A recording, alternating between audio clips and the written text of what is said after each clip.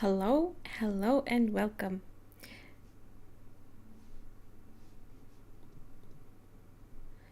We continue the Great Ace Attorney adventures, and we're about to. Well, we are already in court, and we're gonna somehow defend the guy that we pretty much know nothing about. We just had a really, really short chat with him after we met him, and that's gonna be fun.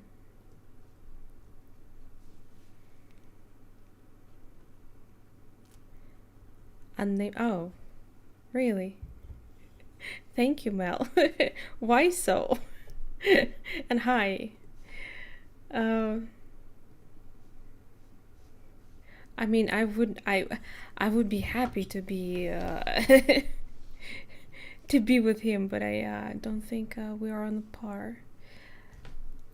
Okay, greatest attorney.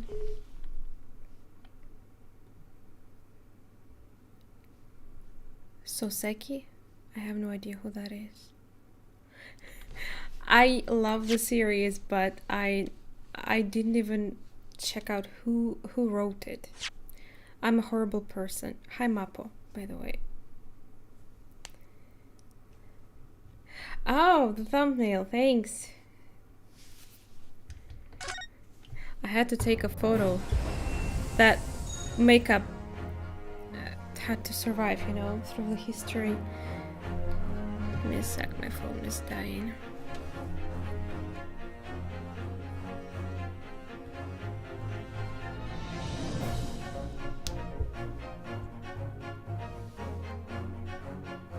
Gotta say, I'm not sure how to feel about this game yet. I am a fan of the original Ace Attorney series, but this one so far, I like the first case, but I wasn't a fan of the second one. Hi, BK!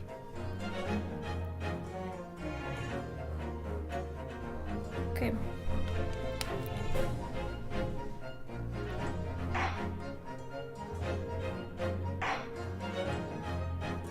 How's the sound, by the way?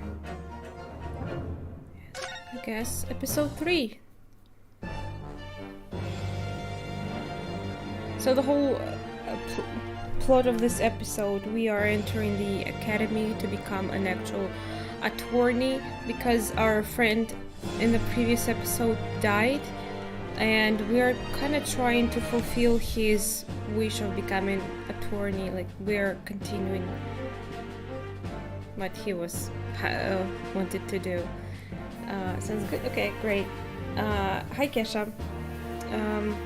So yeah, that was a very sad episode. It kind of dragged a little bit too much. Usually this game does like to drag things, but that one was a little bit over the top, and I wasn't really a fan of that. Let's see what this one is gonna bring us. So this guy here is the one we're gonna protect. Gotta say, this guy looks suspicious as hell, but we are the attorney, okay, so we're gonna have to protect his ass. Let's see. I don't remember in any point in this game's history that we had to protect someone who's actually a criminal. I do have a bad memory though, maybe that happened, but I don't remember this. So, I guess he's a good guy. One Piece music. Okay. The judge is speaking. We are here today to determine the guilt or innocence of Mr. Magnus McGilded, this guy right here. I now call upon the counsels for the prosecution and defense to declare their willingness to proceed. The game is a little bit too loud for me, but okay. I got a very short glimpse of this guy when we entered the court, and I was like, who's this Batman? One Ziggs or Zykes? Is it Zykes? One Zykes. Ziggs. The prosecution is fully prepared. That must be the Reaper of the Bailey. Yeah, Ryunosuke's so, like, he's so lost. He's relatable. That's what I like about main characters of this series. They're relatable. He really does look fully prepared to dispatch his next poor victim to the underworld. Kinda, yeah, doesn't he? He is. His skin even, like, wow, he looks vampire-like. Counsel for the defense. You appear to be Eastern. Do you speak English? Apparently so. So yeah, this is, you don't know, it's set in Japan and I think 19th century. Well, we just moved to England in this episode to start studying in academy, and we were thrown straight into the case. That's how study actually goes, right? Santa-like. I like judges in these games. They usually chill guys. Hi, Dicky P, and thank you very much for more elixir. God. Huh? Oh, yes, of course. Sorry. I wasn't sure he actually knew English. It's weird because in the first case, there was a woman who spoke English, and like whenever she spoke, it was like gibberish written on the screen, so I assumed no one knew English. That's weird. But he asked if the defense was ready. Yeah? Oh, you're not ready, right? And I couldn't be further from ready if I tried. We literally don't know much about the case. I'm not sure what we actually know. Oh, hello there. Do you even, like, go outside ever? No.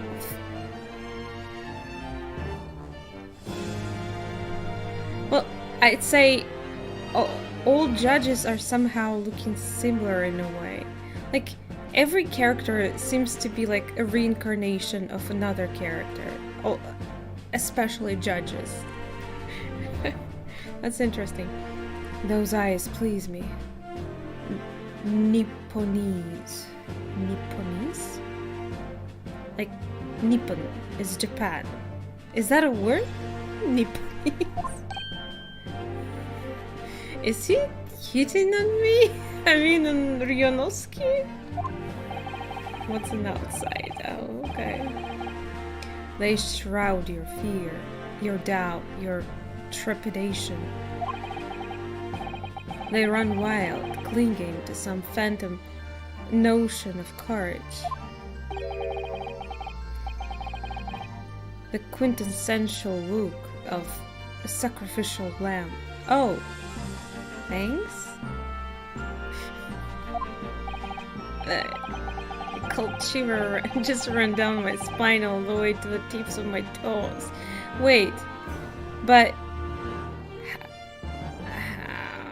If it's behind you, but your toes are in front of you.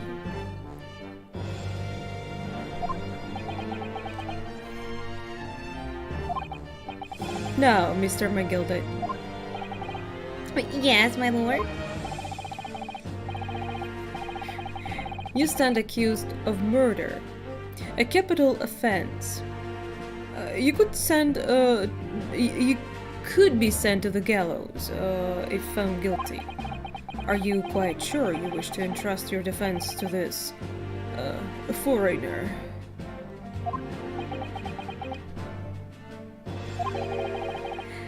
As we've always said, my lord, it is a grand thing to give opportunities to the young. Even if the fellow is a student from some little land off in the Far East. Wow.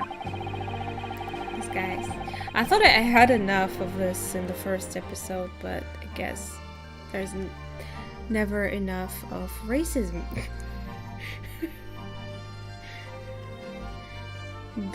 Yeah, am I? Maybe. Reverse fear. Is it not British way to ignore the dangers of yourself and give those less fortunate a fair chance? I think I gave him another voice originally. I already forgot. Sorry. Usually I give this to a prosecutor who looks like a pathetic creature. I'd like to think that acts of chivalry do the great British Empire proud.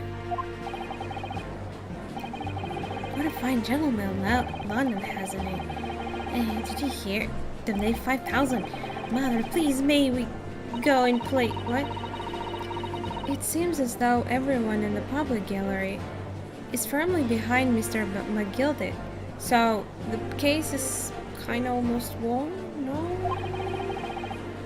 That's definitely welcome news. And he certainly has a way with words. Better than me, that's for sure. I'm surprised he couldn't convince anyone to defend him. Yeah, like, that was weird. Again, he told me the reason why no one wanted to protect him, so what did he say? I don't remember. That's kind of weird. He's the wealthiest person here. He apparently loved by everyone. And no one wanted to protect him in the case? Eloquently put, Mr. McGilded, and most laudable sentiments. Now, ladies and gentlemen of the jury, I'm sure I need hardly remind you that you 6 members of the public have been selected for your impartiality. Are you ready to proceed? Right. I've seen these people and was like, who are these? They're like jury, right?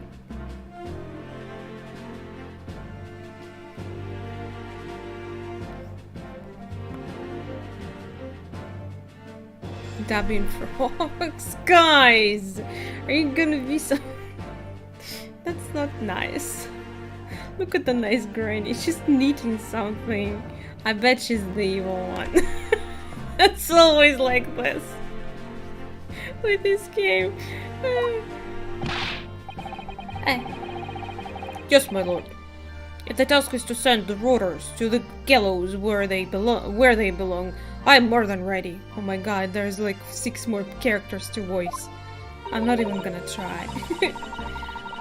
At the manor, his lordship always says, we should dispose of rubbish promptly. Naturally, I agree.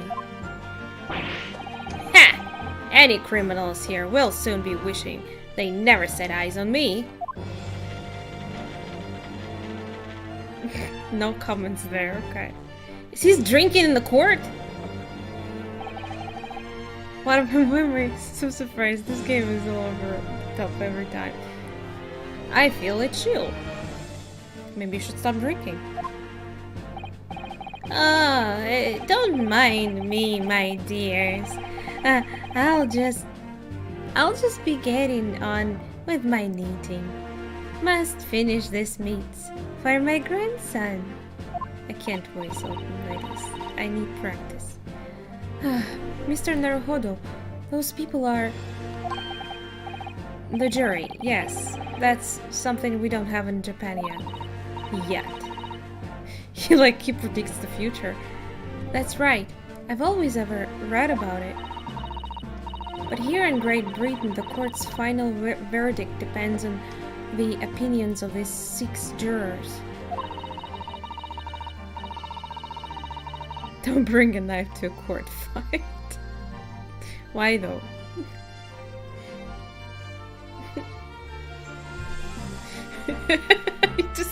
I mean, I'm not sure that bringing your knitting things is also the right thing to do.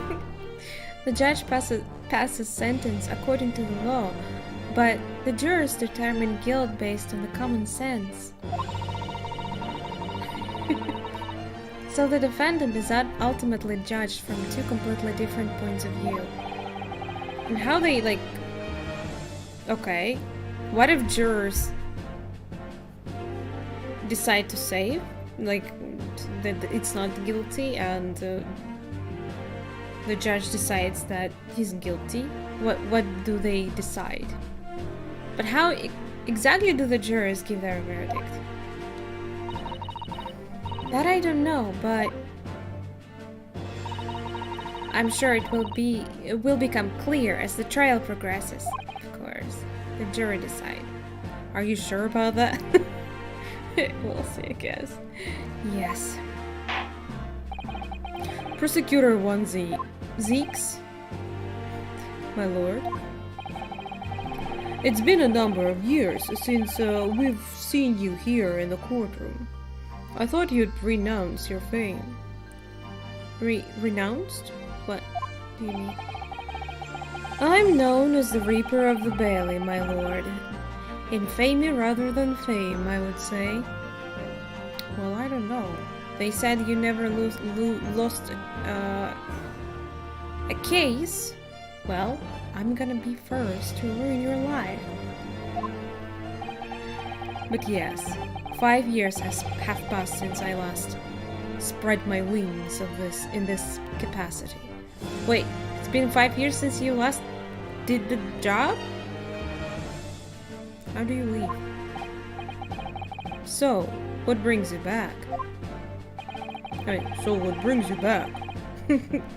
Is there some change of circumstance of which the court should be aware?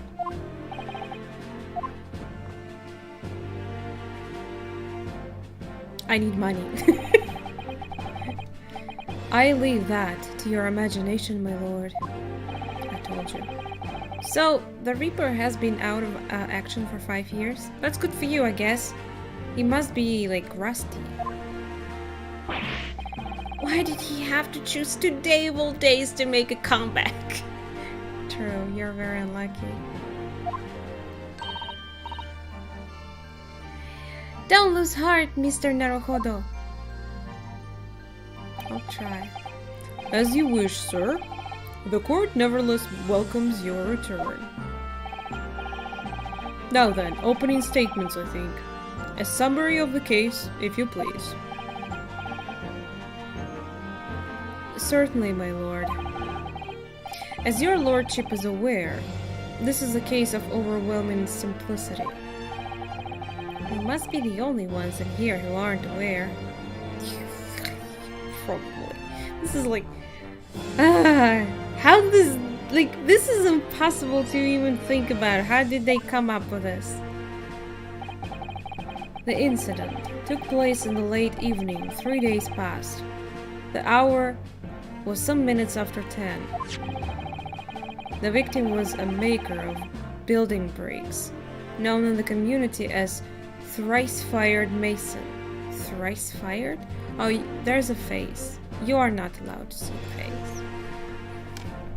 Do you want to see a face?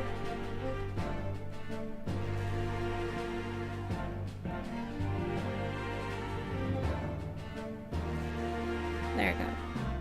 That's a face. Sorry.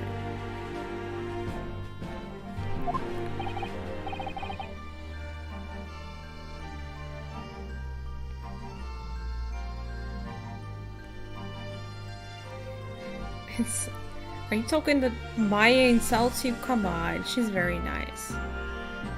Sorry? Thrice? He was a very accomplished craftsman.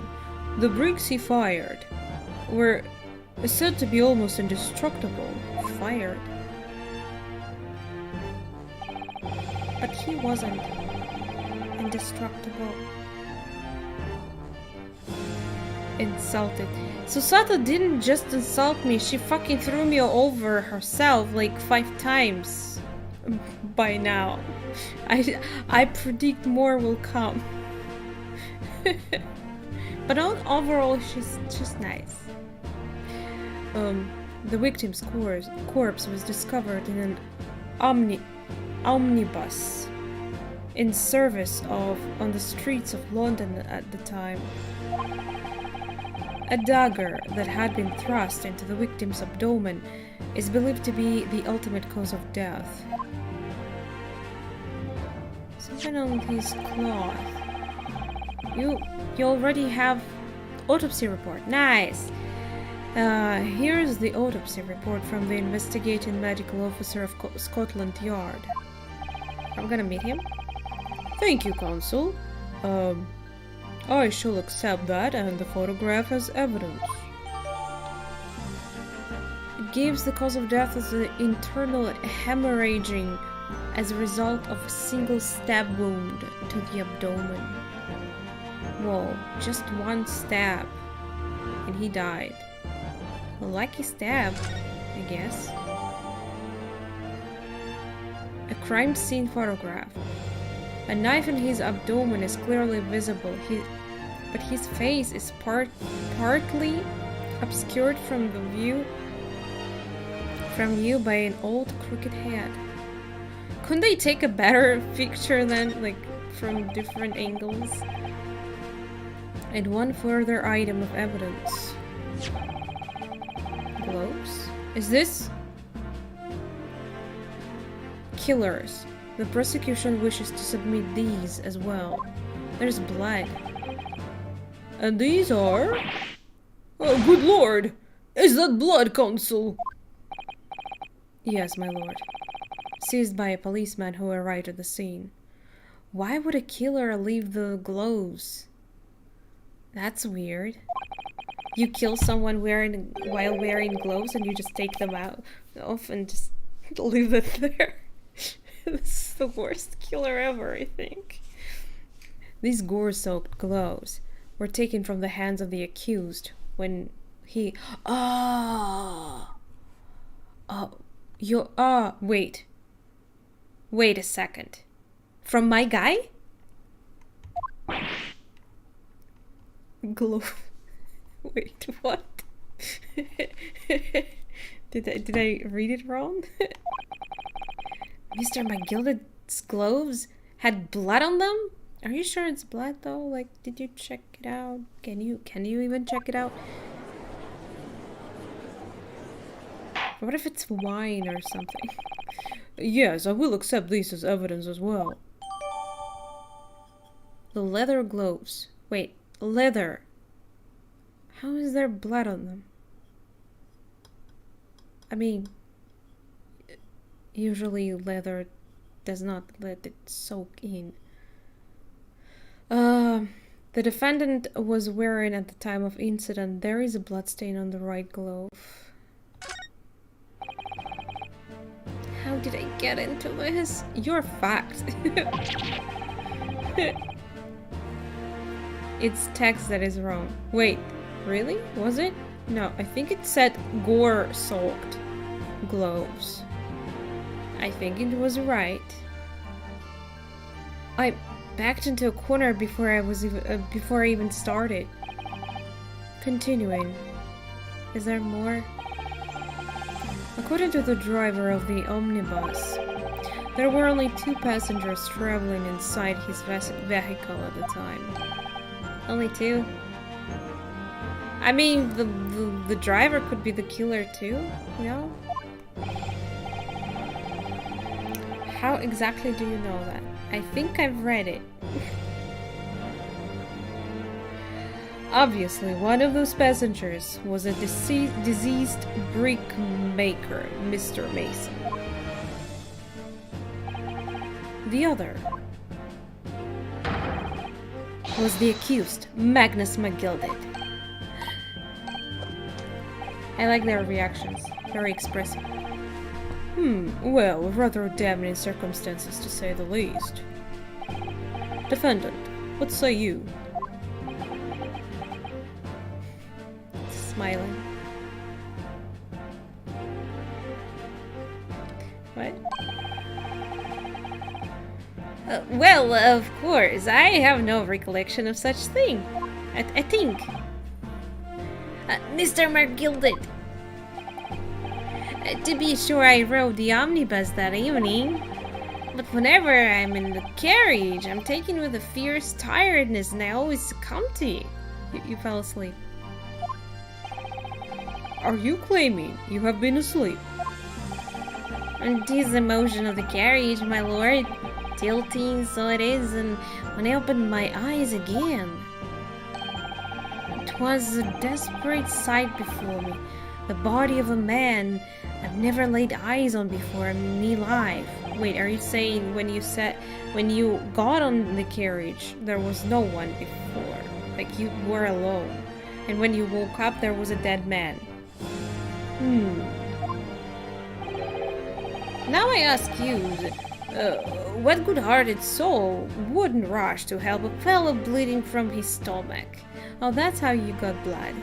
Makes sense. I was about to start worrying about me clothes now, was I? I reached out to give the man a hand. I hope you didn't try to take the sword out, the knife out. Please. That would, yeah, probably add more to our problems. So the blood got onto the gloves then, after the man had been killed. After he'd been killed. Unfortunately, that statement of the driver's is only the beginning. What? That's not all of it? Of course. God, we just started. Don't you love just going into the case and just learning about it right as it goes? Fun. There were multiple witnesses. How? Didn't you say there were only two and the driver? To the precise moment at which the brickmaker was fatally stabbed. Objection.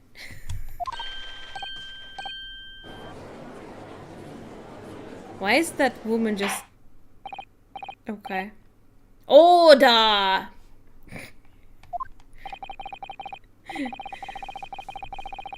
When the killing took place, only the victim and the accused were inside the carriage. And there were witnesses to the crime. How do these two things work together?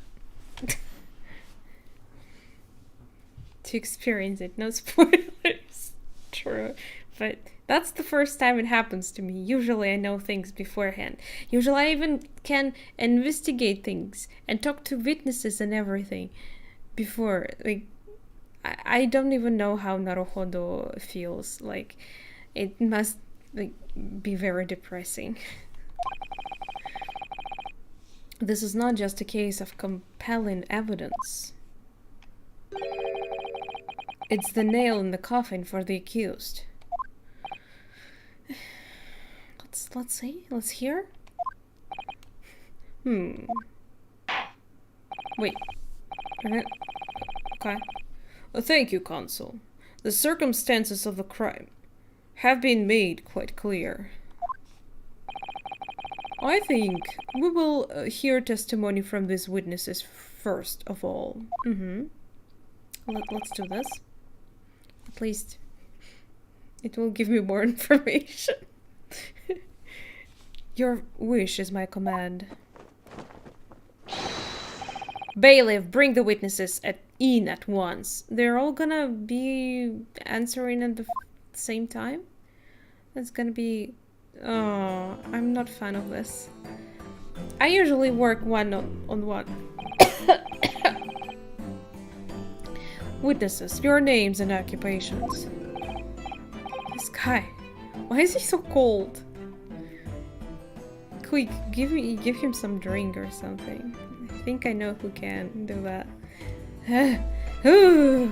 My name is... Well, everyone calls me the Beppo? Beepo? Beepo! Threesome. Stop. Beppo. Beppo. Can I just call you Beepo? I drive an omnibus in the East End. What? God. This guy's dying. Who's this cutie? Oh, he's so awkward. Bruce Fairplay. I'm a banker in the city. Fairplay. Banker. My name's first. Lady first.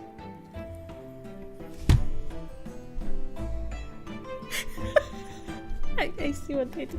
I love this game! I make heads for gents. Of course you do. Look at that head. Oh, that's... Did you get into an accident before, or that's how it's supposed to be? Nice head. Nice bow there, too. Let's begin by confirming the facts. 3 days ago, at a short time after 10 o'clock in the evening, all of you present in the stand were in an omnibus and witness to the aforementioned X incident. Again, didn't you say that there were only 2 people in the carriage? You're fucktard? Frankenhead, nice. Is that correct? Yes, sir. Quite right. Yes, sir. That's right, sir. Very well then. Let's proceed to your formal testimonies, please. Each of you will tell the court precisely what you saw.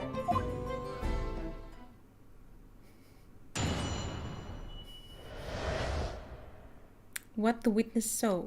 Witnesses. It was the last bus of the evening, so I had few customers. I remember it well. Okay, they just look up. It's okay.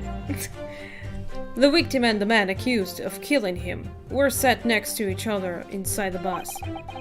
Then out of the blue, the accused just reached over and plunged the knife right into his guts. And you saw it. I don't get it. They could be lying, you know. Maybe they killed him. That's right. He stabbed him. I screamed, I did. Couldn't help it. Poor guy. As soon as I heard the scream, I stopped my bus, and then I saw it too.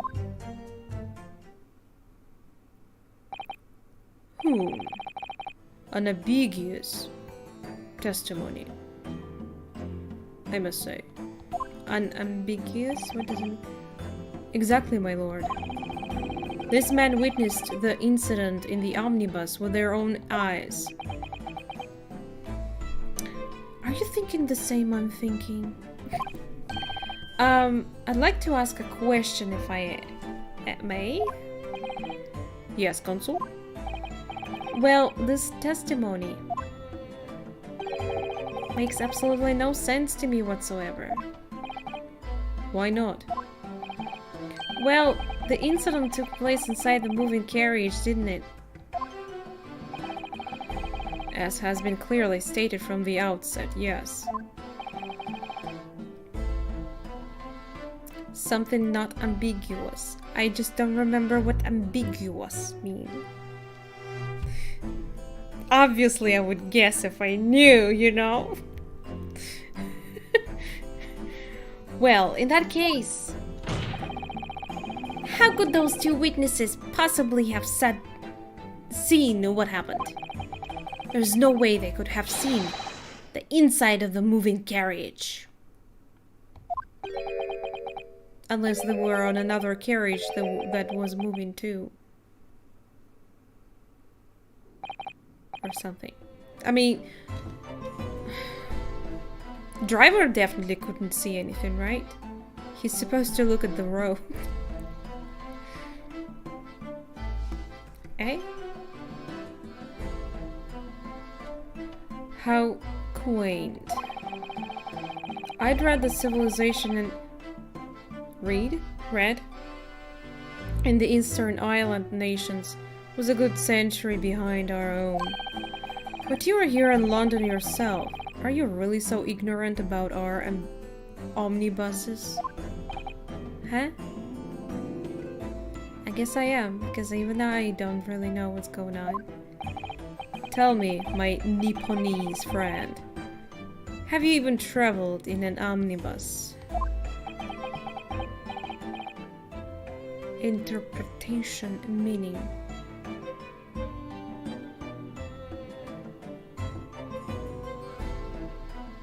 One meaning, you mean?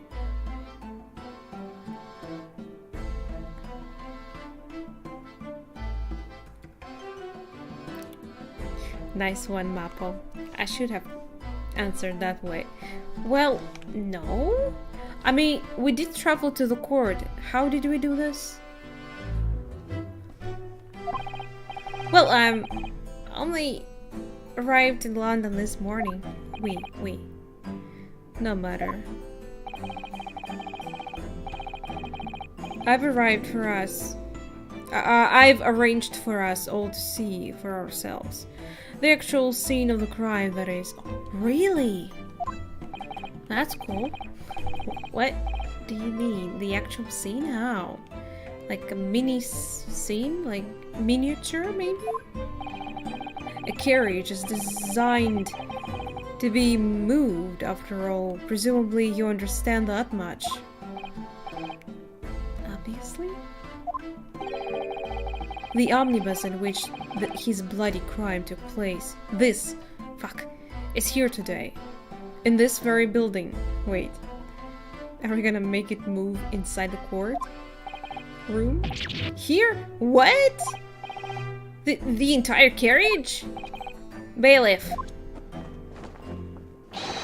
Bring forth the stricken omnibus. I can't make it. I can't read. How did they... How? Those doors must be very high and wide. So, that's an omnibus. The omnibus. I can't believe they could bring something so enormous in here. Is this the one that the murder happened in, or just one of the likes? Great Britain's courtrooms are amazing. Seems like it. As you can see, the omnibus is pulled by 2 horses and can carry up to 8 passengers.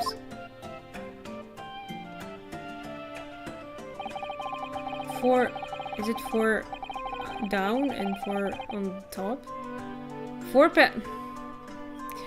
passengers seated inside the enclosed cabin, and another 4 on the rooftop deck above.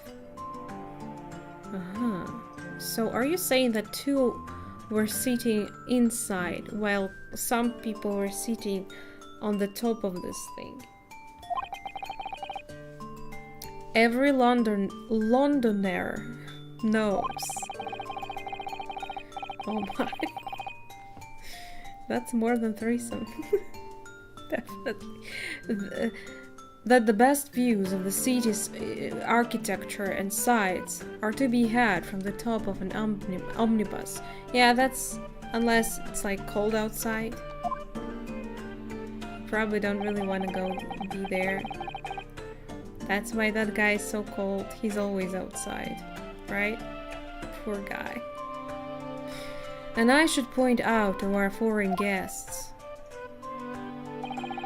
that there is a skylight in the roof, allowing a view of the interior from the seats above. Ah, skylight.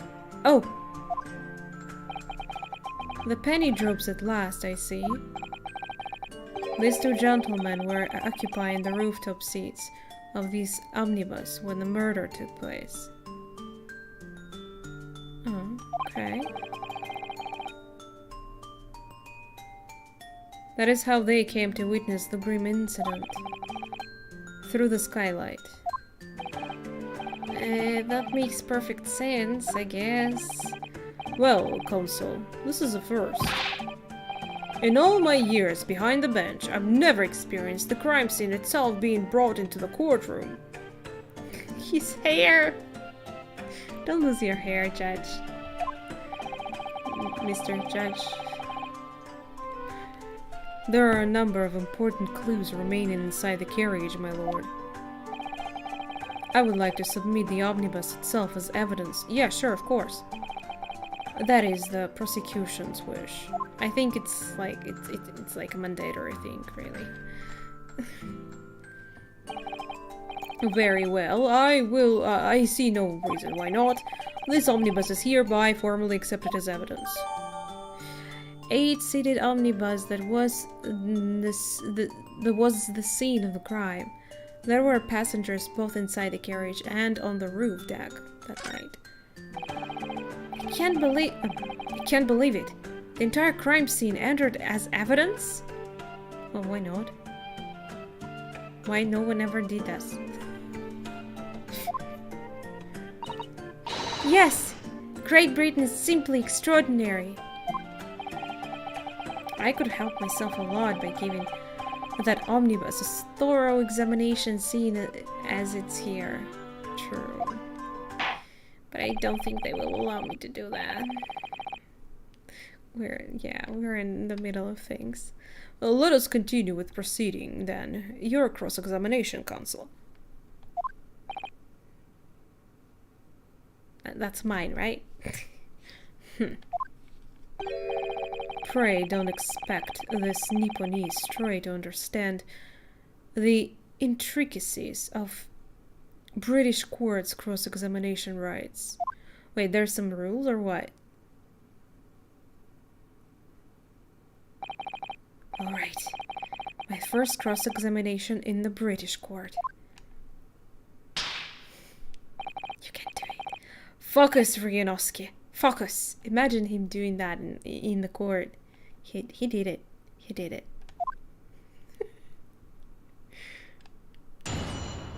Okay. I'm not sure. I guess I will just go and press on everything for now because RB. I don't think I have anything to present. Armband. An armband I inherited from Kazuma, our dead friend. It identifies the wearer as a defense lawyer through the Empire of Japan. Just gonna quickly check the stuff that I got.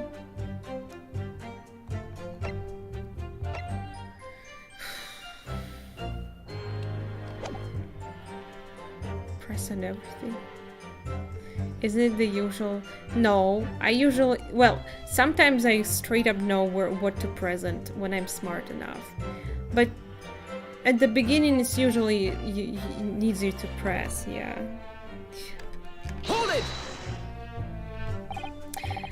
I think it was some time after 10, wasn't it? Wait. What's this?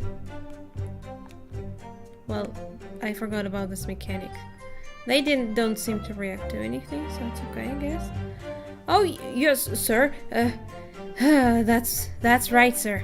Yes. Ever so cold it was, sir. Freezing, in fact. Is it still cold? It's morning, I think.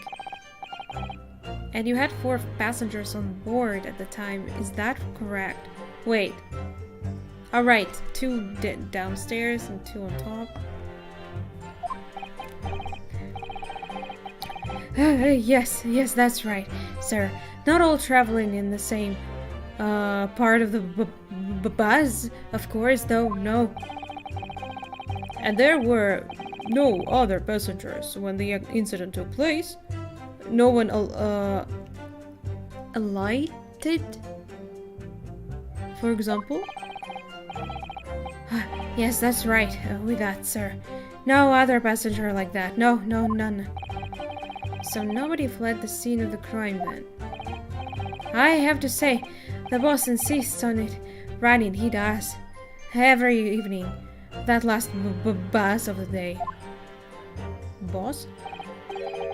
But I do wonder sometimes if it's altogether worthwhile. Yes, sorry to say. What do you mean by that?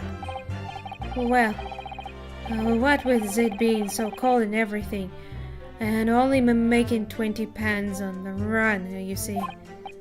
Yes, I spent that much at the pub that way home, just trying to warm up again. Poor guy, just wastes his old money just to warm up. Accused of killing him were set next to each other. Hold it! And you saw them through the skylight and the roof of the carriage. That's right. When you sit up on the top deck, the window's right there at your feet.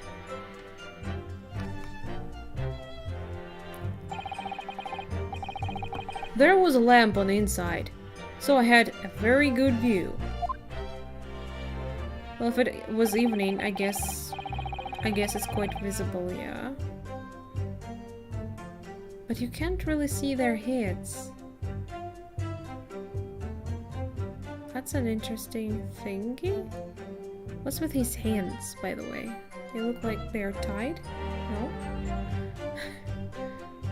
No? The two of them were wearing hats, and I couldn't exactly make out their faces. But there is not a shred of doubt in my mind that it was Mr. McGilded. Really? How? Yeah. Well, how can I put it politely? Mr. McGilded is a gentleman of rather small stature. You call him small? I couldn't make mistaken him for anyone else. Like, really though? Like, he's the only of that size in the whole city? Let's not forget that when the vehicle came to a halt, the only people inside the enclosed cabin were the deceased Mr. Mason and Mr. McGilded. There is no room for doubt here. I really wish there was. Don't we all? Then out of the blue, the accused just reached over and plunged the knife right into his guts. Wow. Hold it! Sounds interesting. You actually saw the exact moment it happened? Didn't I already testify? Or our fair income hard-working city. Wait, I can't. It skips itself. What? Wait, did I press something? Did I press autoplay by accident? Okay. Oops. This is no good. I've really got his backup. History. Right.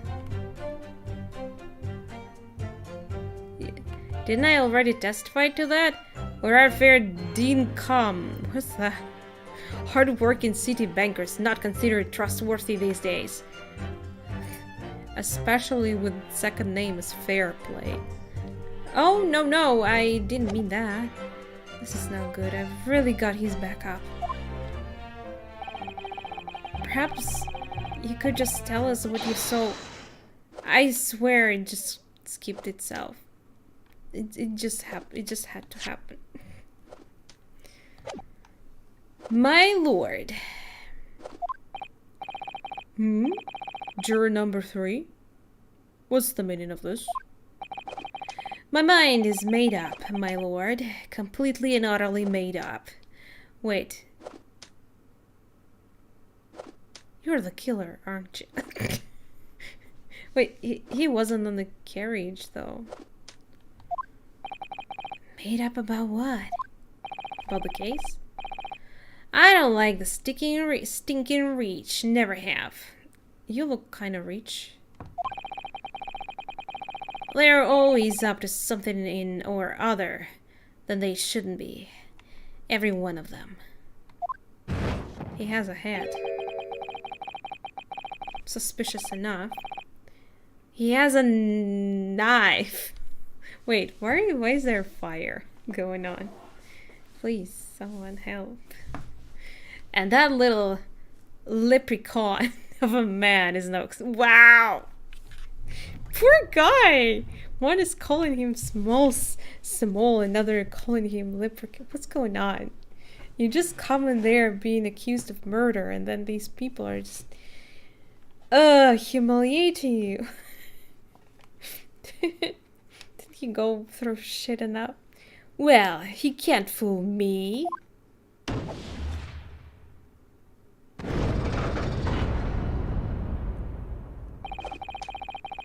Does this mean you're bad? Because it's like guilty, not guilty.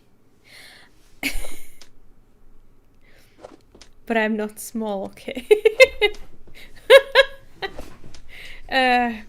There's no point wasting time listening to any more of this. That's my opinion on the matter anyway. That is precisely what I was about to say. As the foreman of the jury, it's my duty to set a good example to my fellow jurors. Wait, guys, we just started. What the? What is happening here?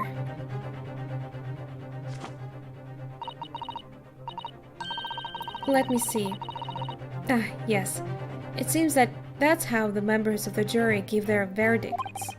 So these two just gave their verdicts already. Can they change it? With fire? Apparently, yes. White for innocent and black for guilty. As the 6 members of the jury make up their minds about the case, one by one, they each cast a bowl of fire into the great scales of justice, as we saw a moment ago. Aww, isn't she sweet? She probably smells of milk and cookies. I bet. So if those enormous scales fall completely to the black side, does that mean... Let's do our very best to make sure that doesn't happen. Now I'm even more worried than I was before. I'm sorry. Can't help myself.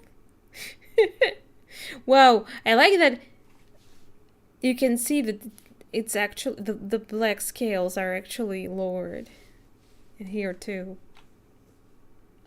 Nice detail. Very well. The court acknowledges the change in the juror's stance. Counsel for the defense, please continue with your cross-examination. Thanks.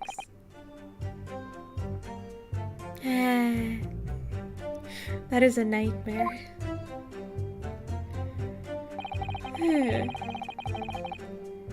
He stabbed him. I screamed. I did. Can't help it. Hold it! You screamed? How could you? He stabbed him, you say. And you were sitting up on the roof deck, weren't you? Yes, that's right, sir. I was up on the roof seat. I remember seeing the little gent sitting next to the fellow that was stabbed. I'd been thinking about a new head design, you see. So, I was just gazing absent-mindedly around. So interesting that you even noticed anything happening. Oh, you look so sad. I think this head doesn't suit you. Maybe you should change, like, get another. Make yourself another. This is making me very annoyed. But then I happened to look down through the skylight. Oh, it was sticking right out of his belly. A huge, great knife. Wait, so you didn't see the moment of the stabbing? You actually saw the knife already inside of the belly. A grim sight indeed. That didn't help me at all. Jury look like they're even more convinced my client did it than they were before. It appears to have made everyone even more dubious that Mr. McGill is telling the truth. I think I've pressed on every statement so far. What the fuck am I supposed to do? Crucial evidence under the hat. Could be. If only we had some evidence to counter their suspicions. Do I have one? Mr. First. Yes, sir. Is this the knife you saw? Beautiful knife, by the way. Oh, good grief. Yes, that's it. The very one, sir. Is that? Is it? Hey! You didn't present it as the evidence before, bish? Yes, counsel. This is the blade that was driven into the victim's belly like a stake through the heart. You know, like vampires sometimes get stabbed. That is a blade of considerable size, Counsel. It's not really. It's quite short. It is. And furthermore, the scabbard is emblazoned prominently with a certain initial. It belongs to our guy, doesn't it? Wow.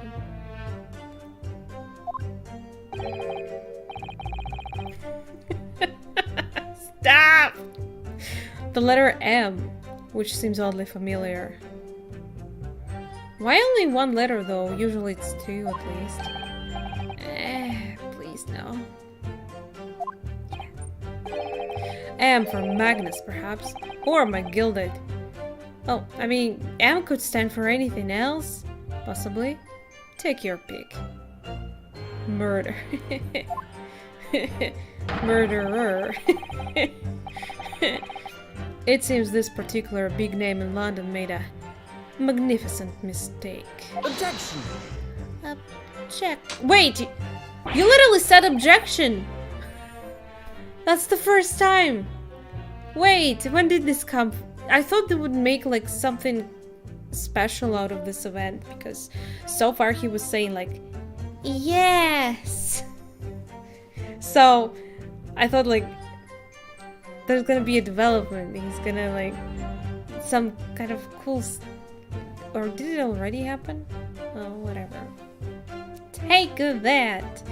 You know stuff, DKP. but there are M's everywhere. Like, yes! Like, in Mason!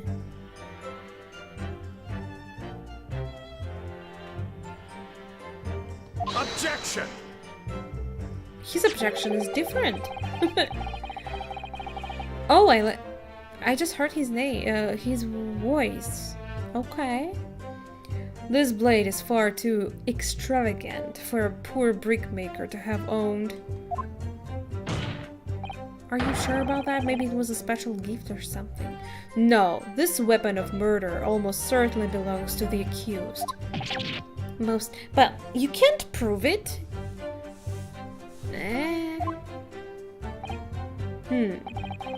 No conclusive. Not conclusive, but certainly compelling, Counsel. A largish. That's a largish knife. I tell you, it's not large. That was found lodged in the victim's abdomen. Its quality and fancy ornamentation suggest it must be quite valuable. My lord, if you'll forgive the interruption. She also decided her verdict. Ah, juror number 2, go on. Mr. McGilded is the pillar of society and a gentleman's word should be sacrosanct. However, those of us in service know we must accept hard truths.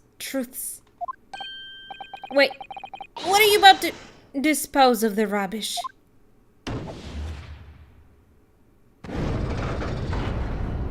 It's above average, average. I don't know about that. Don't know much about knives, really. No! I don't wish to cause offense, but I do like to eradicate all traces of filth and grime. Because she likes cleaning. You see?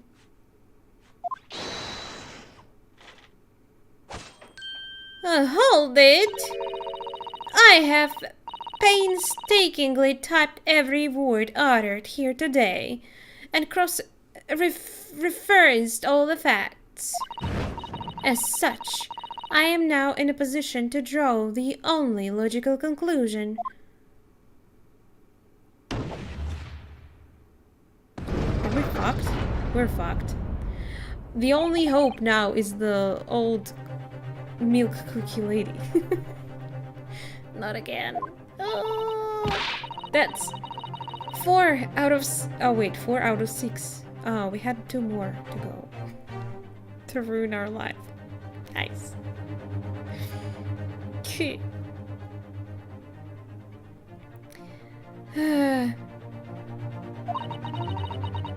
There are only 2 left. I can count, thank you. We've had it.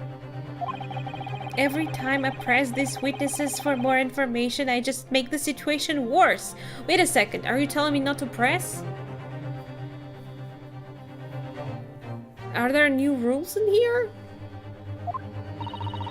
Nevertheless, what we need more than anything at the moment is more information. We're still very much in the dark. Alone in the dark.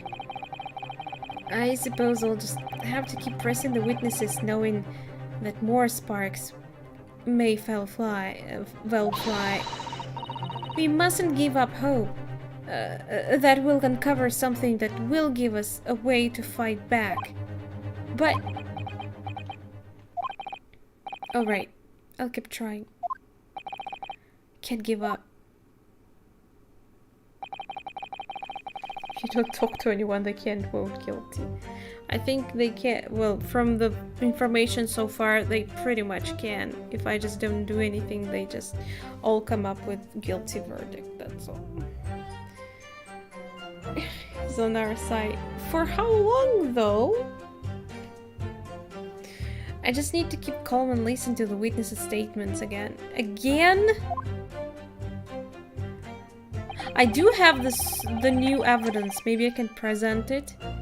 My boss, and then I saw it too. Wait, what?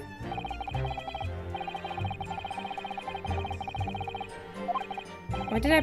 What?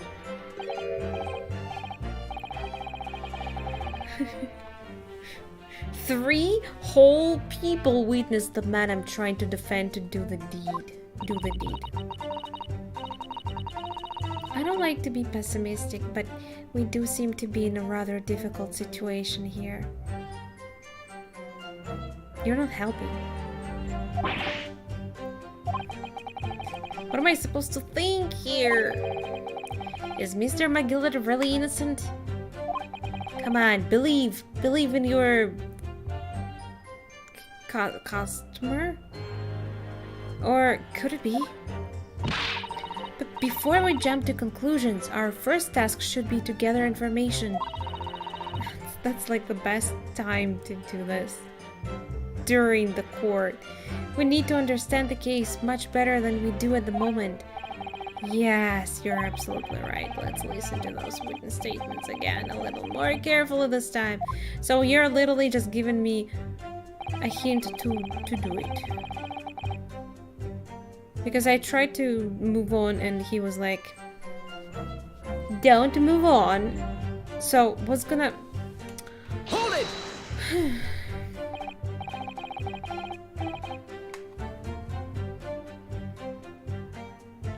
But this is the same. He's saying the same stuff.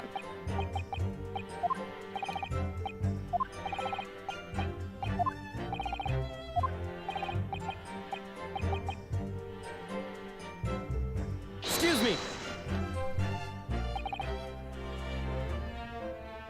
I didn't mean to. That was a mistake. I just... Okay. That was a mistake to my main. Did it trouble you in some way? He didn't even flinch. Come on, dude. Oh, not particularly, sir, no. He's troubling me with that hat of his. Has he greased his head? Greased? Oh dear, sir. I hope my head's not troubling you, sir. I'm still just an apprentice, you see. This is a horrible hat. I'm sorry. Especially how it's not really fitting you.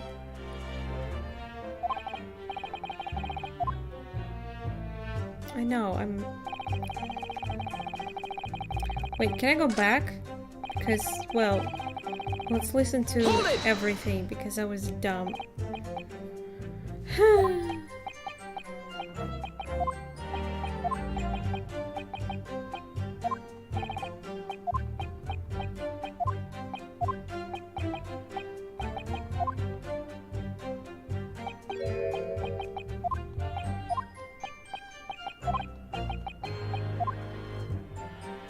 Okay. Next to each other. Next to each other is not... Wait. Next to each other is not opposite, right? Because in the picture that I saw... I don't have the picture, do I? Yeah, it was just from his words we saw it. Hold it! They were sitting next to each other.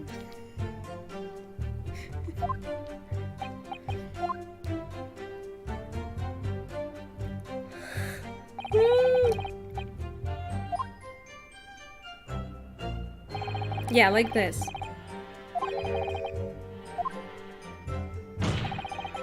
It's kind of weird, you know.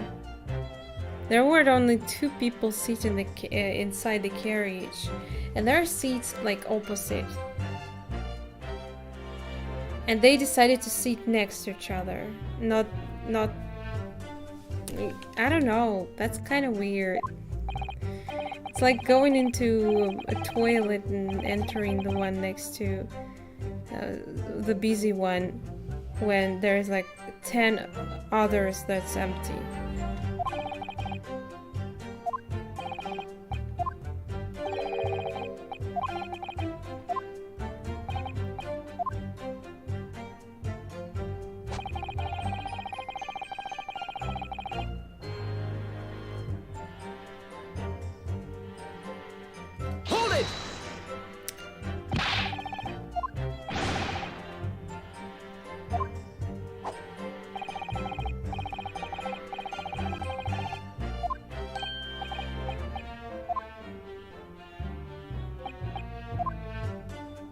So far, nothing changes. It's the same statements. I don't really understand. Oh?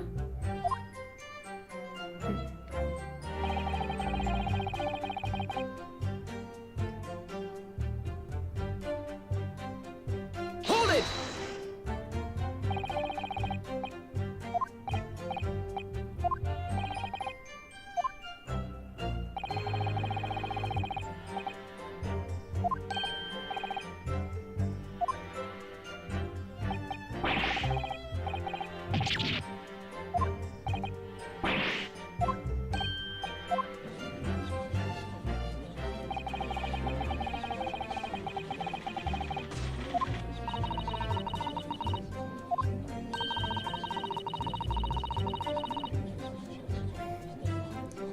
Wait, I don't remember her saying that. I'll be more careful. Excuse me? As we have heard, the witness had an unfettered view of events unfolding. Would you not concur, coachman? Your diggering suggests that you would. Oh, yes, sir.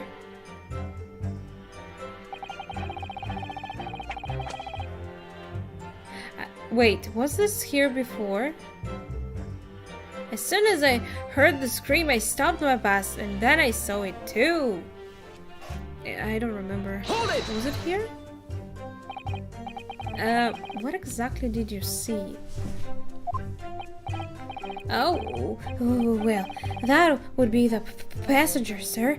Yes, a collapsed on the floor, he was.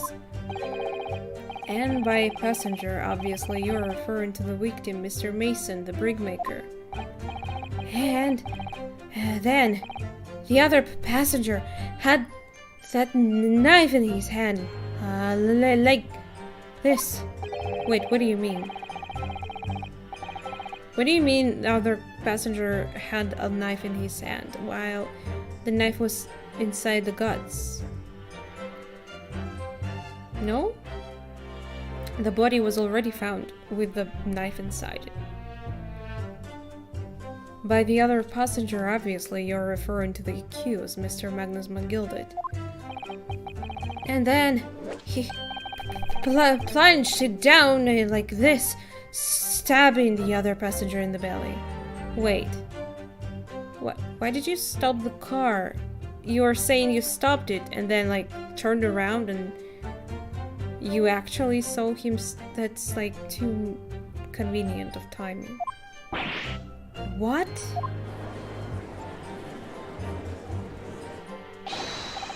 My lord, I wish to speak. Yes, juror number 5? Do I take it that you too? As a matter of the London Guild of Coachmen, master, the idea of a murder being committed in one of the city's carriages is utterly abhorrent to me. It wouldn't be right to make a decision before hearing all the facts, though I said to myself,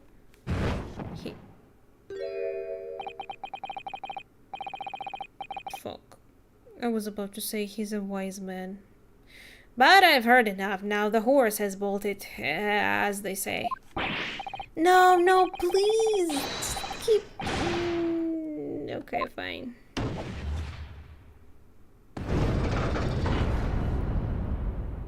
That's my career burning there right now. Beepo is a long-standing member of the guild, and I trust that man, what the man says. Wait, Beepo? Ah, it's the carriage driver. Right. Thank you, sir. You're too kind, sir. You're suspicious. This is too unkind, sir. Which now means that 5 jurors agree to condemn this man.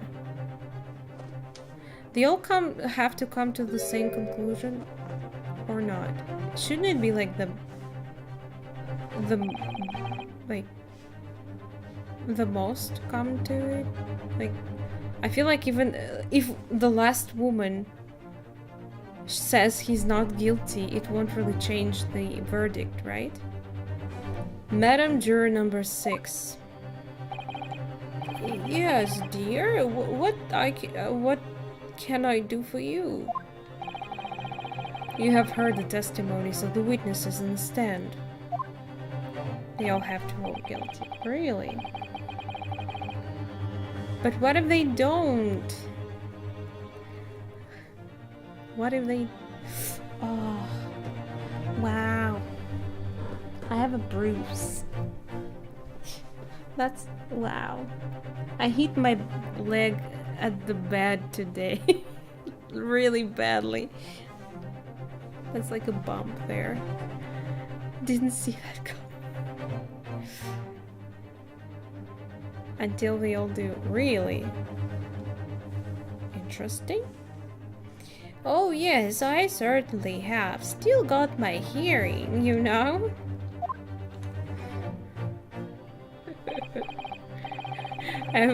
Yeah, and it happened right on the corner. The best place to hit your knee on. It was so hard, I literally fell on my bed after it. Convenient. I did sports. Let's not talk about it. 12 Angry Men. I haven't seen a original movie, no. I've seen part of the Russian movie, though. But not fully. Anyway. Then, pray tell, why are you yet to pronounce your leaning?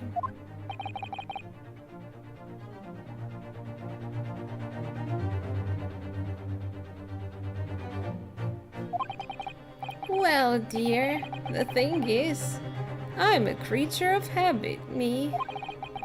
I always go to park at night this time of day and sit on a nice bench and get on with my knitting. Yes, but does it have to do with anything?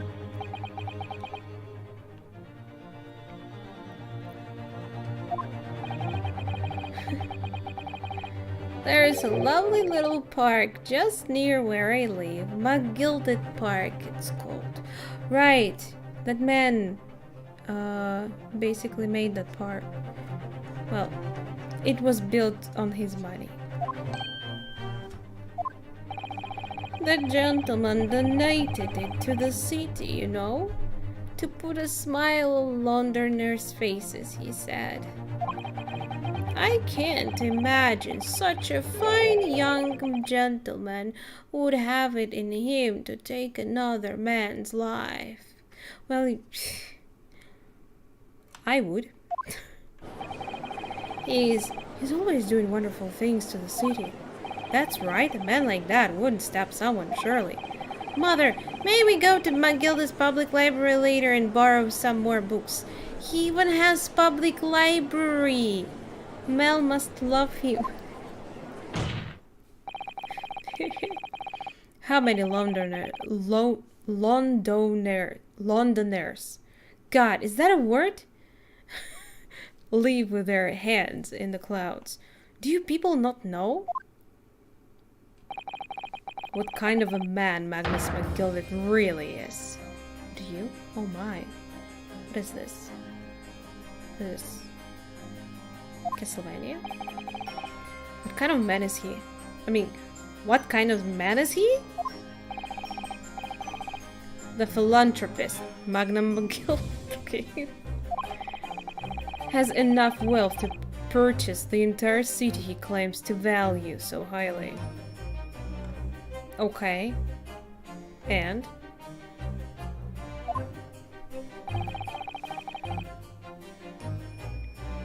For Japanese, cancel him. Come on. Don't cancel him. But where did all that wealth come from? Proof enough that man's innocence. Your client is a Shylock, sir, and one with the very darkest of souls. Wait, you call me sir right now?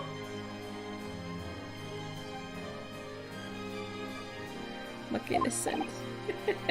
What? Stole the crow. Wait, what? Oh my god, look at that! It's so cute! The colors are absolutely wonderful. What is she knitting? Looks like a t-shirt or a sweater maybe. For a little baby. Oh, stone the crows. What is it? Mean.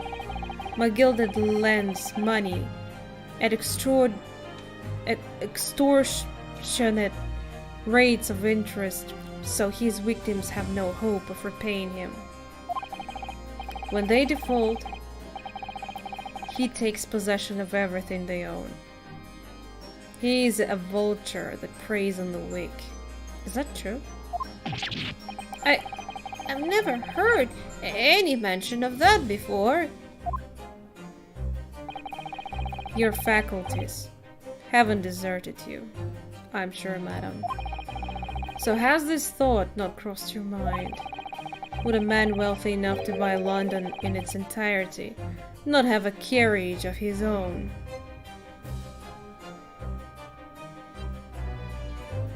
I'm digging the music. I mean, it's like saying that wealthy people would wear cool stuff, but a lot of wealthy people wear jeans and t-shirts. Like old jeans and t-shirts.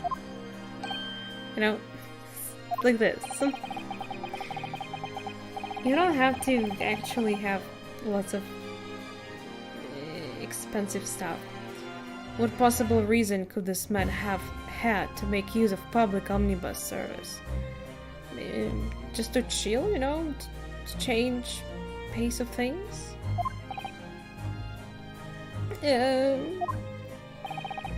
You're not saying that the victim, a poor brickmaker, had next to nothing to his name save considerable financial liability.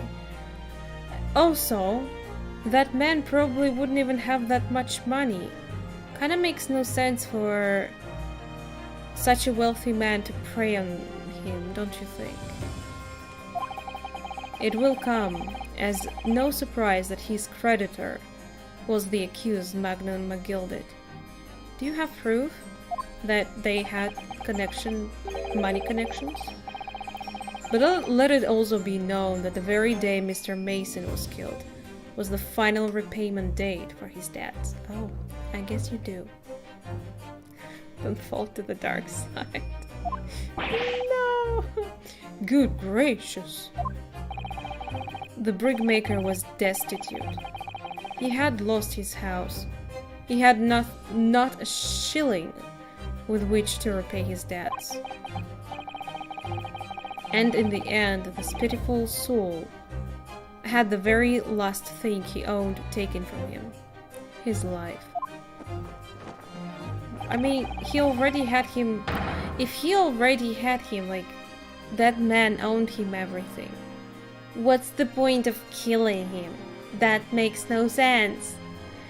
By the merciless philanthropist pretender, Magnus McGilded. I don't believe it. Hold it! If I might add something briefly, Mr. Sato. Full of poop. Would never do. You claim that the victim had been lent money by Mr. McGilded. But where is the evidence to support your claim? Well, he probably has, since he says it. Wait a second. I was like, where did you get that? Is that wine or blood? Can I have something to eat and drink in the court too? Like, is that allowed here? That... Pray forgive the courtesy of filling my hallowed chalice in a court of law. No, we won't. Put it down. What the fuck? Aha! There it is. Lord Van Zieg's hollow chalice. Wait, what? How can this be considered acceptable? I asked this myself through the whole series of this game. Like, lots of things are... Like, it's acceptable unless it is you. You're just an alcoholic. He's a sexy alcoholic. But I find myself in unexpectedly good humor. I had heard ladies from the Far East could show great courage, but I find I didn't expect to experience it myself. Is he hitting on her?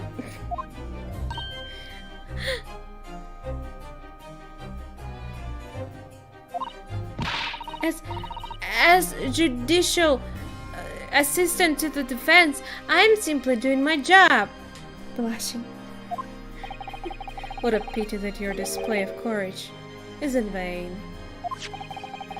This is the debtor's ledger, which details all monies? Look, is that money?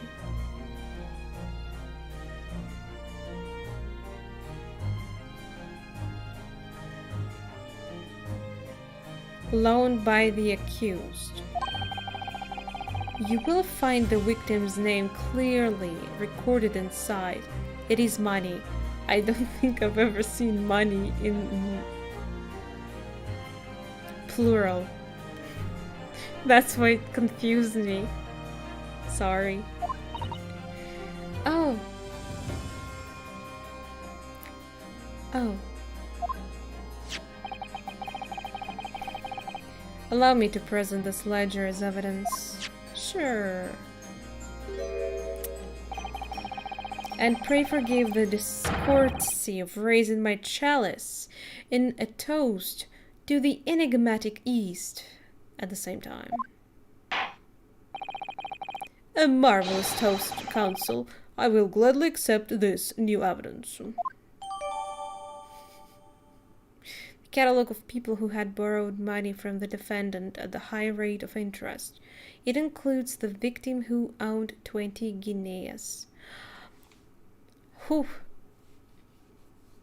You know what? You know what I think? I think I cracked the case. I think that there's no point for him to kill the victim, right? Come on, he owes him money. If he kills him, he probably can't get the money. So, obviously, he's innocent. But somewhere there in the ledger must be more people there, right? I bet some people here in the court are in that list. And they just try to, they killed someone and pinned the blame on him so they don't have to pay money. I wonder who that is. Let's find out.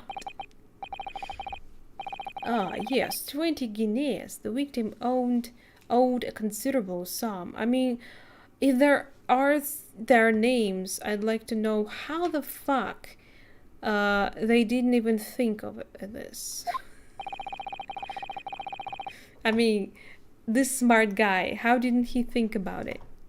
And the accused made quite certain he had ample recompense.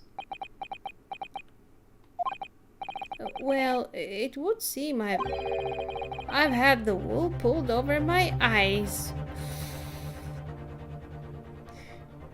She even looks different, definitely turning into dark side.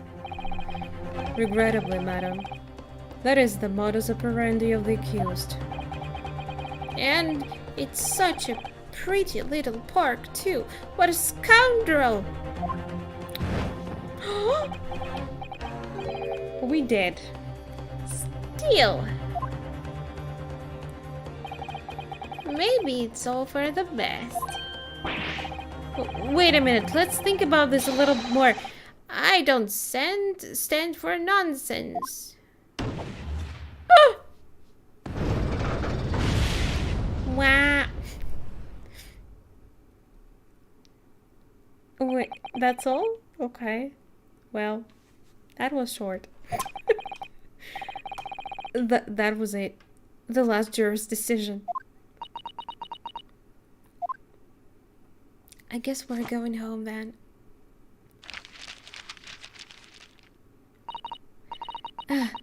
According to this encyclopedia of British law, when all members of the jury have concluded the defendant is guilty, court proceedings are suspended and the present judge will deliver the final verdict and sentence.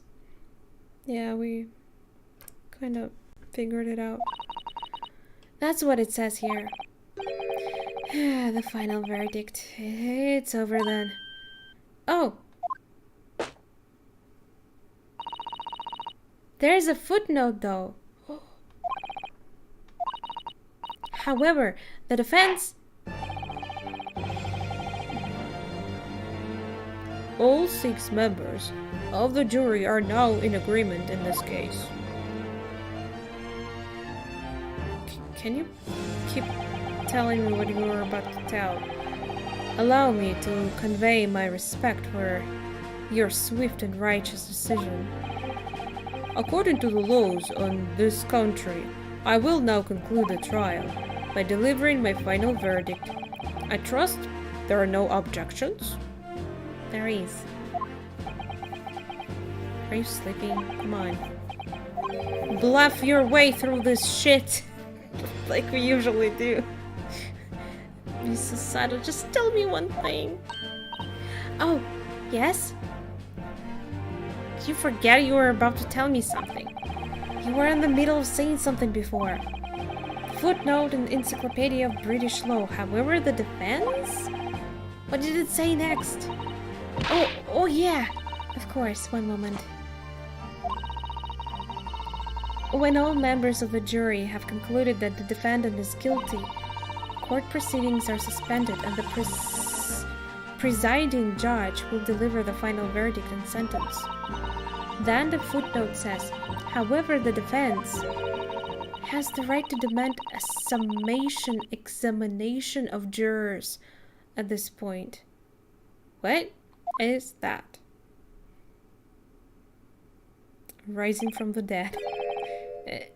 Summation examination? Objection! He's a scary guy.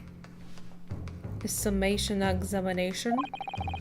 From which country has that tome you have there been resurrected? Huh?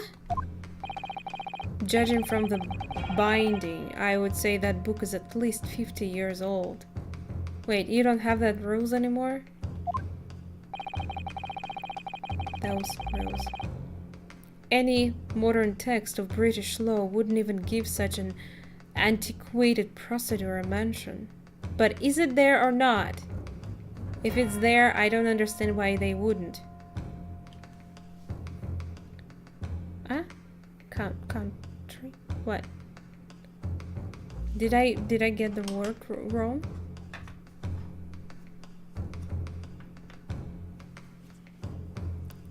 It really...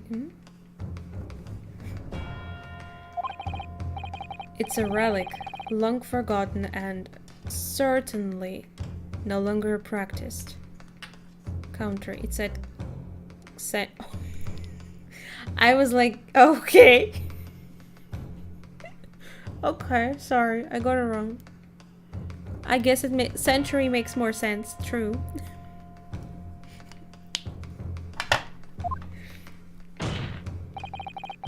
So you're out of luck. Oh.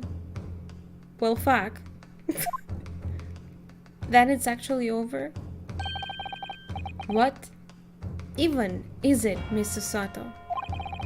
The so-called summation examination. Well, we can't use it. Oh, one moment and I'll read about it. And, like, the whole court is, like, waiting for us.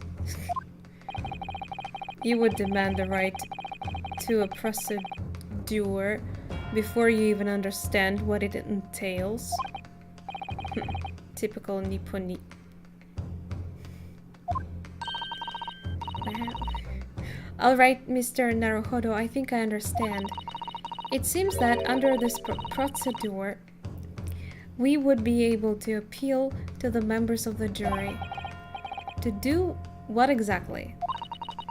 Appeal to them to change their leaning and reverse their decisions.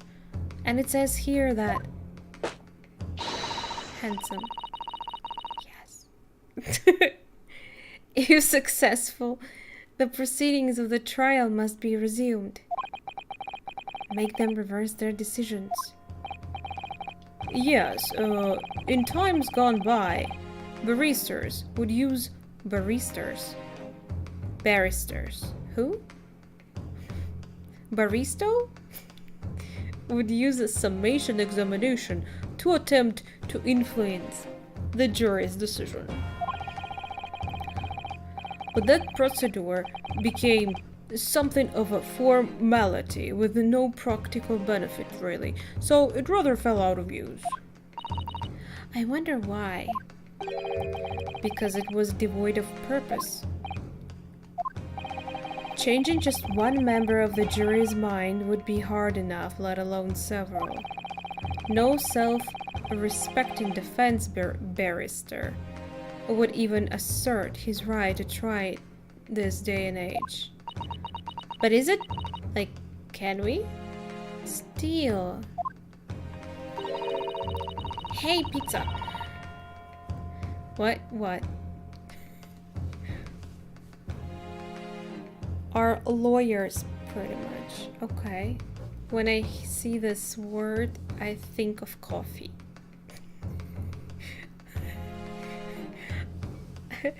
I don't see any mention of the procedure. Am I pronouncing this word right? Give me a sec. Like, this word being in this conversation too many times. I need to hear how to pronounce it. But just like a moment.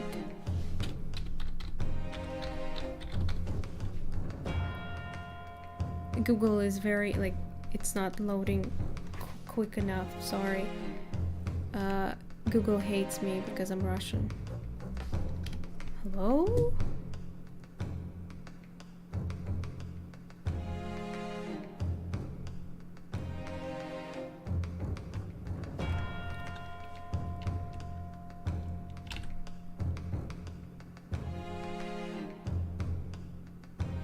Procedure. Procedure. Procedure. Procedure. Procedure. Procedure. Procedure. I heard it. I forgot. I just forgot. That's all. Procedure. Proceda. Yeah.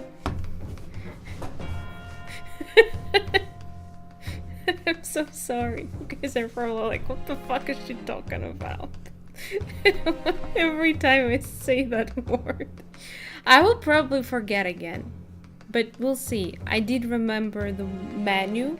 I still sometimes stumble to try and say it the old way, but learning new things, yeah, I should do it more often. It just takes too much time because I usually come across a lot of words that I do not recognize. I missed the line.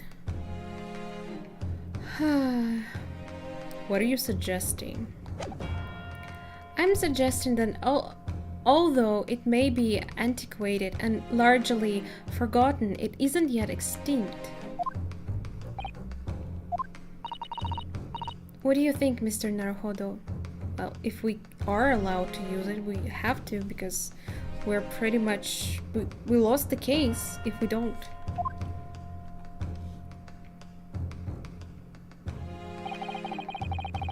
Summation examination. Our last possible option. Do we assert our right to do it? Of course. Admit defeat. The defense wishes to assert its right to a summation examination, my lord. Objection! London is the capital city of the most powerful nation on earth. We have a duty to the world to exemplify the very highest standards of judicial procedure. Summation examinations are an embarrassment that should remain buried. Objection!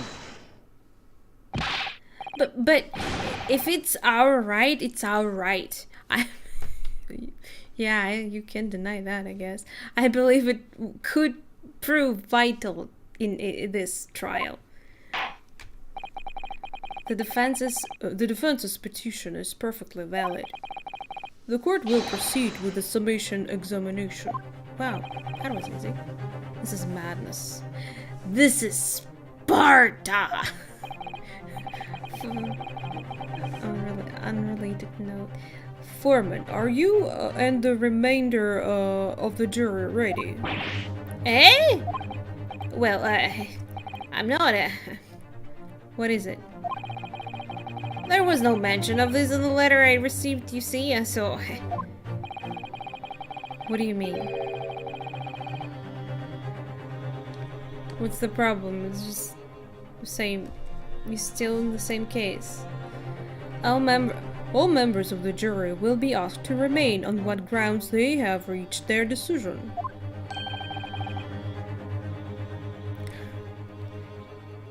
Into a well? You mean like drop him and what? On what grounds? You must all justify your decisions and explain why you believe the defendant to be guilty. Well, my lord, you're rather putting us on the spot. This is most irregular. No mention was made of this before. Why are you so... Were you in the list, guys? I don't really hold with all this justifying lark. That seems to have thrown the jurors off. I mean, if they are involved in the killings, that's kind of strange. Like, what coincidence that is that they are the jurors. It seems none of them have experienced this before. Although then, the summation examination, a defense procedure no practicing lawyers has attempted for years, is it? Well, just maybe. It might be the opportunity we have been looking for to turn this trial around. So be it then, ladies and gentlemen of the jury, the court hereby calls upon you to state the grounds on which you find the defendant Magnus McGildy guilty of this most serious crime.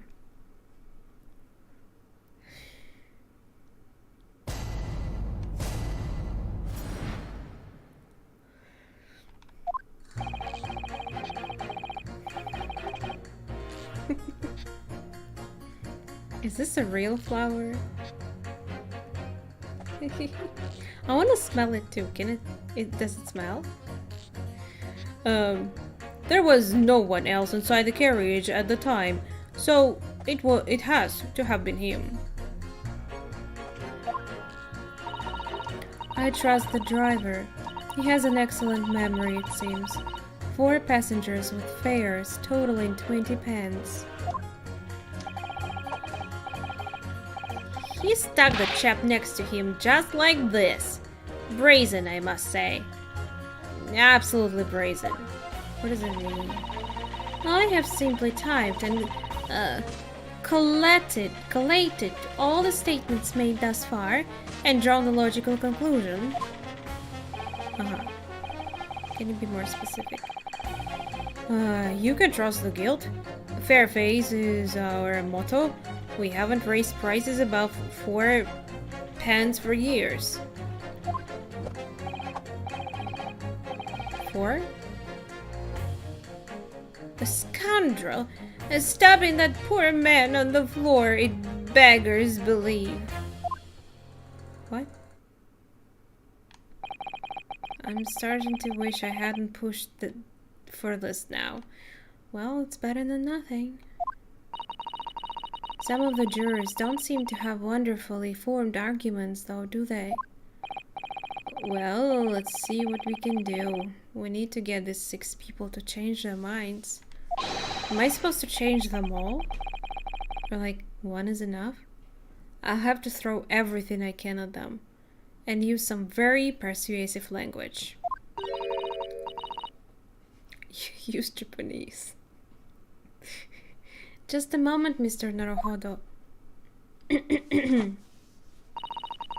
According to my book, that's not quite how it works. Oh? Give me a moment, I need a water.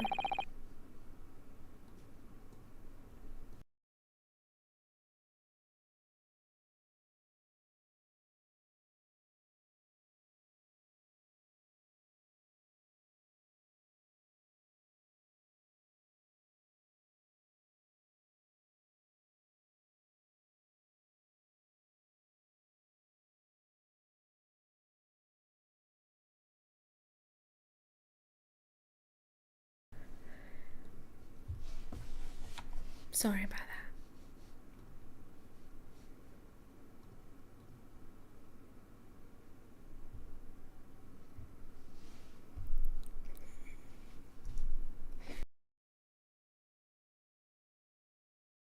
No, that's not why. That's not why. Because whenever I have some weird reflexes when I drink. I always want to burp after water. Sorry. I I thought I was going to have to thaw their icy minds with some heartwarming rhetoric about the defendant.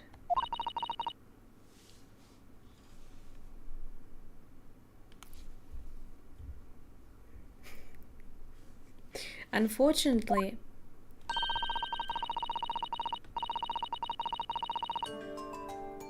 once the jurors have decided the defendant is guilty, they're unlikely to heed anything the defense says.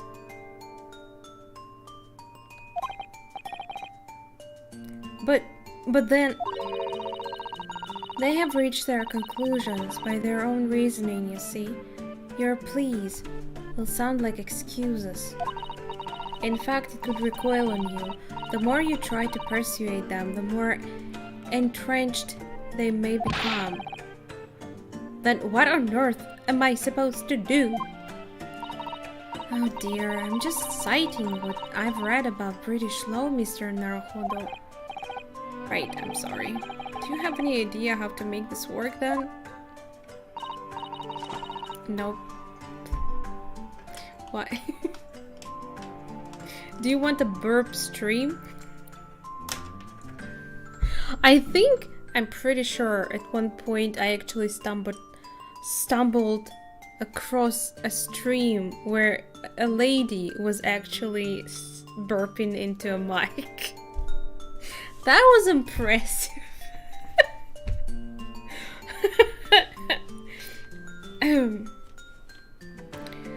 Well, from what I can understand, the key to this procedure is using the jurors' own words to make your arguments. What do you mean? Well, the 6 members of the jury are randomly selected members of the public. They may appear to present a united front, but the truth is, they are complete strangers who just happen to find themselves here in the courtroom together. And that's the way to break them down, you mean? Yes, exactly. I can burp on command. I can too. I can too, pretty much. I've learned some years ago. He must listen very carefully. We must listen to what each member of the jury says. And see if we can identify any contradictory statements. If we can, we then contrast, and pit the corresponding jurors each against each other. I see. So it's contradictions in what 2 or more jurors say that we're looking for. In a way then, this is similar to a regular cross-examination. Yeah. Oh, yes, I suppose you're right. You're smart. Naruhodo. Find contradictions in their statements and pit the jurors against each other. Alright, I might be able to put this off. Pull this off, I mean. No, that's not right. I hate to pull this off. I have to. But I still hate it. Can we start proceedings, counsel? I would ask you to take the stand for this. I'm expecting a clear and concise rebuttal. I heave. Yes, my lord.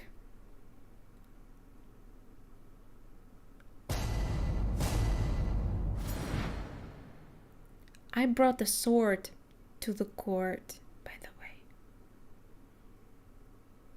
So why do I even judge others?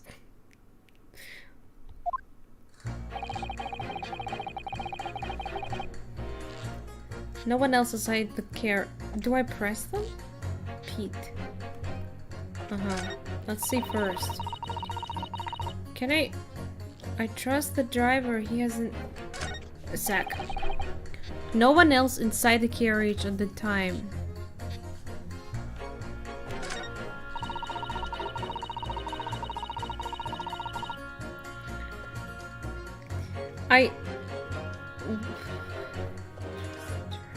I mean, this is the 3rd episode. Never mind. Trust the driver. He's an excellent driver. 4 passengers with fares. But give me a sec. I did not understand. 4 pence. 4 pence for years. Wait. Is that 4 money?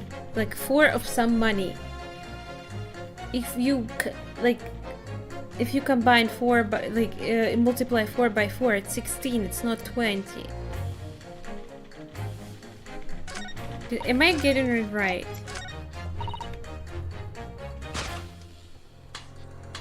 I hope so.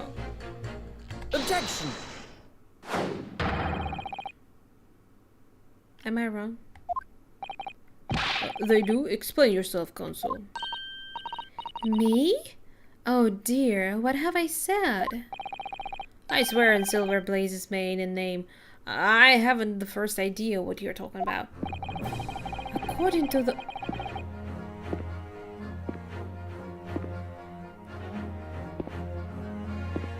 He's fucking walking. What? This is the first time in the history of this game. Serious. I've never seen this.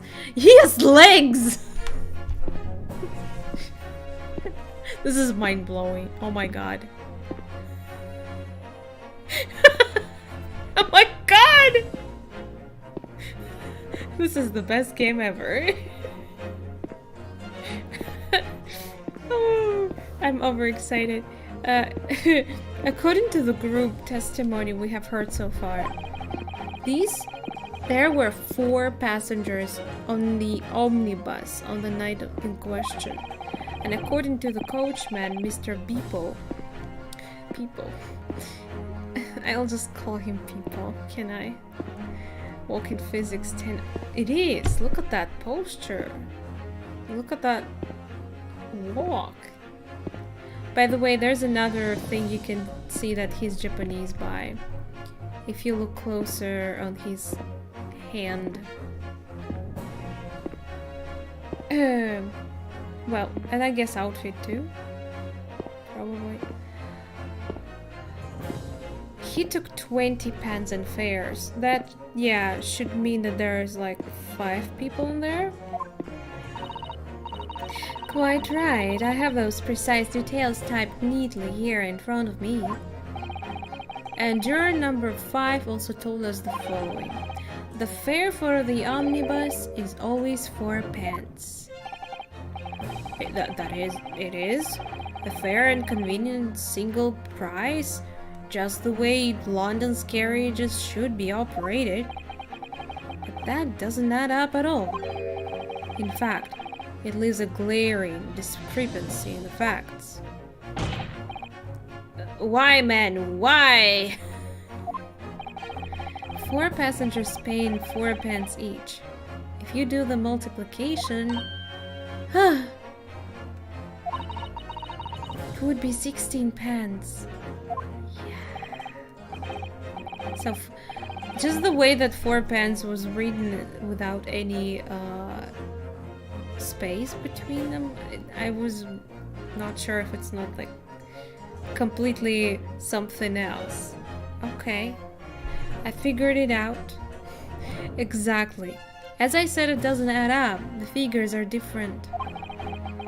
By 4 pence, in fact, or precisely 1 person's fare.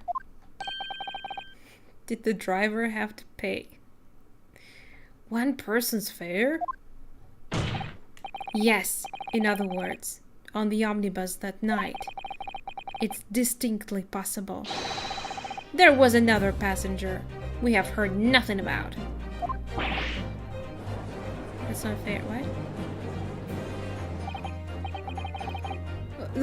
This can't be right. The coachmen of the guild are good, honest men. One and all, trustworthiness is our watchword. Word. Fair.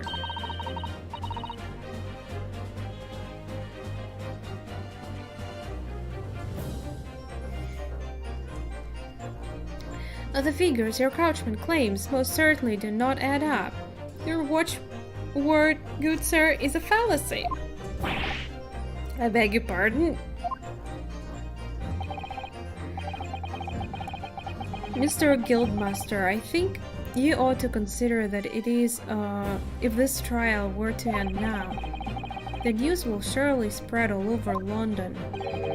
The news that one of your coachmen tried to hide the fact that he lets nefarious characters ride his omnibus. Alright then, how do I make it so this miserable trial doesn't end? You change your alignment. Well, according to my book here, there is like every information you need in this book. I need this book. Can I have it? Maybe it would teach me to have a good life or something.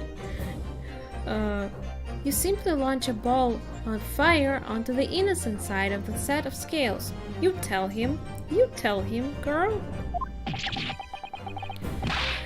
How could you horse... now hold your horses there, coachman. Why? We were all in agreement. Why do you... What do you mean you were all in agreement? Are you guys... Did you guys talk to each other before the trial? Wait till I get my hands on you people.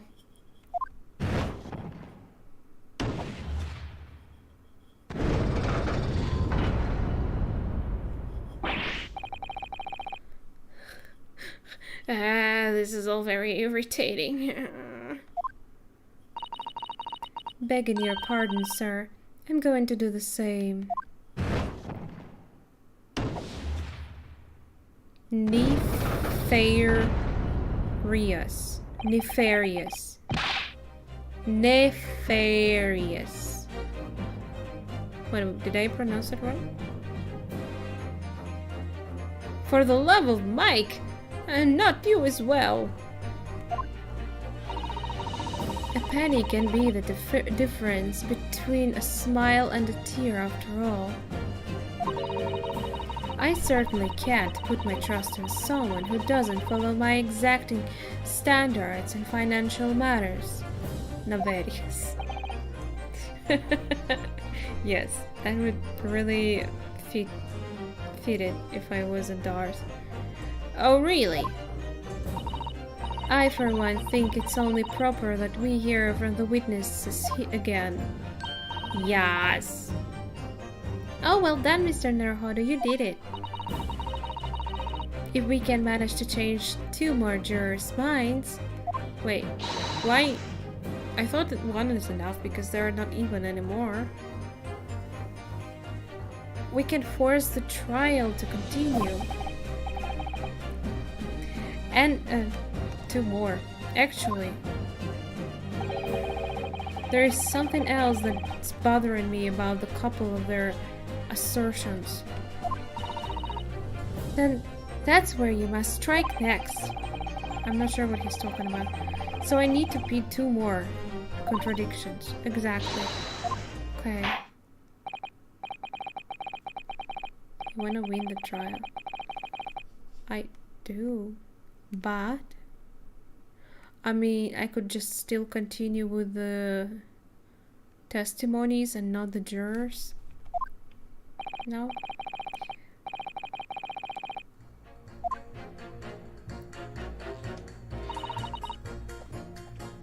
I'm changing my leaning to innocent. I shouldn't like to hear. So I can't... Inside the carriage.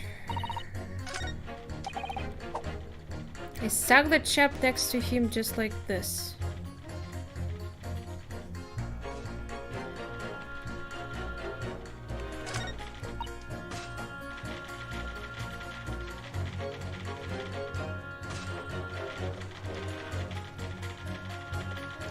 I don't think I can do anything with her statement. Knife? Ah, wait! Skipped it.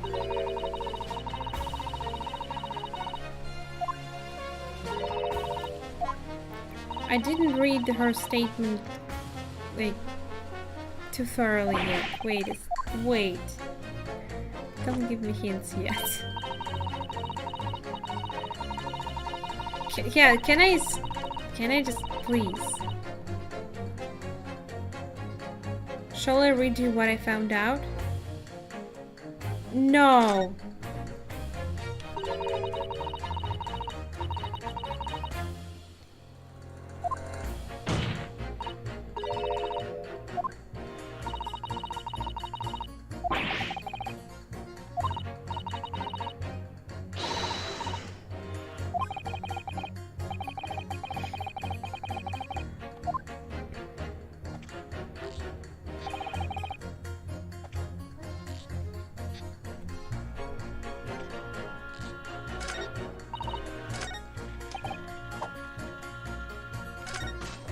He doesn't really say anything about the position.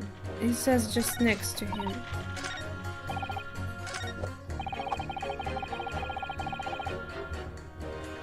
Oh right, she said on the floor. I did think that it was weird. On the floor.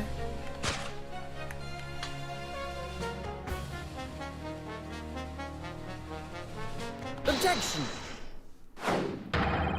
Those two statements are completely contradictory. What? Explained Counsel post haste. Oh dear me. I was only knitting a jumper to my other half. Wait, other half? I thought it was for the baby. It looks small. So cute. What is all this claptrap? What does contradictory even mean, I ask you? I came to court without knowing that. We've heard from more than one witness. My god, he's walking, I can't. Cool walking, by the way.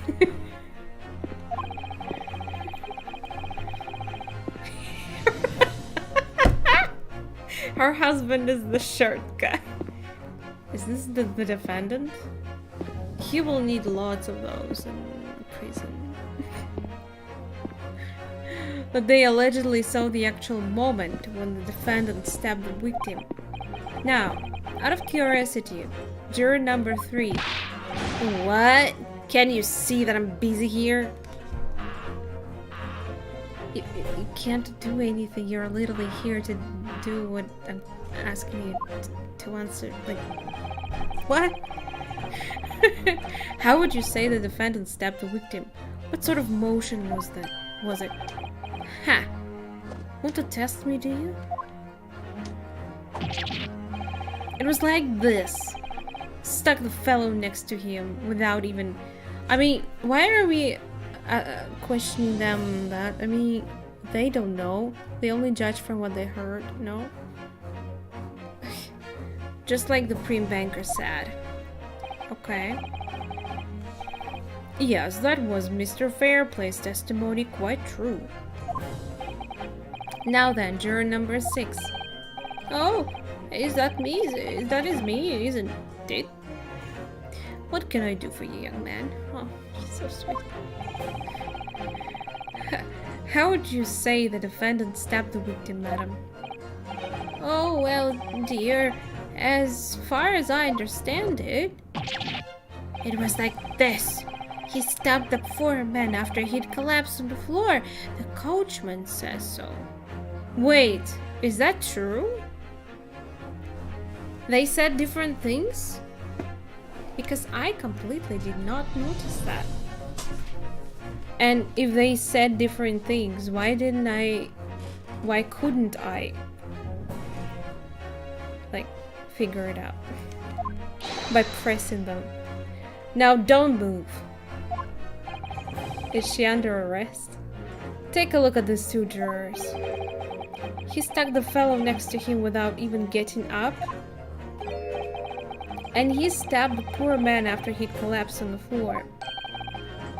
Well, I never. They're stabbing in totally different directions. What? Bless my stitches. What a muddle. Muddle? I love the color. So where did she get such a wool? It's a wool, right? That's how you call it. No?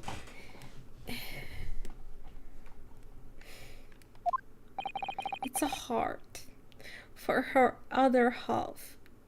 So sweet. What this tells us is that there is a strong possibility one of the witnesses isn't telling the truth. Oh, but why? Why the dickens would they lie? I don't know that yet, but what I do know, because at least one of them is actual killer, is that if the trial ends at this point, we may never find out. We may never know the real truth. Confusion. Muddle is confusion. Thank you. I will forget it. But seriously, thanks for answering my question. Ladies and gentlemen of the jury, can you really let that happen in all good conscience? Lies, you say? Oh dear me. I can't abide people telling lies. Classic, right? The scales. I don't believe it. They are even. Oh wait! This guy seems to be the most, like, concerned about the things. Suspicious. But then again, he's a juror. He's not even a witness. That would be like... Jurors are usually just random people picked up for the court, right? That, like, what kind of... It would be too much of a coincidence if he's involved in the case. Now hear this, my fellow jurors. I warn you. You cannot listen to this man. Look at him. Look at him. That's my boy. In his black suit. He's clearly some devious Eastern sorcerer using magic on us all. Wait a second. You got the wrong game. This is not a crossover between Ace Attorney and Professor Layton. That was a good one, actually. I was... It wasn't bad. I mean, I wasn't really sure about the cases, but it basically had everything about from both series that I love. If I could use magic, do you really think I'd be putting myself through all this? And some of this dark jinx. I'm Darth Nefarious. Huh? Me? What exactly is the problem? What of it if two witnesses have slightly different recollections of events? That means that there is a difference between the statements, and that means that someone's lying. What of it? Let's say that Shylock did stab the victim as he was sat next to him on the omnibus, and this young dandy saw him do it. And now let's say the victim collapsed on the floor and then the Shylock stabbed him with... But that can't be the truth. And I can prove it. I have evidence that says that couldn't have happened. It said in autopsy report that it was a single stab. Yep. And this old lady saw him do it. Well, what's to say it didn't happen like that, hmm? Who are you calling a dandy, sir? Why I should take this knife? Why I should take this knife to you? Yeah, if you can get it out of the table. Is he destroying the property of the court? Who are you calling old? Why I should take this needle to you? So adorable. They're ready to kill each other now. I don't care. I can. Less jurors for me then. But could the foreman of the jury be right? Did the two witnesses see two different moments of crimes, same crime? Mm-mm. Mm-mm. Mm-mm. Unfortunately, Mr. Foreman. What is it, you dark jinx? Come on. Out with it. What you're suggesting is impossible. It's out of the question. What are you talking about, man?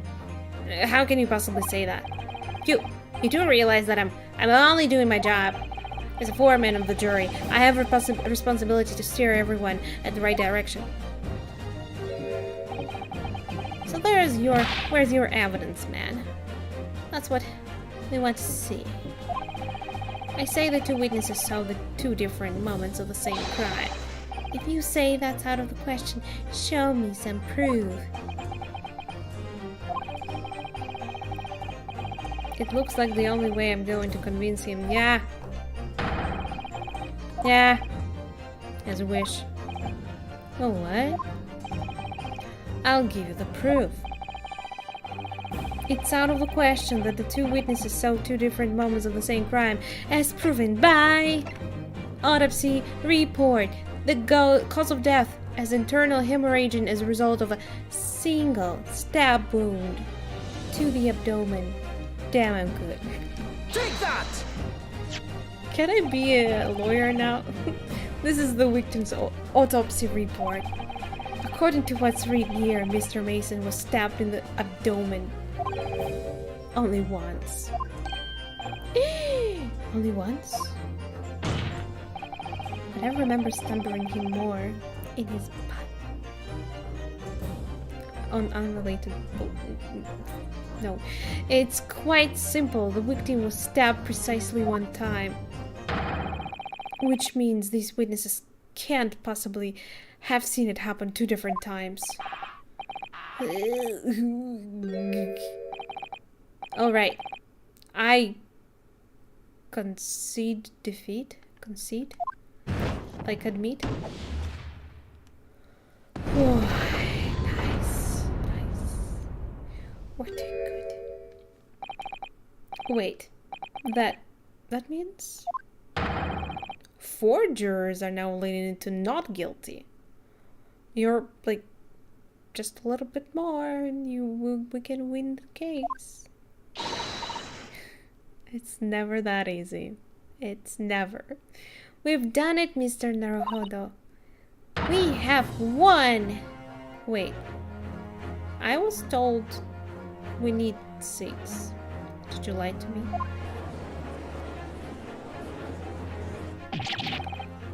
It's strange how prosecutor has been so silent. Probably just finishing his bottle of wine. What are you playing at, you dandy fool? Shut up, trap, sir. Shut your trap, sir. I mean, look at you finishes that with pastel. With sir. No one deceives me. But we had a consensus. Again, what's he mean? Did he agree with them, like, to the guilty verdict? I don't understand. I said shut your trap. I know a liar when I see one. And if the chap ever dares to cross the threshold of my shop... You have a shop?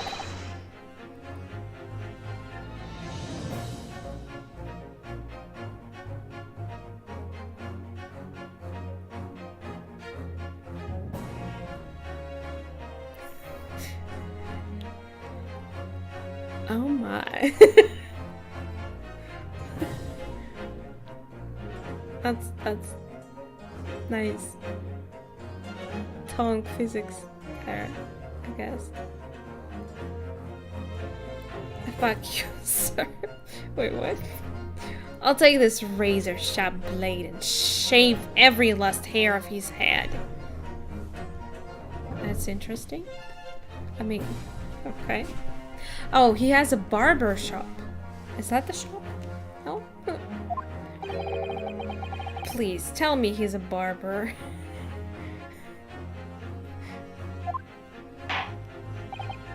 For a special price, he can give you a Brazilian cut. Well, in a quite remarkable turn of events, the defense summation examination has flipped the balance of the scales of justice.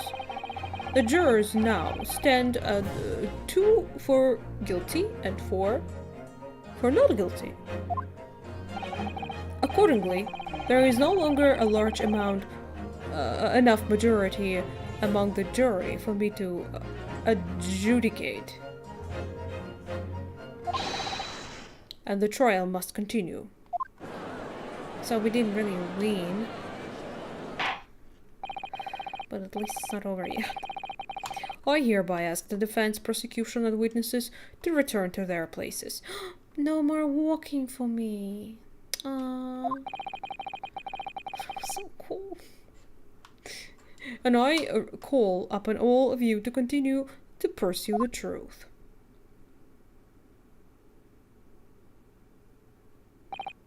So, Lord Von Zeeks, continue to substantiate the case for the prosecution, if you please. He already finished. Okay. Is that another bottle?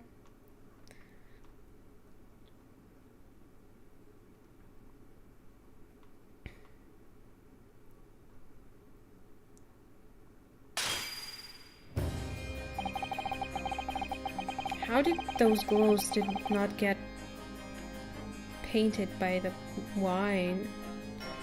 Heaven savored the rich aroma of the carmine contents of this hallowed chalice. It may seem crass to crush it to dust. Pray forgive the discourtesy. He's a scary guy. But I like it. Lord Von Zeeks. Is it cold in here or is it just me? Not just you, there's another guy who's feeling cold. As your antiquated tome no doubt says, the prosecution may not speak during a summation examination. Oh, that's why you were not involved. That's good. It probably would ruin my time there. So I honor the deadly silence. Deadly silence. Deadly. You know, like Resident Evil DS. And listen to the charade. Charade? It seems I overestimated the intelligence of the jury. Did he just call them stupid? Well, no matter. There is nothing so hard to prove as a self-evident truth, it would seem. No. And why else would we grace the courtroom with our presence after all? The first one. I already forgot. So let us proceed to the next round of battle.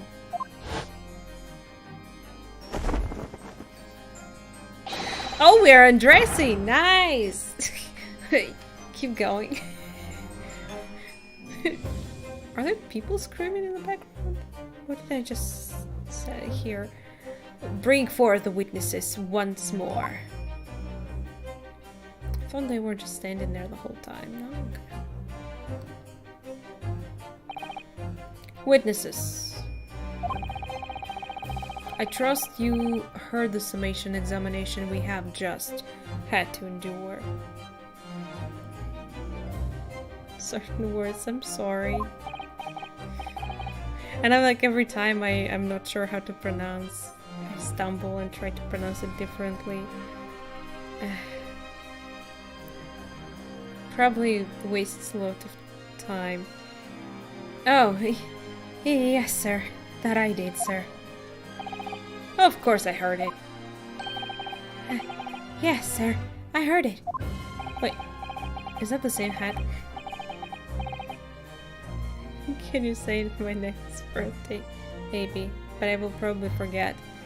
You, sir, on the end The coachman. I believe it's people?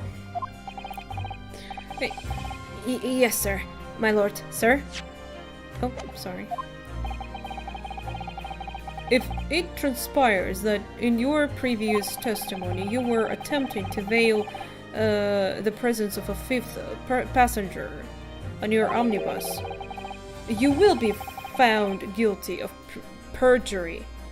Yeah, by the way. And you are advised to bear that in mind, sir. Yeah, are you hiding like the fifth person? Oh mio Dio. Now then, witnesses, I hereby call on you to testify before the court again. You will explain the various misgivings brought to our attention by the defense's summation examination. Yes, please. Why is he... God, these people trembling. Various misgivings. I only carried 4 passengers that night, I swear it. But you just charged more or something? But what? Keep going, bitch. Well, I, for one, was told I had to pay 5 pence for the bus. He fiddled us on the fare, he did. And then I saw what that blood curdled inside as well. It's all too much. I tell you, I saw my guilt at stabbing that man. Everything I said before stands. Oh, yes. Yes, he stabbed him. Yes, he did. I think so, yes.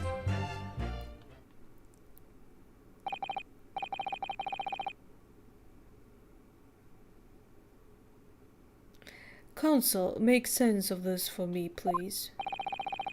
The phantom fifth passenger conjured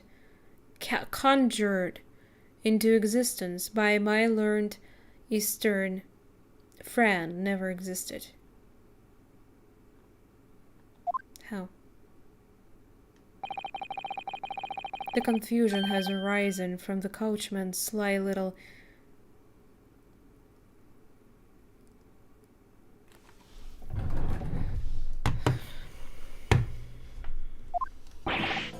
Wait. What is that word?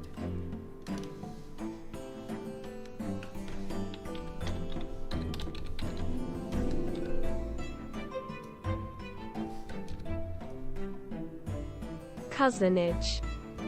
Cousinage. Cousinage. Deception. Oh. People, explain yourself.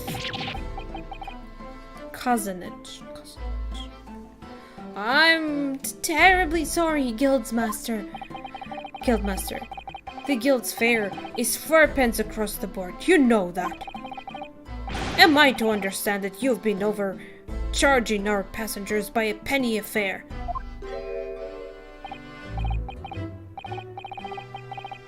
It still would be 24. Wait. 20, yeah. I'm sorry, it's right. 16 plus 4 makes it 20.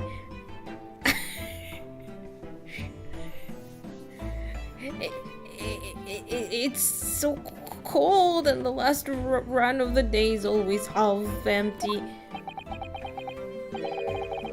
You have been dishonest, coachman. I'm sorry. You are a disgrace, people. A disgrace.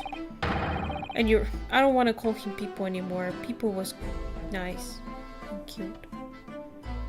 And your selfish actions have brought dishonor on the entire guild. If I may, sir, I had to pay 10 pence on the bus just last week.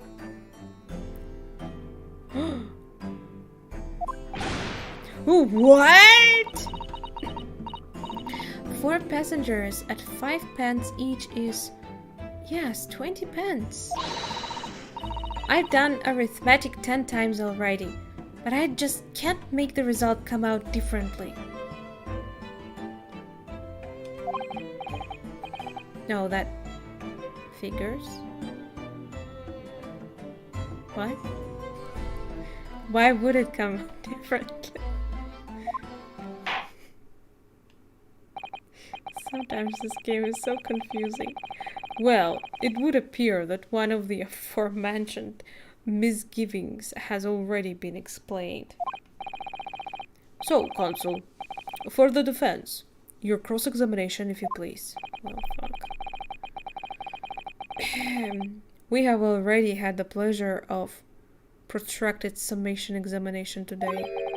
I see your intent to continue the parlor games. Absolutely.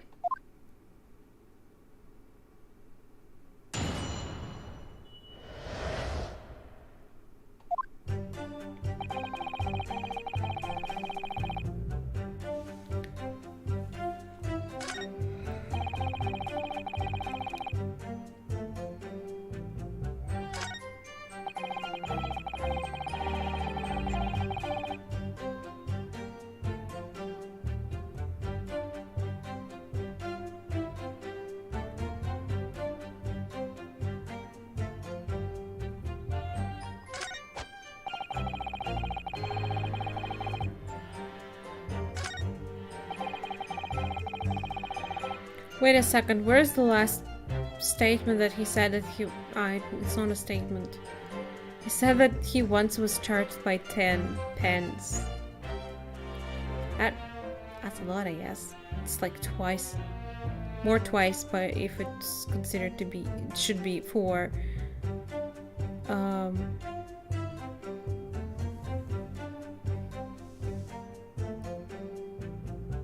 You think? Hold it! Earlier, you testified that you saw the moment when the defendant allegedly stabbed the victim, didn't you? Oh, yes, that's right. You said that the victim was on the floor and described the assailant holding a knife in the... And I speak Greek, like this, right? I suppose.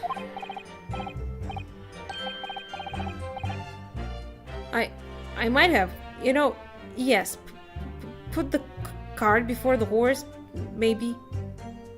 Wait, what? What's this?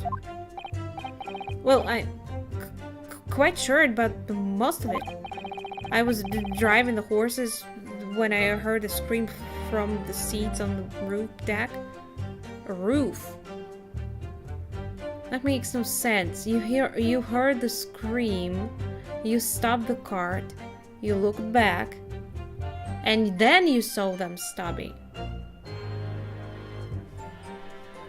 That makes no sense. You wouldn't see the moment of the stabbing because it would already happen. Oh, I expect that was me, sir. Then when I turned around, yes, I saw it through the skylight. The gentleman was on the floor and the knife was sticking. Ah, you already saw that it was sticking there.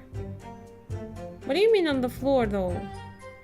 In the picture from... murder scene, he's sitting on the chair. That's right, yes.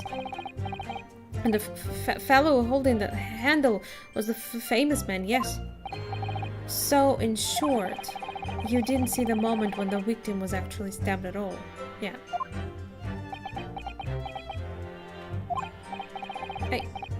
I really thought that I did, but what, I go over it again in my head? No, I suppose I didn't actually see the precise moment of the stabbing, did I? What is it? What is it? Excuse me. Do you have something to say about that, Mr. Fairplay? Now you listen to me. I know what you're thinking. He didn't really see the exact moment the fellow was stabbed. What are the chances of that? Eh? Huh? Are you asking me or telling me? He's getting flustered. And that's suspicious. I might be able to extract some new information from him if I answer him cleverly. Would he have just happened to see the exact moment of crime? Who? By he, do you mean the driver or this guy here? Some days are like that? Ah? I don't get it. Could he have just happened to see the exact moment the crime was committed? I don't even understand this option here.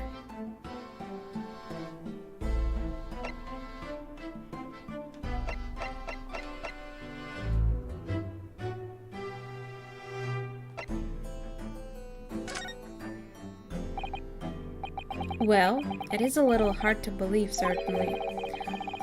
I probably got the wrong answer. Unless you spend your time peeping through the skylight on the top of an omnibus, that is. Peeping?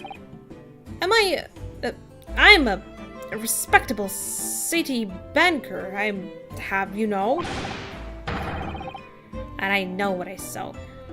So we're talking about him, not the driver. Okay. And I remember it as clear as the Ballarat day. It was a grim scene. I don't mind telling you. Thank you, Mr. Fairplay. Oh, excuse me if I was getting a little hot under the collar there, my lord. I would ask you to supplement your testimony with a clear statement about what exactly you saw.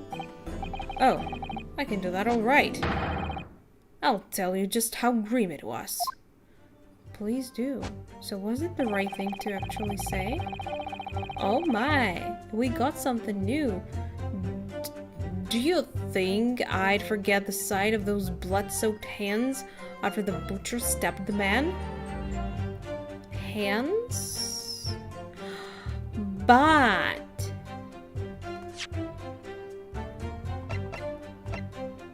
he had clothes. Wait, how do I present it? Objection! Blood-soaked hands? Well, I admit that soaked might be laying it on a little thick, but anyway. There was definitely blood all over them. Both of them were covered in it. Well, I'm very sorry to disagree, Mr. Fairplay, but that's more than a little peculiar. What? Here are the gloves worn by the defendant, Mr. McGildet, on the night of the question. In the question. Oh, yes, right. And there certainly does appear to be a sizable dark colored stain there. But, as I'm sure you can clearly see, it's only on the right-hand glove. And it's on the glove. Don't break your teeth there.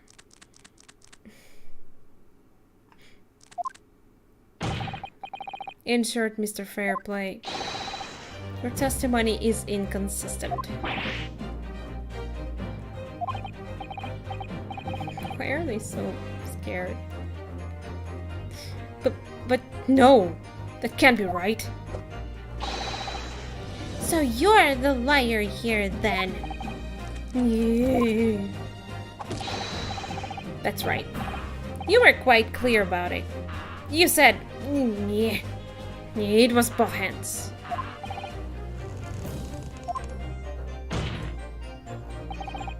Mr. Fairplay, if your last statement was a lie, it calls your entire testimony into question. You say you saw the moment the victim was stabbed, but is that really the truth? He didn't see it? Objection! No one saw it. It was a simple mistake. You can't justify accusing this man of lying. You can't just mistake at the court, bitch. Has to be precise. There is a fucking someone's life on stake. Yes, it wasn't both hands. It was only one, but the fact remains. I think, I mean, it's important detail. He said they were both soaked, while there is only one hand and so not that much soaked. There's just stain. Plus, it wasn't even hands, they were gloves.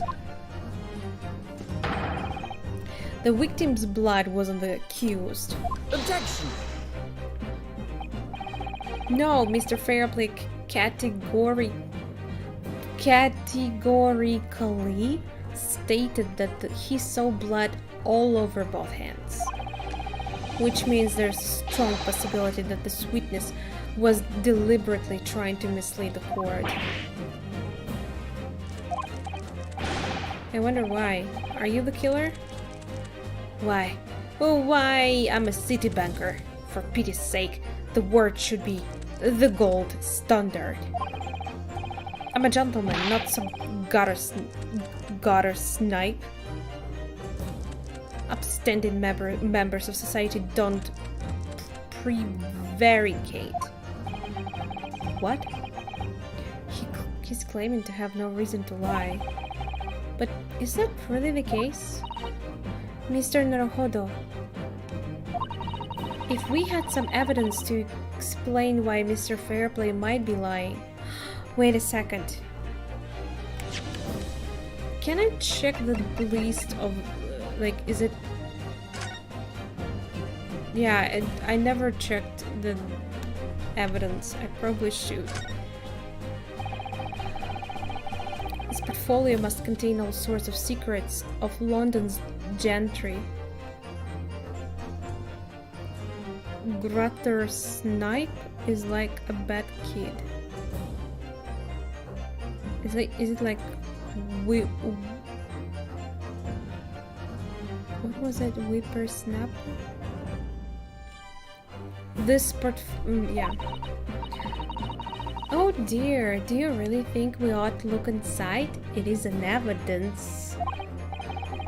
Well, it's not as though we know any of London's gentry personally, is it? Apart from our great detective friend, perhaps? Actually, I wonder. I assure you, we will not find Mr. Sholmes' name inside. Are you sure about that? I wouldn't be surprised, to be honest. Well, let's see what we find.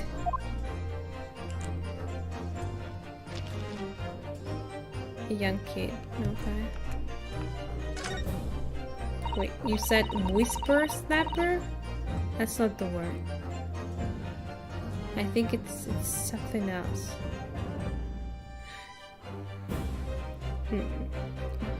Gosh, it's crammed full of gentlemen's names, isn't it? Well, I suppose that's the least that you should check before marrying someone. Well, I suppose they're probably not all gentlemen at all, are they? After all, not everyone in this country is well off. Ah, goodness! What is it? Look at this. Do you see the name here? Bruce Fairplay. Oh! Whippersnapper. See? I knew it. I knew it. This is a word that I've heard a lot in this... I think it was in the first game. I don't remember. In the series. I mean, main series. Should that mean something to me? It does sound strangely familiar. Are you dumb? Bruce Fairplay, the witness testifying this very moment! Oh yes, of course, the banker. Why is his name in here? He must have problems with money. Hi, Ricky. Ah, he borrowed 20 guineas, did he? That's a lot of money, isn't it? And look, the repayment date is fast approaching. He's the killer. Well, to be honest, he was kind of too obvious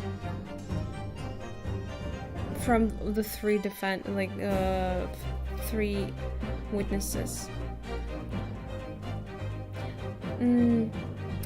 It's possible that this is just a coincidence, of course, but this could be very useful information.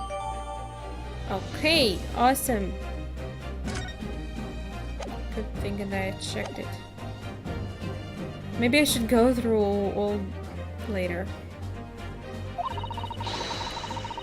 And I do have that evidence. Something to show this man has compelling reason to lie in his testimony. I have evidence. My lord. Yes, counsel. I was talking to my god. The defense is ready to present evidence. Are you sure? Yes, evidence that will clearly demonstrate why Mr. Fairplay had reason to lie in his testimony.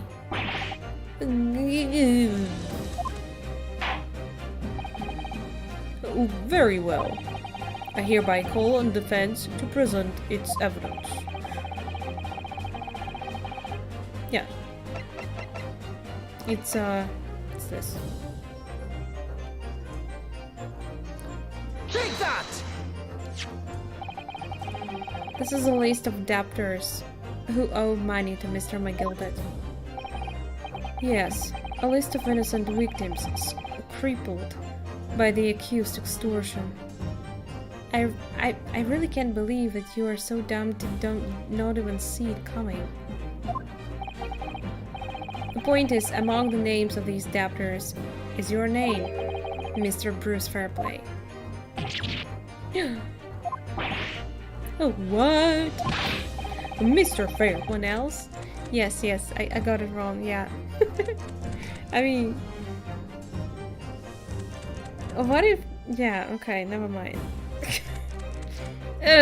No, well, it's barely worthy of being called a debt. According to this ledger, you owe 20 guineas. Not an inconsiderable sum of money, wouldn't you say? Well, what of it? Let's suppose Mr. McGilded were to be found guilty of murder. What would become to your dad in that case? These documents state that the loan agreement is forged between two individual parties. Therefore, were the creditor, the defendant here, to be sentenced to capital punishment, all outstanding debts which were owed to him would be annulled and would cease to exist. Cease to exist? You didn't see that coming. Mr. Fairplay, is it not the case that you claimed in your testimony to have seen something you never in fact saw? In a devious attempt to annul your debt of 20 guineas to the defendant. Oh, we got him.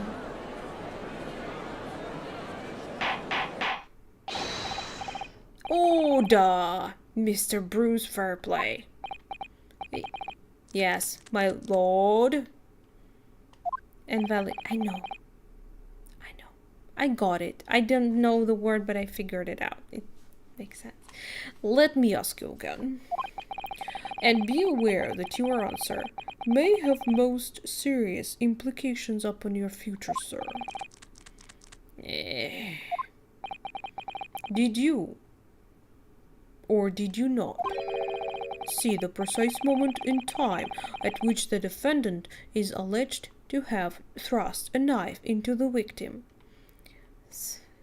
Such details. Is there a hidden cookie in his thingy or something? Your silence speaks volumes. Volumes. You did not tell the truth in your testimony. Alright. Now let's not make a melodrama out of this. Perhaps I did overestimate the truth a pinch. A pinch. But it makes no difference. I definitely remember seeing blood on McGilbert's hands. Both of them. Objection! But it wasn't both. And yet only one of the defendant's clothes, which we have here as evidence, is stained. So you keep saying. What is it? You have something to say? So cute. I wonder if I might be allowed to speak, sir. Sure, anytime. Go ahead, Mr. First.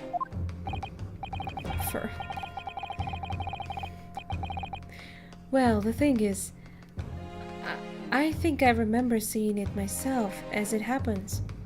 What do you mean? Seeing what?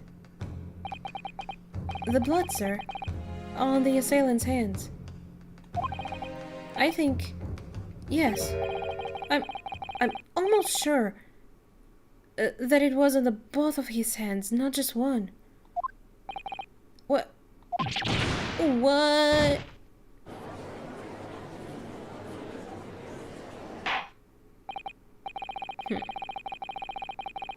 It would appear that we are going to need further testimony from all you witnesses. This time I would like to know precisely what you did and what you did not see. Do I make myself perfectly clear? Yes. Mr. Naruhodo, this is good news. The course of trial seems to have shifted slightly at last. At last. For which time now? I might finally have the chance to turn things around here.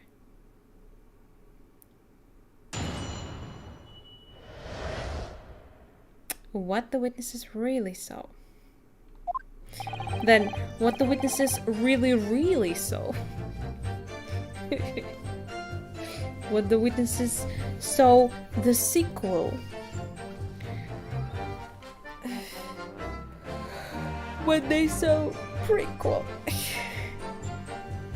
There was blood on both hands of the assailant. I sincerely and distinctly remember that.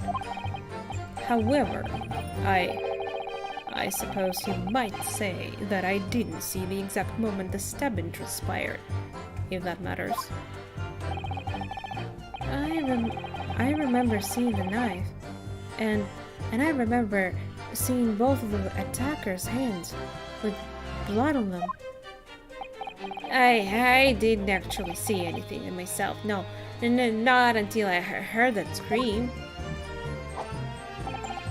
Anyway, the fact remains. There can't have been anyone else inside the carriage, or we all would have seen. Would you? Although, well, lo and behold, what? In truth of fact, no one of you was witness to a crucial moment the crime was perpetrated. I apologize, my lord, but honestly, there was no one else inside that carriage, and the man's hands were covered in blood. You kept saying that. That much incriminating evidence is tantamount to saying we saw the man do it. No, that's not exactly the same thing. That's really not what testimony is about. Yeah, it's not about coming to conclusions. It's about you just saying the facts of what you saw and heard. That's all. We are supposed to make conclusions out of what you say. Let us examine the interior of the omnibus once more. Where's your wine? The victim's fresh blood is clearly visible on the seat, corroborating the witnesses' accounts. In other words, there is no substantial nor significant change in the fact of the case. Facts.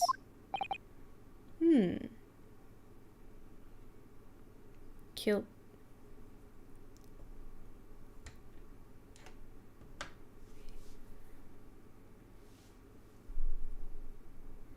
What do you mean? You don't think he's the killer, but who then? I think the evidence is quite there. Oh, very well. Your cross-examination, please, counsel. Yes, my lord.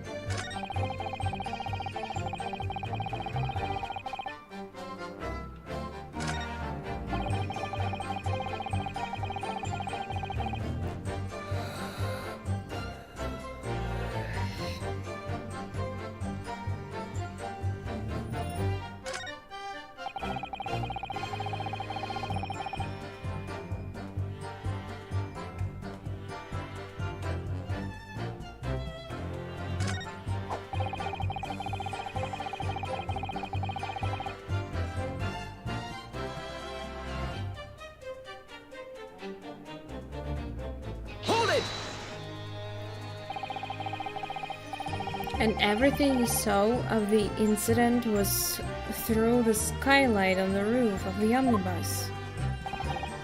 That's right. I need another drink.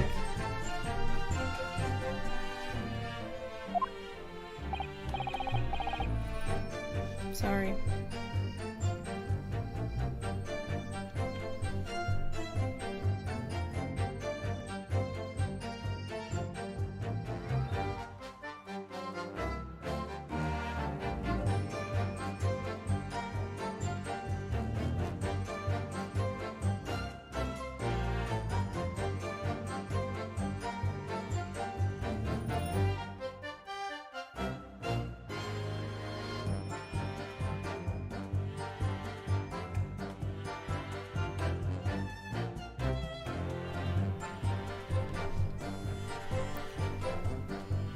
This cup is not gonna be enough.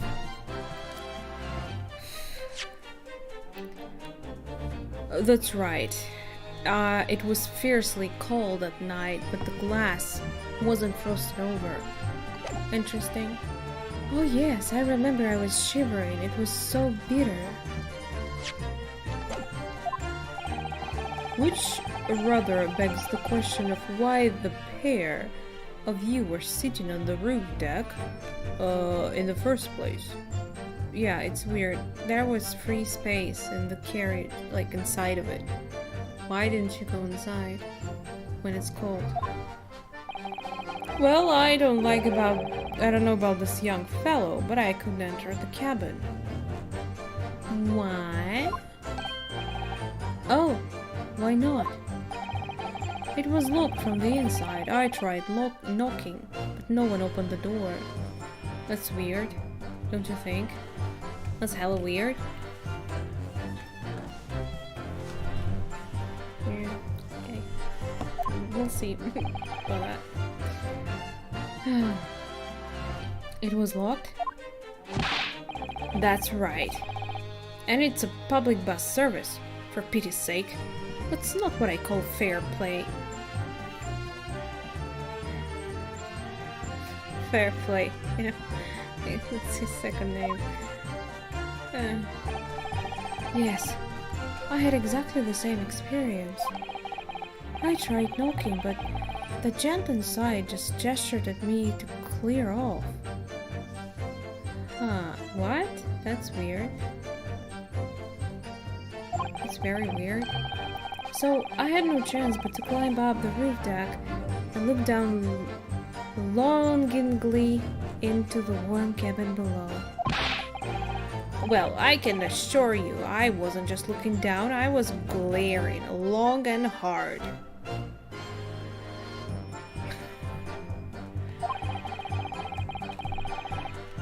Can I... okay, no. And that's precisely why I can tell you with absolute confidence that if there was anyone else at all in that cabin, I would have noticed.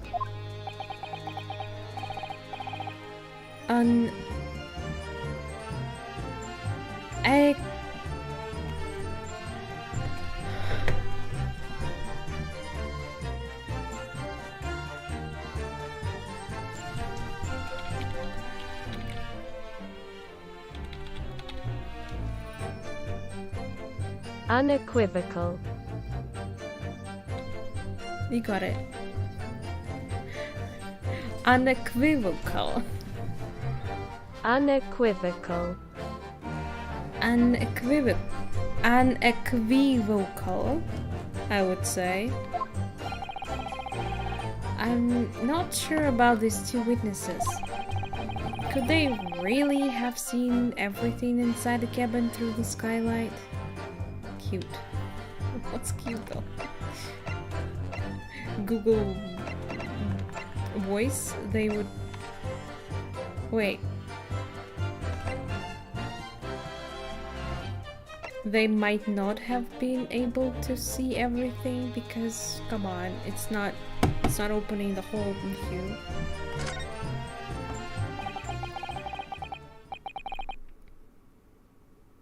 What? What do you mean my defendant did it? Did what? Allow me to confirm one thing, Mr. Fairplay. You were riding this omnibus and witnessed the events in the cabin through the skylight in the floor of the upper deck, is that right? That's right, yes. In that case, there's a portion of the cabin interior that would have been... Did I... what the fuck? I didn't press anything. What's going on? I've been out of sight from you. What? By golly, really? You've seen it yourself. You should know. Obviously, at this stage, we can't say for sure. But the possibility cannot be denied. We should just test it. It's right there. That at the time of the incident there could have been another passenger in the enclosed cabin of the omnibus. If there was, only the driver would tell us, right? Objection! Enough hypocritical meandering. My Nipponese friend. The prosecution demands that you substantiate your claims. After all, the scene of the crime is here in the flesh. Very well. I will uphold the prosecution's demand. You will identify the area in which the cross-sectional plan of the omnibus. Where exactly in the omnibus are you suggesting that this potential extra passenger could have been situated?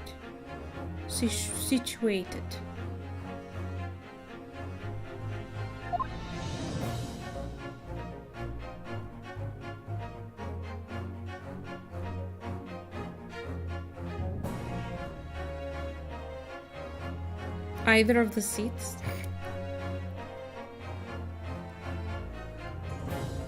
The driver seat? Can I say?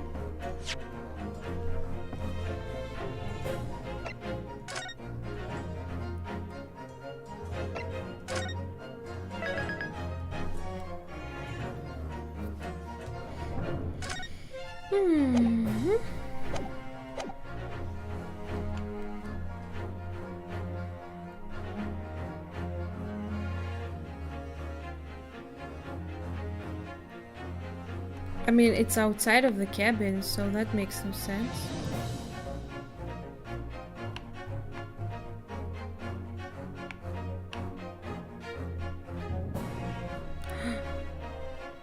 Could it be here, on the back? Take that! I'm probably wrong. Objection!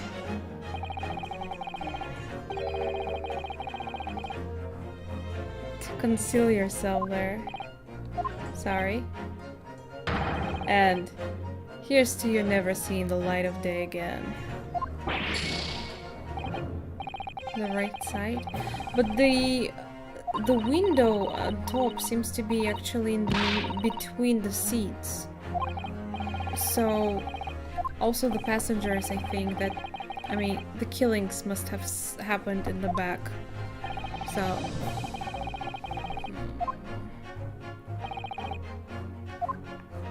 I assume it's not the seats. Could it be this one, where I assume the driver is actually supposed to be sitting? Take that! Objection!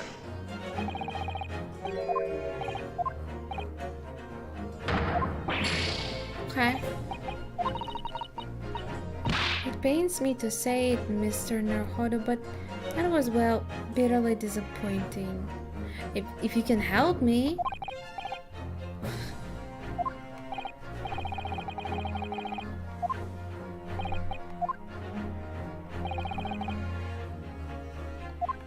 Well, I mean, literally... This is opening here. And, like...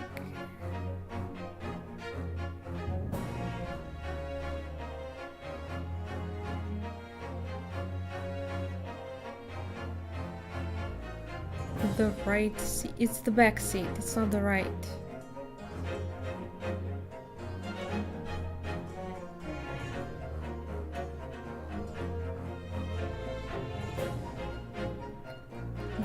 Look, this is the window, and literally it's right between the seats. So I don't understand how they can conceal themselves on either of these. This can't be. If it is, there's no sense. Take that!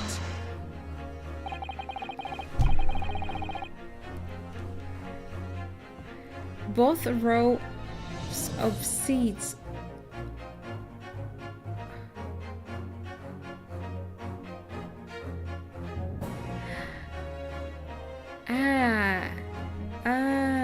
I get it. Because the seats on the top look at one direction and they look at other seats. They can't really see. Can I reload?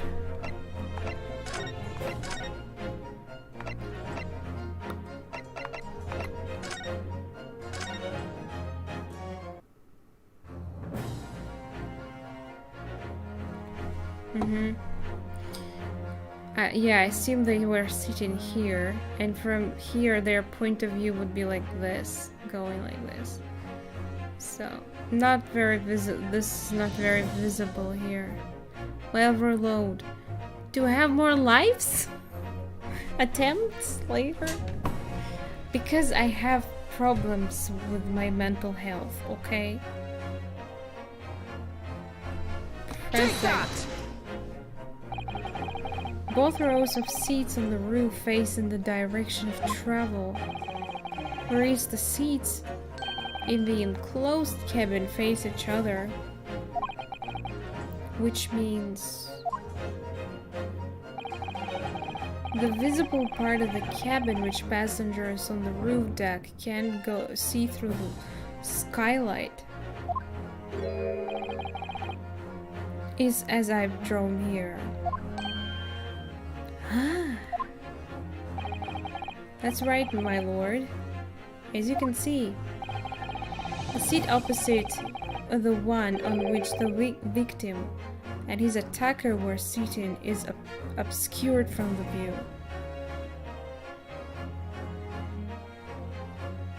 Opposite. In other words, if someone had been sitting on that seat, it's quite possible that these witnesses would have been completely unaware of it. Objection! It's quite possible some phantom was sitting there. You Nipponese have a forbidding habit of obscuring the truth with ambiguity. I concur with the prosecution's rejoinder. In a British court of law, evidence is paramount. I cannot entertain this conjecture, counsel. That is, unless you are able to put a name to this mysterious passenger to whom you allude. Can I? Can you, Mr. Naruhodo? Do I? Can I? I don't think so. I honestly don't know.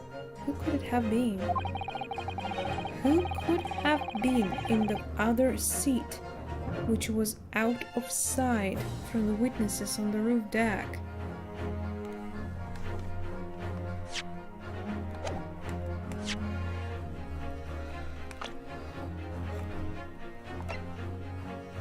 Wait, what? What?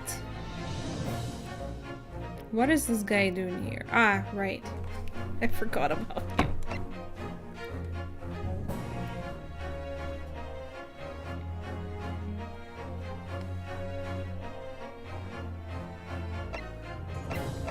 Yes, it was he. Oh, 32.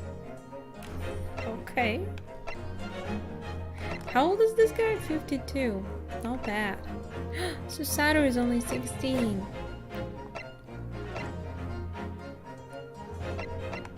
Clearly. But he was sitting next to the victim.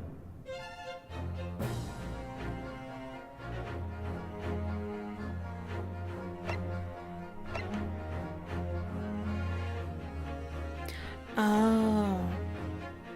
You are saying that he was sitting across and someone else was sitting next to victim. Clearly. Clearly. You think it's so smart? People are so old. I didn't even think, really. Bruce is 34? He looks older. I would give him 40 at least. Oh, 21. You're so small. Apprentice millionaire? What is that? I wish he was apprentice millionaire who witnessed the incident. You're defending a murder. No. That never happened in the series. I believe you're supposed to trust your people you defend.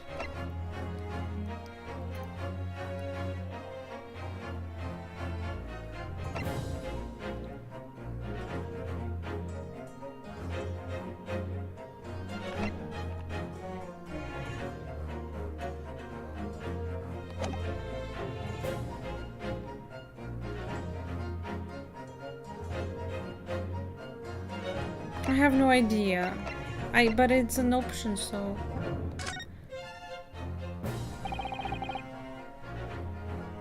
Never happened yet. True. That would be a surprise. I understand, my lord. The defense would like to put forward a name. I should have saved. You are a fool. That response was a desperate attempt by a man who has no notion of his own limitations. A toast to hard lessons not yet learned. No, I don't like that toast. Let us not delay, counsel. The defense is still to name the passenger in the other seat. This could be it. This could be the chance I've been waiting for to turn the trial in my favor.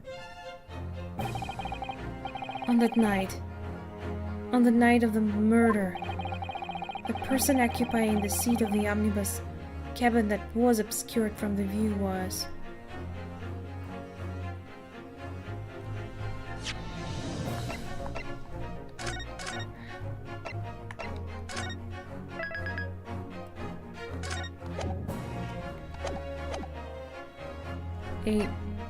Could it be? Take that! But I think it's how I think. He was there in the opposite side. He fell asleep and someone else was next to the victim and he stabbed the victim, which witnesses saw on top. Yeah. And they thought it was him. A passenger in the enclosed cabin that the witnesses on the roof deck failed to see has to have been Mr. Magnus McGilded. Mr. McGilded? What are you talking about, Counsel? What's the name of the defendant? That's the name of the defendant. Objection! He fell asleep before it happened. If I desecrate this chamber by smacking my hallowed chalice, do forgive the discourtesy. Lord Van Zeeks, whatever your name is. People talk of those tiny island nations in the Far East as having a learning and culture of their own. But I see they use the terms ill-advisedly. What are you trying to say? Let me explain in terms that even a student of an artless backwater, such as yourself, might understand. When the bloody scene unfolded, the victim and his assailant were sitting side by side. Multiple witnesses have attested to the fact it's the very premise on which this case is built. Objection! But that premise may be wrong. What?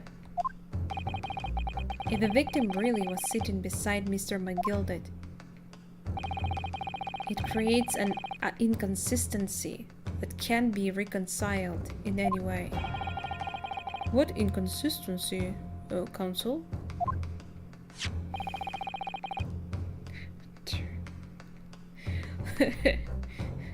Well, maybe not ever. The defendant's gloves, my lord. Both witnesses made the same testimony.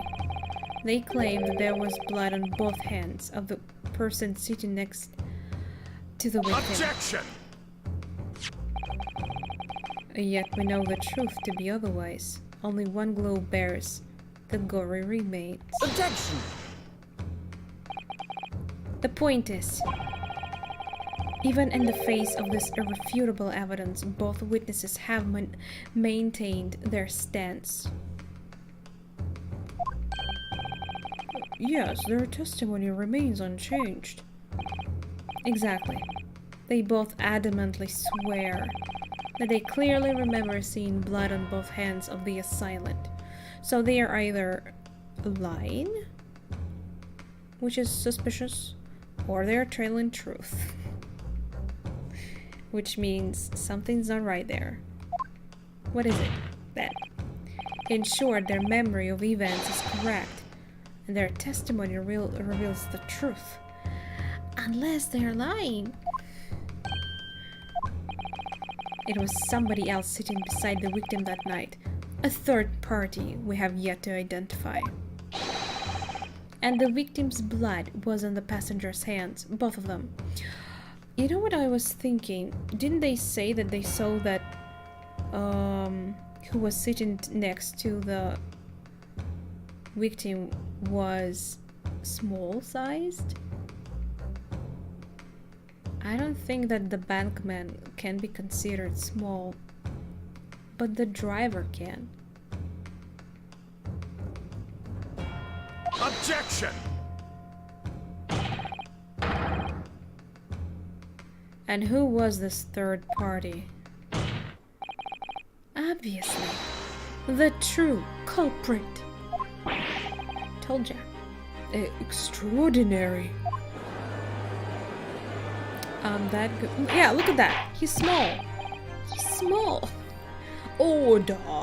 What exactly are you postulating? Objection! The defense's postulation is just that, nothing more than conjecture. The witnesses have clearly stated that they saw the accused. Objection! But when elaborating on his testimony, Mr. Fairplay said the two of them were wearing hats, and I couldn't exactly make out their faces. Yes. The tops of their heads were obscured by the roof. I could see the rest of them, though.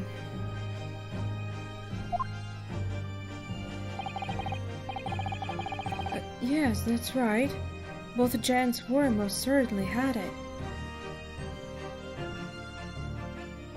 You are guys all wearing hats today, or what?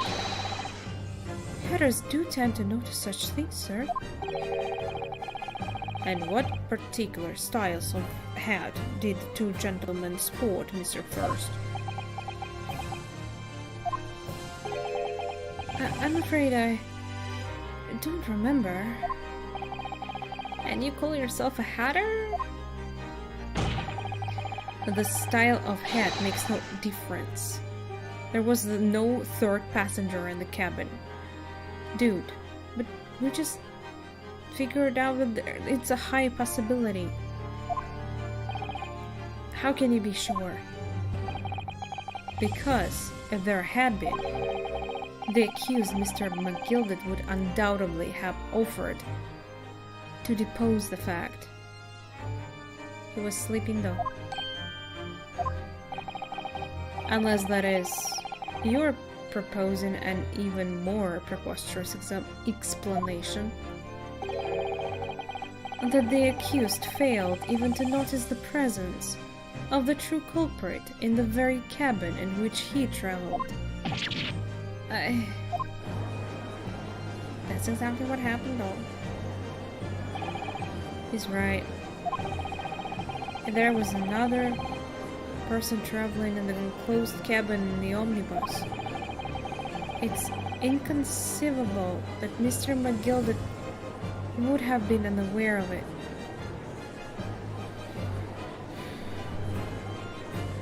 Unless he was asleep. This is kind of makes sense, you know, because the driver did say he stopped the car and then the murder happened. So maybe he somehow snitched inside the cabin, and I don't know how he did it, but we'll find out. Order. There is clearly a simple solution to this problem. Indeed, always is. No matter how difficult it looks like. Bring the accused, Mr. McGilded, to the stand. Well, what say you, counsel? Sure? The prosecution objects, my lord. On what grounds? As a suspect, he will have already made a full statement to the police. But we didn't hear it. But what is there some reason why he's unable to speak freely? Like, Magnus McGilded is no uneducated ruffian. If it indeed turns out the man has been withholding information, you can be sure it will have been the most deliberate act. Counsel for the defense, what is your opinion? My lord, should we ask him to testify or not? I accidentally pressed the button, but thank God it was the right decision. Ha! I mean, I was just switched automatically, so... Yes, we need to hear what he has to say in order to find out the truth. The defense would like to call Mr. McGilder to the stand. In that case, I would like to hear the opinion of the jury. Yes, I need a little time to consider this. This guy's... Why is he so suspicious?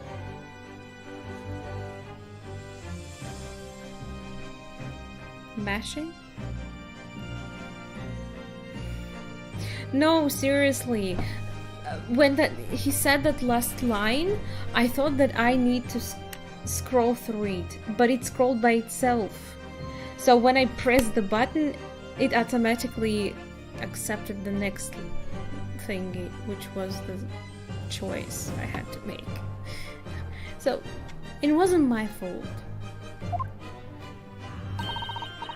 If you ask me, I think we should hear what Mr. McGilder has to say. Get the man out of here, I say. It would be utterly illogical not to hear his testimony. When something needs doing, get it done. That's how I run things at the guild. By accident, maybe? No. Because if I press it once, it will continue going on. Hearing what the patron of my favorite little park has to say? Oh yes, that would be lovely. A park and library. Yes, the jury says the man must be heard. He just came to this decision when everyone else did. Very well. The court will hear the defendant's testimony. Bailiff, show the defendant to the stand at once.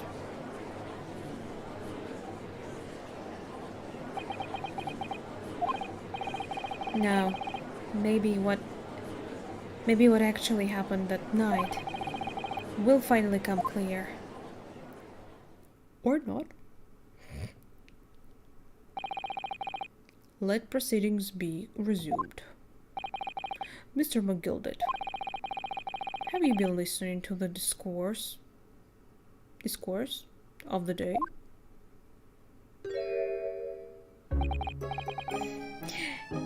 To be sure, I have, my lord. There are now two matters on which the court desires to hear from you. The first is whether or not there was the third party with you in the omnibus cabin, as proposed by the defense. The second is that if such a person has indeed was present, why did you conceal that fact from the public? Begad?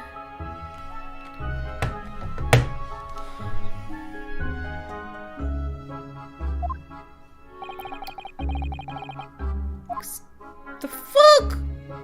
Sorry. I kept pressing something else. Begad. Begad. Oh, it's like, I swear?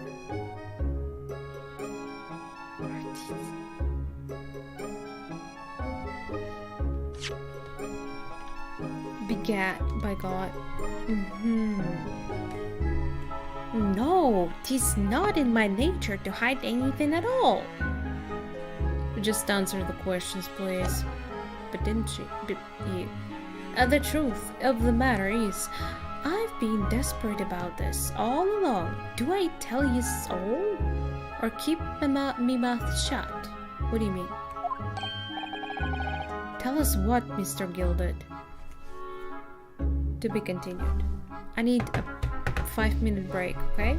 I'll be back.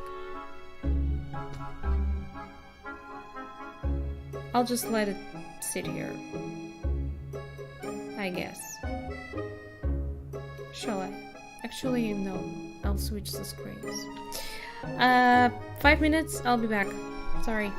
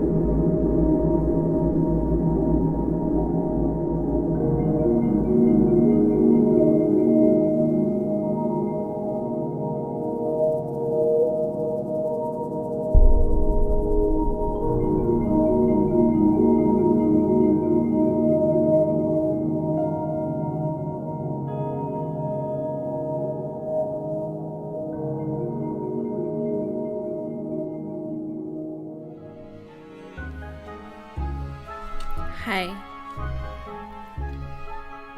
Sorry about that, babe. I'm very, very sorry.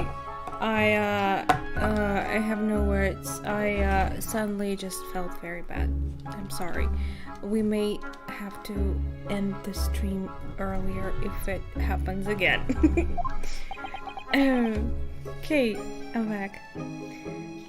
Don't know for how long. The fine fellas presenting me is absolutely representing me is absolutely right. Don't know. Like, everything was alright. I massaged my butt, I made a few sit-ups, stretched a little bit, went to drink some water, brought some water, more water, and then it struck me. In the carriage on the night with myself and the other man, there were another passenger. It's true? Hey, and 'twas me who helped the little urchin get away after it all happened. Are you serious right now? You what? Seriously, dude.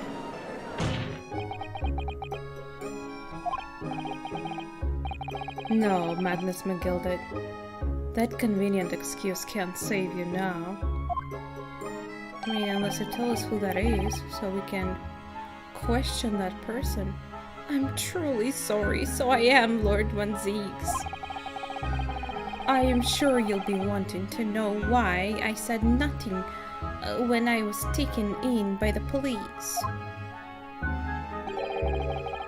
I do be having a very good reason, I assure you. Thanks. Which was? Well, the little child was just in the wrong place at the wrong time, and not in any way involved, you see. A child? Well, they said it was small. What? If the police had... Give me a sec. I forgot to do this. Helps with reading, actually. A little bit. If the police had known the wee one was there, they'd have assumed he'd done it. So it's a she. It's a she. They'd have hauled her into this here courtroom just like myself. I was only trying to spare her that. Young hearts and young minds are easily damaged, my lord. You're just a good fella, eh?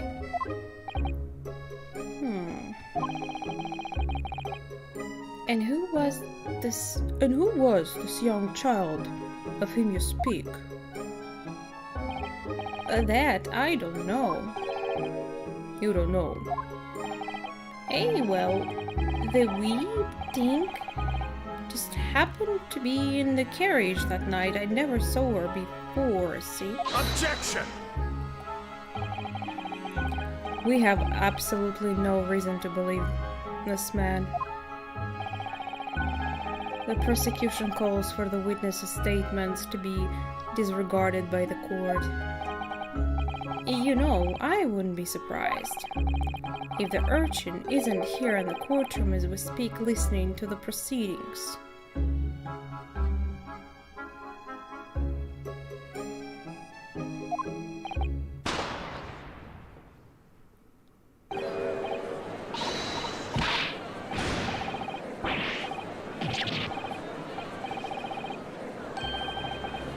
What's going on? Seriously, what just happened?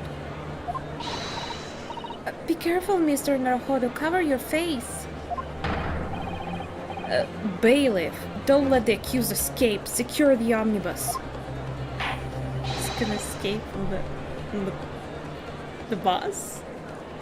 But Doesn't it have to have horses to ride, to like move? No? Oh my god. I hereby call an emergency recess. Bailiff, ensure the defendant is in custody and clear the courtroom.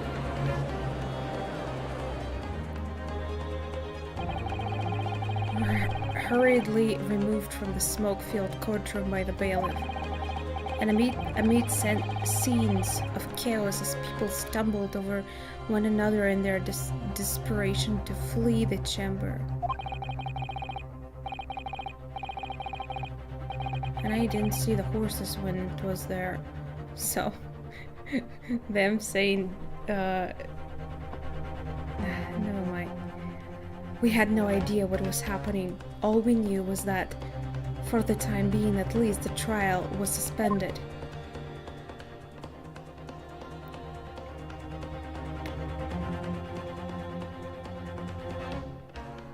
I'm going a little bit too slow in this game. It's the first, like...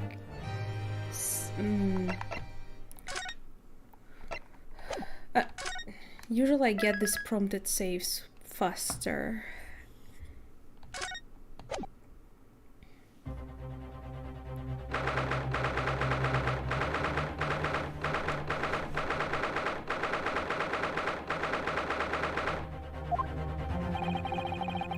What on earth just happened in there? Mr. Naruhodo, I've managed to find out what happened. No? Okay. Miss Osato, I was told it was an advanced form of smoke grenade, a type of exploding device that releases smoke. A smoke grenade. It sounds like the sort of thing ninjas use. They're just making sure everything is safe now. I think the trial will start again before long. But who would have done something like that? The police managed to catch someone who was trying to flee the courtroom, apparently. Flee the courtroom? Why? I think after that bang and the smoke happened, some people might have panicked. I would. So I would expect more than one person to try to escape. Well, it's a young girl of around 15, I hear. Convenient. That must be our suspect, right? So.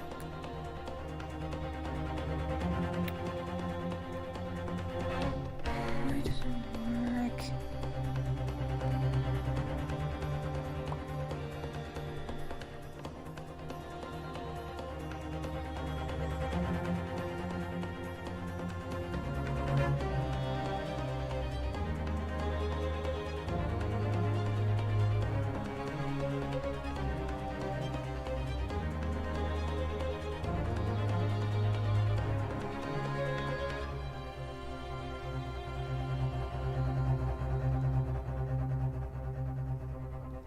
Sorry.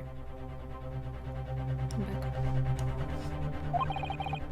A young girl? Then could it be the other passenger that Mr. McGilded was just talking about? My thoughts exactly. You guys are so smart. So, he wasn't lying. Oh, what's become of Mr. McGilded actually? There's so many things I need to ask him about. But he's not here. I think he was summoned to the prosecutor's antechamber to answer questions, along with a young girl. Can we also join them? Because I need to know some details. Who is she, I wonder? And what was Shaman doing here at the trial? She was taking a huge risk, and for what possible benefit to herself? There is another matter that's troubling me. What's that? The 20 pence. Oh,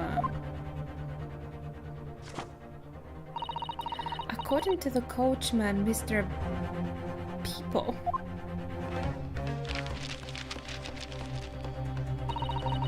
He took 4 passengers that night at a fare of 5 pence each. That comes to a total of 20 pence exactly. But now it seems there were in fact 5 passengers, which means the figures don't seem to add up again. He probably didn't charge her, or he didn't know that she entered the bus. She's right, that is strange. Counsel for the defense, kindly proceed into the courtroom. Already? The trial will recommence in 5 minutes. Thank you, officer. Well, whoever she is, I imagine this young girl will be asked to take the stand and testify now. I really can't imagine what she's going to say, but it could alter the whole direction of the trial. Yeah, I can't believe that the whole time another person was involved that wasn't even presented yet. We'll know soon enough, Miss Osato. Is she gonna be the killer? Yes!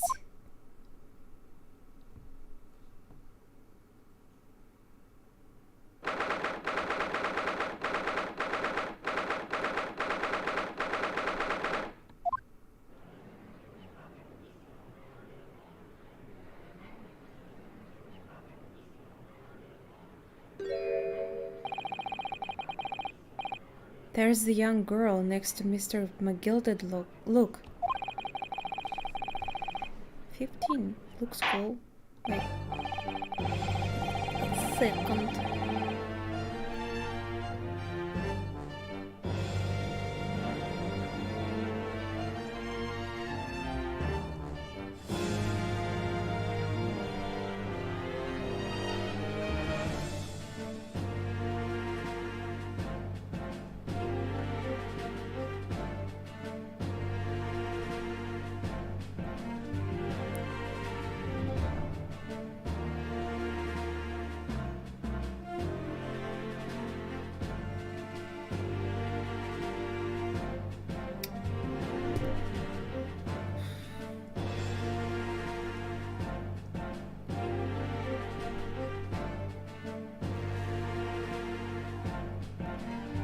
Okay.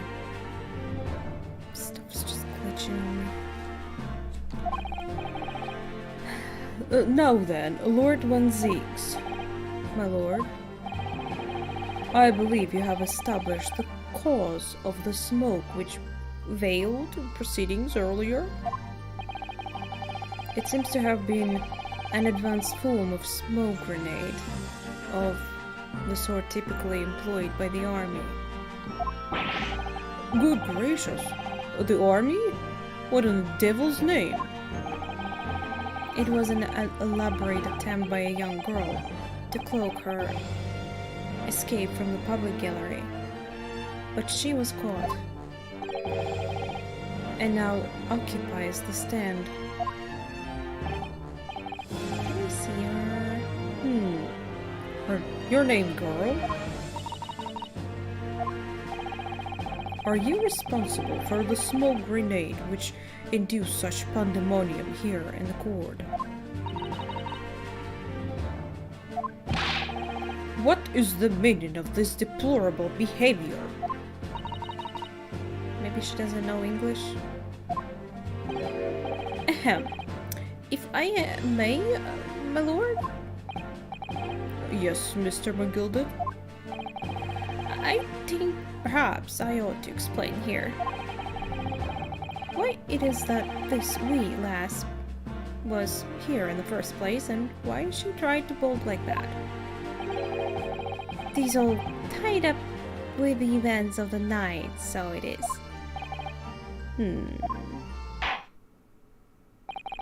Very well, Mr. McGilded. Give your testimony. You will explain to the court exactly how this young woman is involved in the case. Just what did happen that night? It's not like a defense lawyer needs that information or anything. Indeed. Do we ever, though? Do we ever know? We never know. On the night of the question, I took the back seat in the omnibus and promptly nodded off. And then... what is this word? A loud thud and a wee scream woke me up with a fair start. Wee scream? I think it wasn't her scream. There was a fella collapsed on the floor at my feet, so I set him up on the seat across from me. And then I turned to find out where that scream had come from. And bless my soul, what did I find? There was a child in there, all curled up in a ball, hiding her wee self away. Oh my god. I remain somewhat baffled, I confess. But from what I gather, on the night in question, this young girl was indeed riding an omnibus. Is that correct? It is exactly as the defense counsel said. This lass was the 5th passenger, my lord. And she does seem to be his height. Very well. The defense may now cross-examine the witnesses. Are you ready, counsel? Am I ever?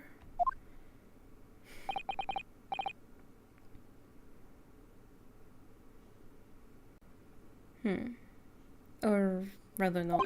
Yeah. I have no idea where to start. That's me trying to do anything in my life.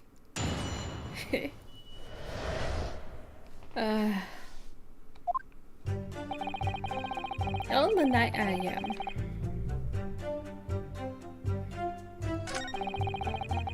I'll try to see if I can find where I need to press though.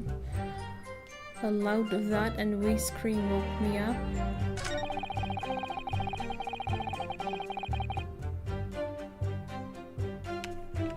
This is like, so he fell on the floor and you set him up. That's kind of weird. Hold it! You set him up? The victim, you mean? That I did. On the seat across from me, as I said, I could plainly see the poor devil was already gone. And you wouldn't leave a dead man was lying on the floor now, would you? I mean, clearly he didn't die by his own death, so you probably don't want to touch the body. It is common courtesy, so it is. I found that a little hard to believe. Ara? Is it?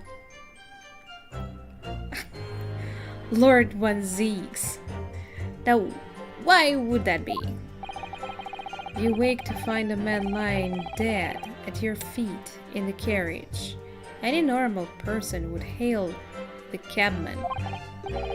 Any upstanding member of London society, that is. Well.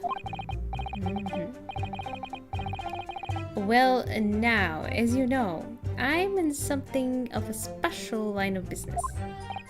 Huh? A business of lending money at exorbitant rates of interest.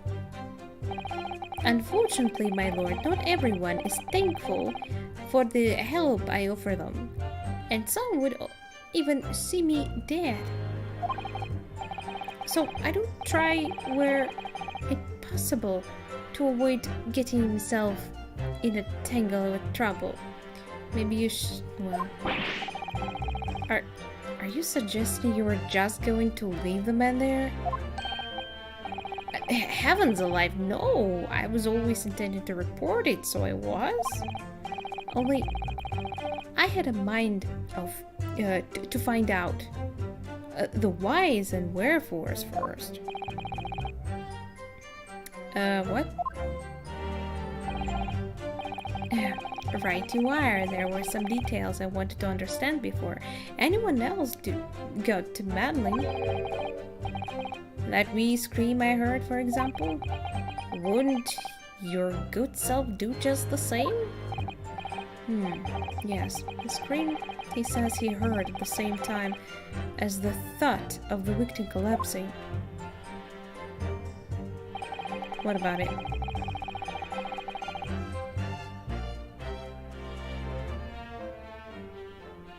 What? I already said it must have been the scream of that boy. Because he said he screamed.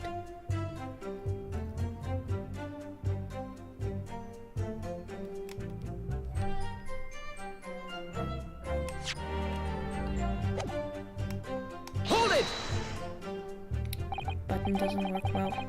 I'm afraid I don't understand. I'm sure you told the court that there was no one else in the carriage except yourself and the victim.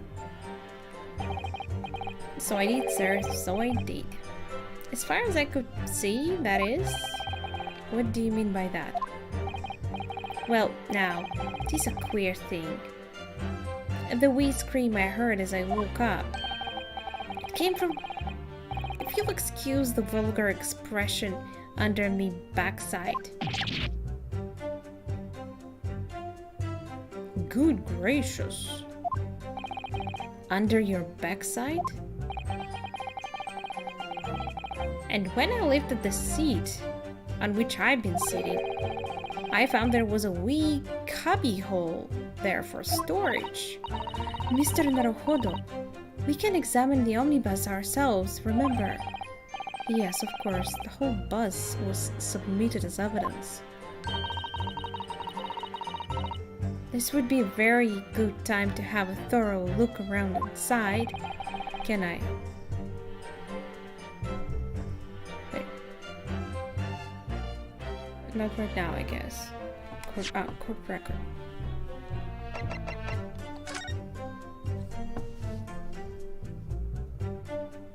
Wow.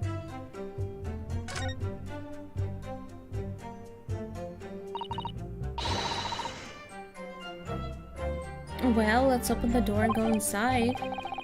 The scene of a murder. It's horrible. It's interesting.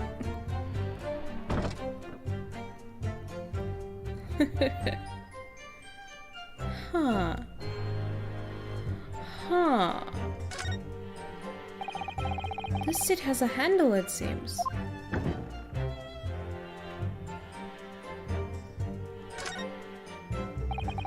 This is a storage compartment, but there's nothing in here. It's totally empty.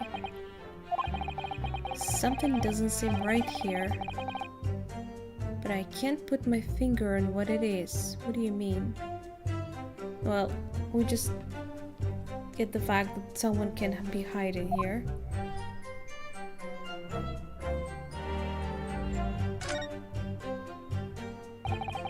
That's blood, isn't it? Is something wrong? Oh, it's just, well, this bloodstain is so obvious, that's all. And yet one Zeeks has made no mention of it. I suppose that doesn't seem a little strange. It does seem a little strange. Why do I have such a bad feeling about this? I don't know. But indeed, it wasn't mentioned.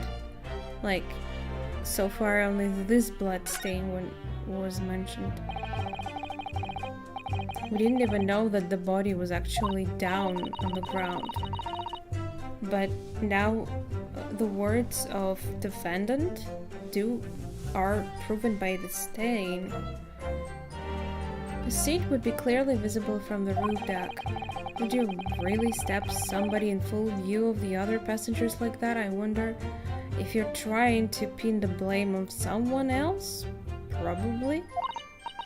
Well, it was after dark. And there was a lamp on in here, so perhaps the culprit couldn't see anything outside through the skylight. There was a lamp, you just said. So it's actually making it much more easier to see from outside. If it's dark outside and there is a light inside, it makes it more visible from outside.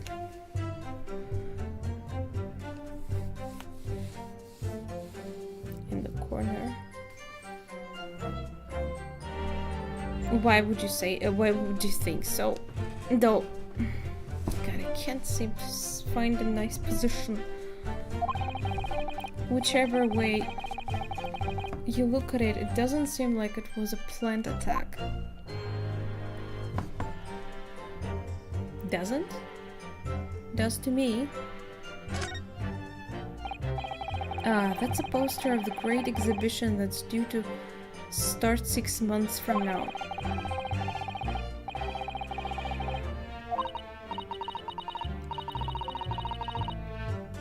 Didn't they show a photo?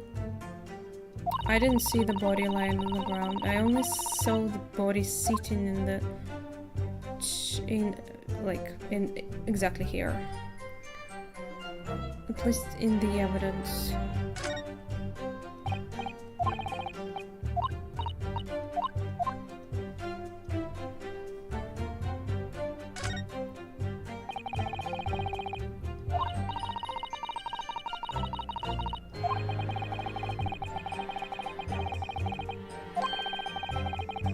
Can't be opened from inside the cabin at least. How about the outside?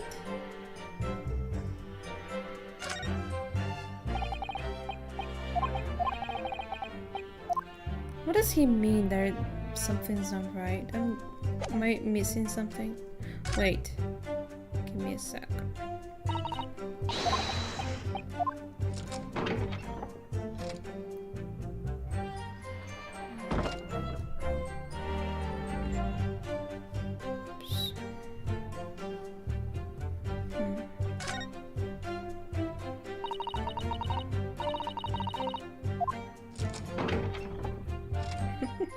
So cool.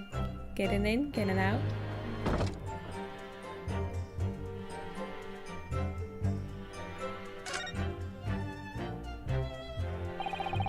You can certainly see inside the carriage through this opening, that's for sure. Yes, and there's a lamp in the enclosed cabin. So I'm sure the witnesses would have been able to see quite clearly. Did you say otherwise before? That's not good for us. Can you open the hatch from here? That's what I'd like to know.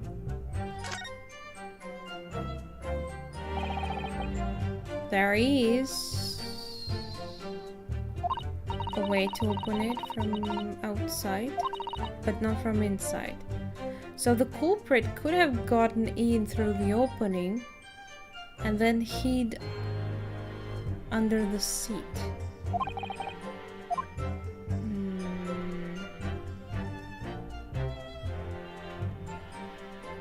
I don't know what to make out of it.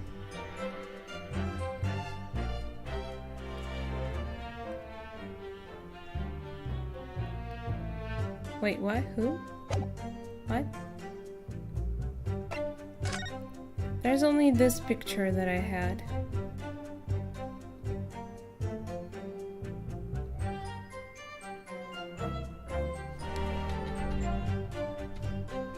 What is this?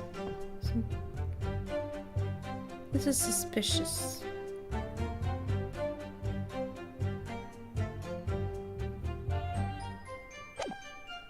I guess it will come in handy later.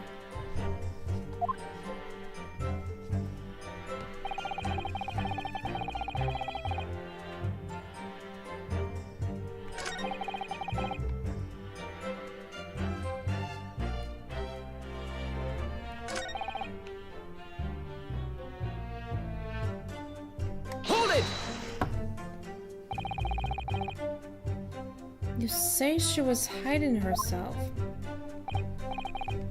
Hey, that's right. It was hard to see in the dim lamplight, but she was all curled up in a wee ball. When our eyes met, well, me heart nearly stopped beating in my chest. You're really overreacting this. Well, I don't know. If I would find someone hiding in the under cabin seat, I wouldn't even know what to think. Still, no, I pulled her out from under there and sat her on the seat opposite so I could have a wee chin whack with her. What? Chat?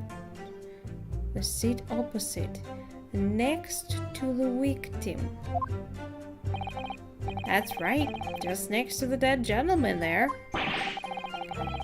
You said this young girl next to a corpse, sir. Wait, was he already dead by then? Well, as I'm sure I mentioned, a gentleman in my position can all too often find himself in mortal danger. So, I needed to find out just who this urchin was, you see. Wait, so the victim was already dead by that moment? That's a little bit weird. And while I was in the middle of talking with her, I heard another scream. A fella's voice! This time. That's weird. No one was stabbing anyone at that moment, so... weird.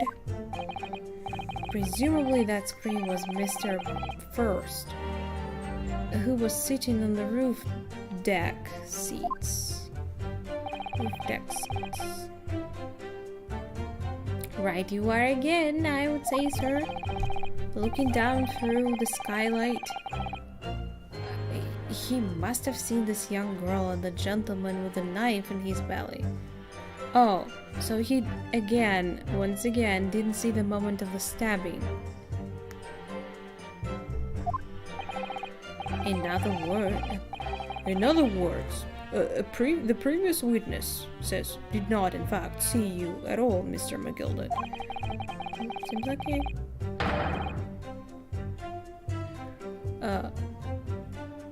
What they delivered, what they believed to be yourself, and the victim was, in fact, this girl and the late Mr. Mason?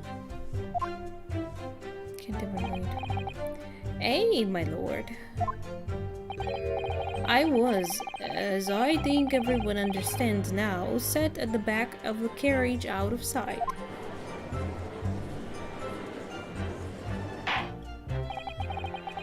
It is certainly plausible. The defendant is somehow diminutive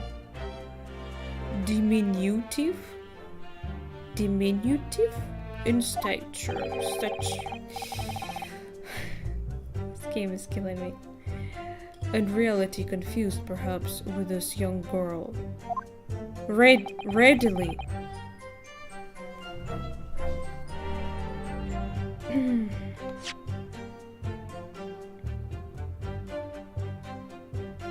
Diminutive in stature.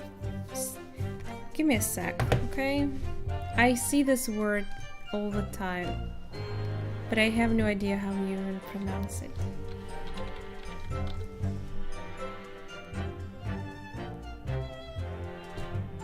Hello, Google. Stature.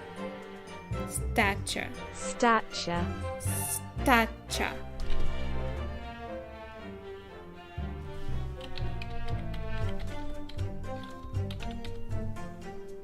Diminutive. Oh, I was right. Okay. And readily confused, perhaps, with this young girl? After that corpse. Wait. After that, of course.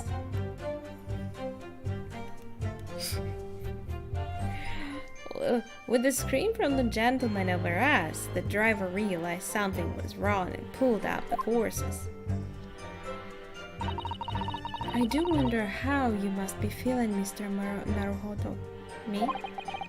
Being the defendant's lawyer and yet finding it myself...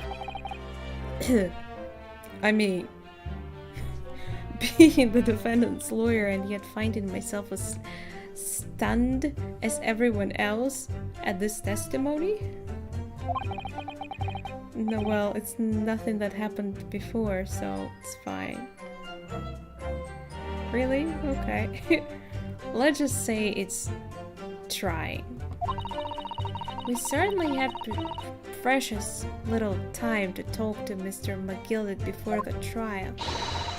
But we mustn't be dispirited. We must just try to learn all the facts we can. When we arrived in London this morning, I didn't see my day panning out like this. Mr. Naruhodo, no grumbling ever in your head. I mean, even in your head. And how did you know? She can read minds. Wow, that's scary. Wait, I'm here again? Maybe I need to press everything because I really don't know where I'm going here. She did say something like we need to check the omnibus, but I'm not sure. Like, okay, we checked the compartment, but I got this from his testimony.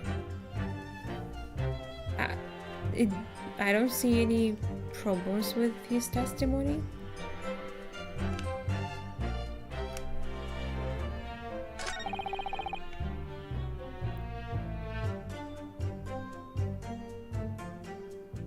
What was that loud thud and we scream?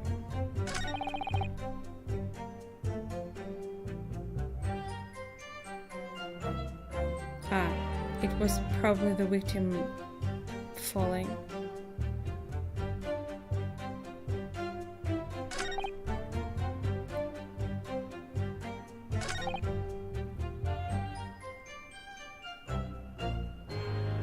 I don't...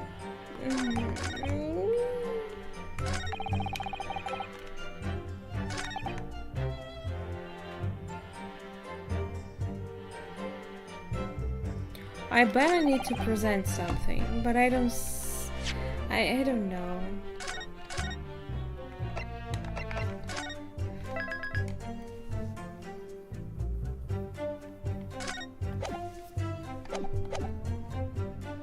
Begora, well, there it is. A loud thud and a wee scream woke me up with a fair start.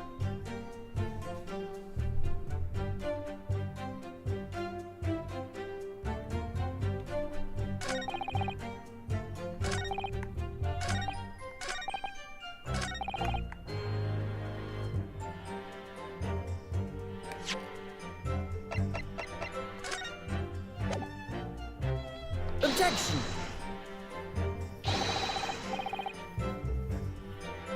Probably wrong. Did he have... What do you mean? Yeah.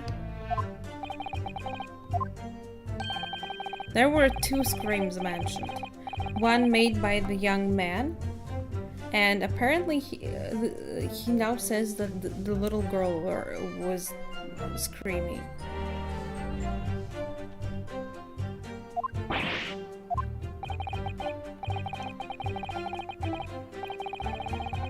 Yeah, I know I failed. I don't know. What else do you want from me? Damned in tone.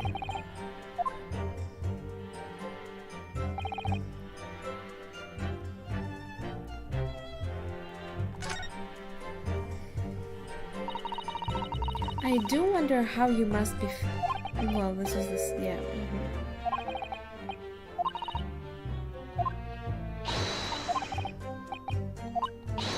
I didn't press on all the lines. Let's try pressing everything then. Hold it! Maybe something new will be revealed. And when you first got onto the omnibus, were there any other passengers already on board? There were none. Not. The cabin was empty, and there was no one on the roof deck either. That's weird. So, and you fell asleep and you woke up and the man was already dead. So whoever killed him entered the cabin, locked the door because other passengers they said they couldn't get in. And he killed the person and somehow escaped. Or hid.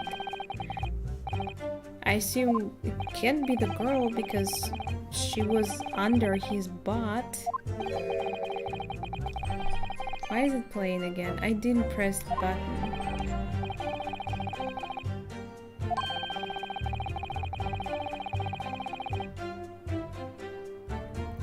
About the seat opposite the one in which the poor gentleman who was stabbed was sitting. Comfortable and where...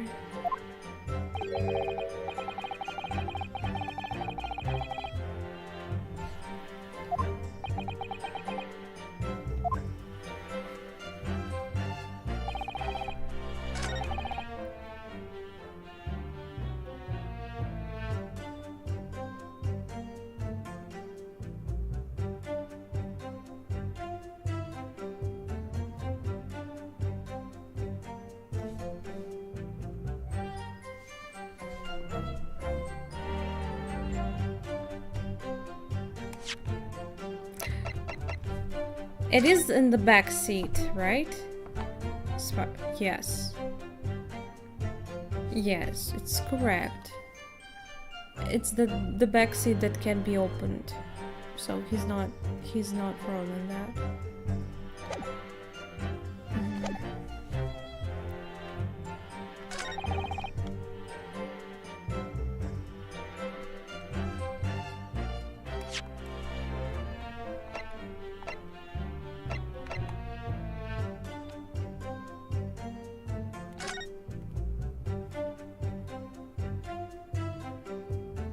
Could he fall on the knife?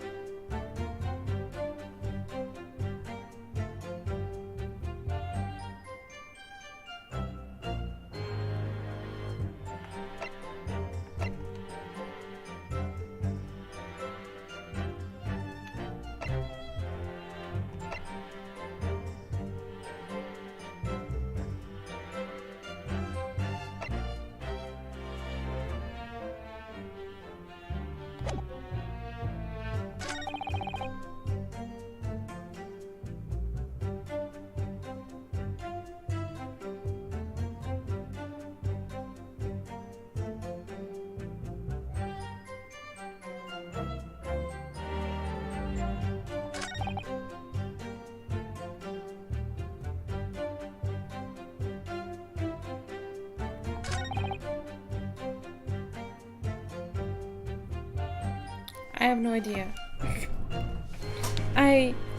I'm at a loss here.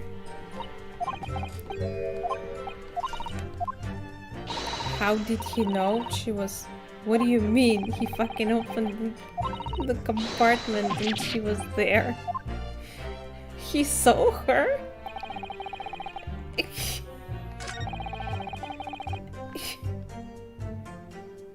Hold it! A loud thud, you say, and a scream.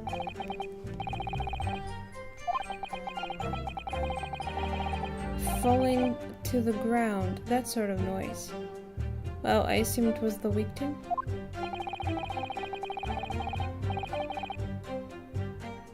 So you think it was the sound of Mr. Mason falling to the floor, having been stabbed?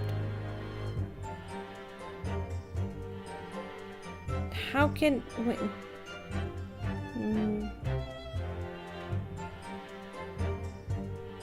No, I think he said he opened the seat. Because he said he heard the scream. So once he put the body back on the seat, he said he was trying to find the source of the screaming. And that's how he found her. He opened the thing and she was there. Well, you'll remember I was asleep at the time, so I wouldn't like to say. And when the sound woke me, I opened my eyes. There wasn't a soul to be seen in the carriage, but the fellow on the floor. You didn't see anyone. At the same moment, you did hear a scream. From the seats above you on the floor, roof deck, I presume. Not above me, no, my lord. It was from inside the cabin. But I wasn't altogether thinking about the scream. No, I was too stunned by the desperate sight before me eyes. Ah!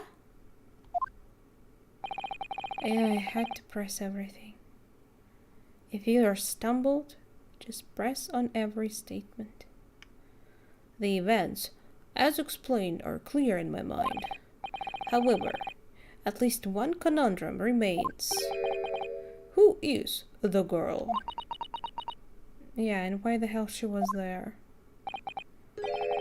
Her name is Gina Lestrade, my lord.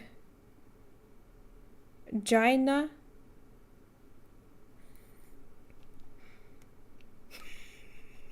I'm sorry. Is that Gina? I hope it is, because I'm gonna laugh a lot.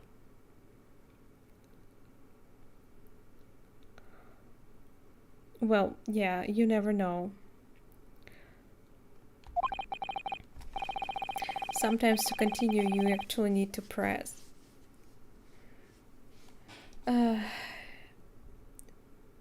Chancer. She's a chancer. Earns her crust among large crowds, relieving people of their purses. Oh, so she's a thief. What's commonly called a pickpocket?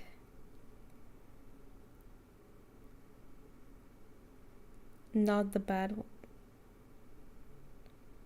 What? What kind of name is that? Oh, what? This girl here? A petty thief? Well, why petty though? Order! Is this true, Miss Lestrade? Lestrade? Lestrade.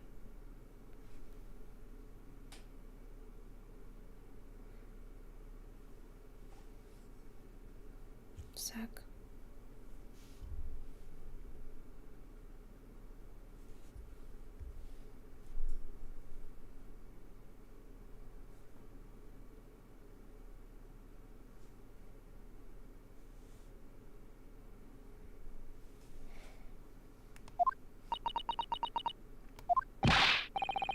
Miss Lestrade, you will answer the question. What the fuck? She did not. Oh, I actually expected him to be covered in purple color. Well, that's upsetting. How dare you? What is the meaning of this?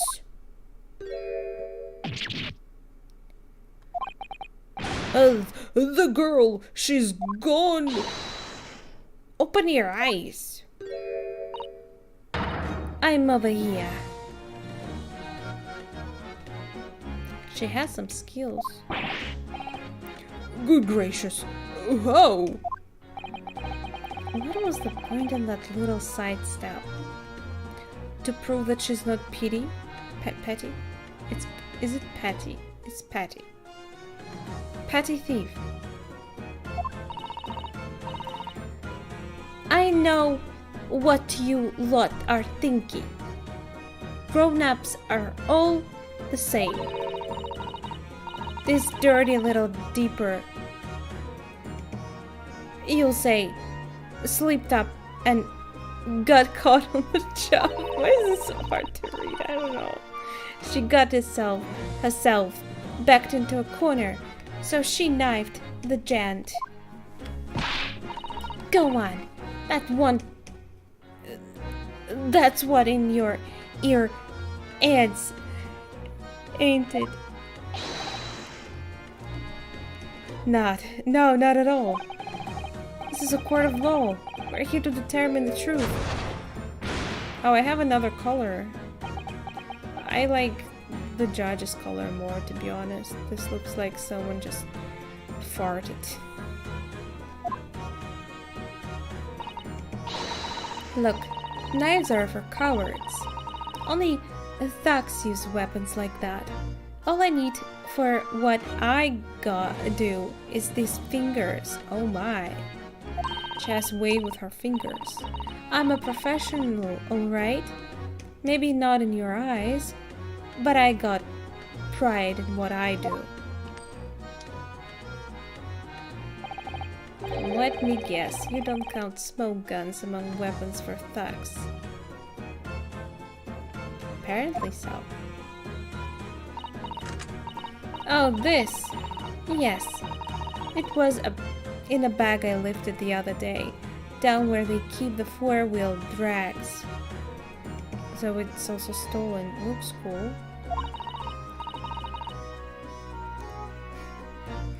It's nice in it. In it. I like the pink bast. That was purple though. Ah! Do not wave that thing in my direction again. This guy. I like his attitude. Like, just chill. Wine and chill. So.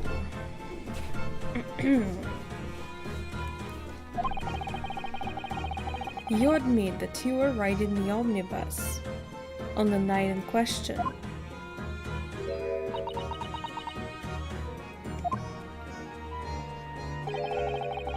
It's alright, Les.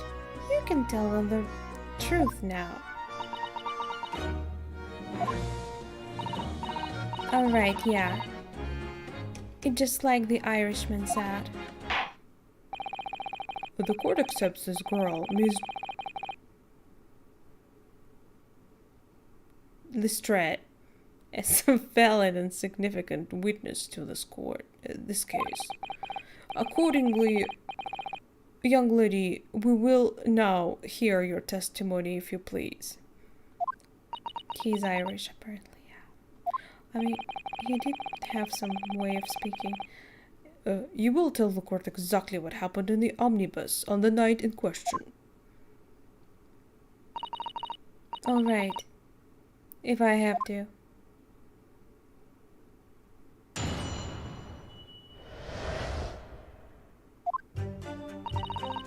So I snuck inside the carriage before they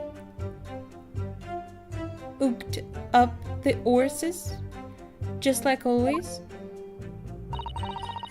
But it was a right old waste of time. I got nothing to show for me troubles that night. I'll tell ya, I can't see a blind thing in that hiding place. It's pitch in there.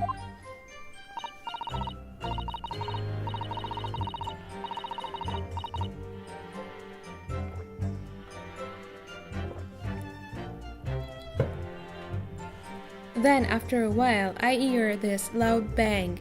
Nearly jumped out my skin I did. And the scream just came out. It's because of that the swell found me. Swell? It did help me get away, mind. That was hard. Yes, he let you go. I fail to understand why you would let the street urchin go, Mr. Gilded. Ah, the simplicity itself, my lord. You see, she couldn't possibly have killed the other passenger. I knew that for a fact. How? As I'm sure I said before, sir. You were sitting on her pretty much the whole time. I was sitting right on top of the place where she was hiding herself. I think a demonstration is called for. I mean, I think so. This is where I was sad that night. And the I can't. Cubbyhole of which you have spoken is underneath the seat, I presume. Breathing. I mean, there's probably enough air for some time. Yes. It does appear that large enough to accommodate someone of the girl's stature.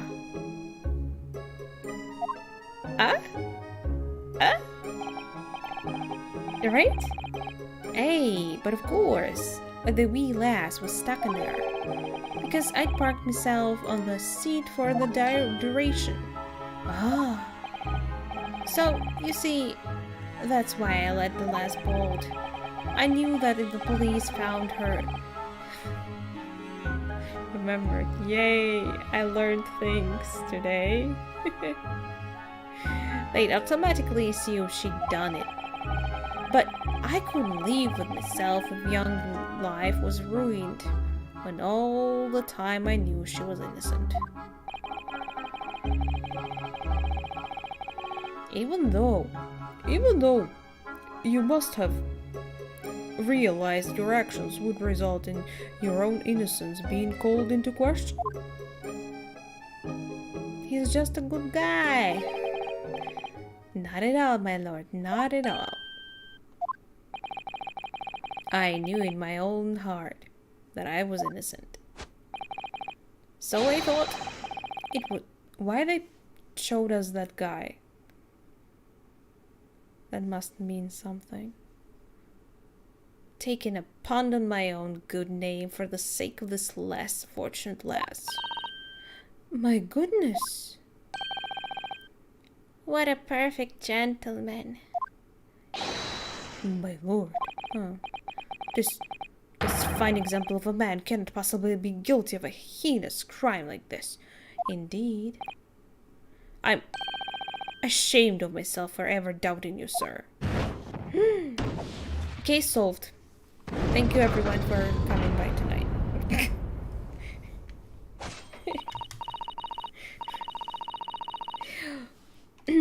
With calm, calculated reasoning, one arrives clearly at the truth every time.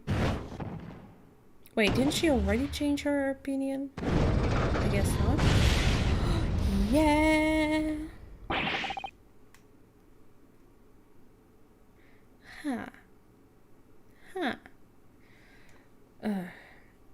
Saints alive. All 6 members of jury consensual in their leaning to a verdict of not guilty?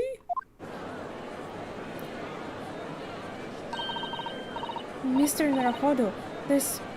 Well, it must mean... It must mean what? That we are victorious. Well, unless someone is gonna ruin our day right now. And I even think I know who. We have won? Are you sure? Objection!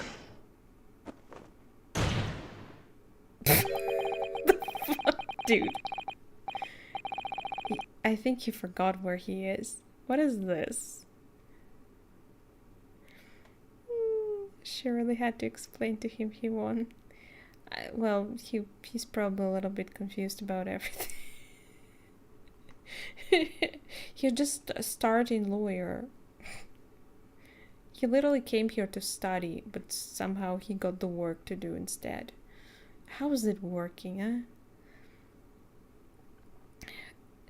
If the sight of my iron-heeled Wellington offends, pray do forgive the discourtesy. Like, this guy is like, he can do whatever and then like, please forgive the discourtesy.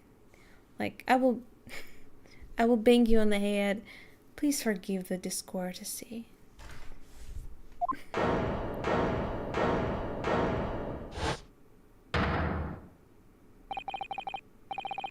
This really is a consummate example.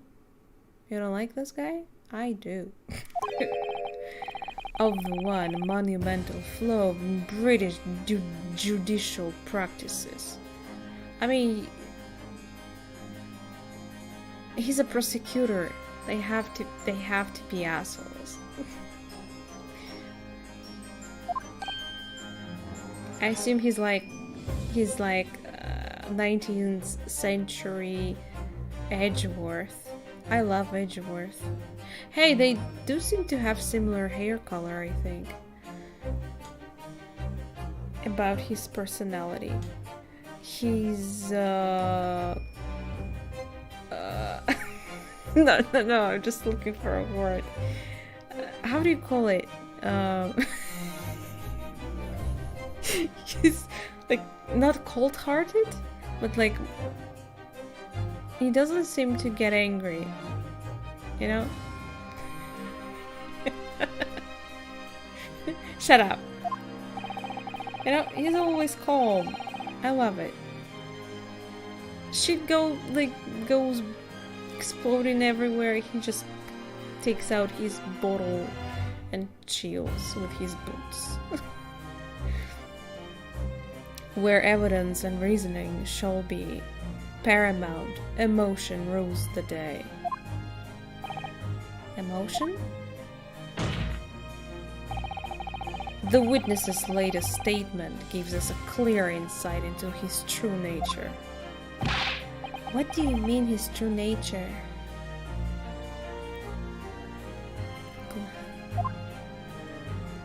Wait, that didn't happen.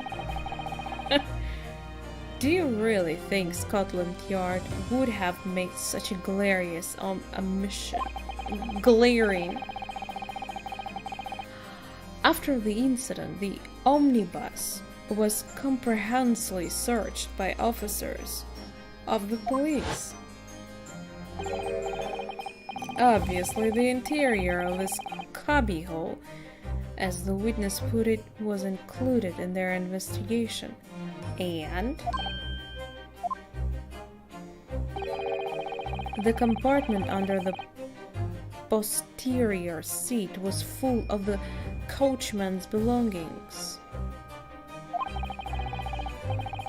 It's noted in black and white here on the police report.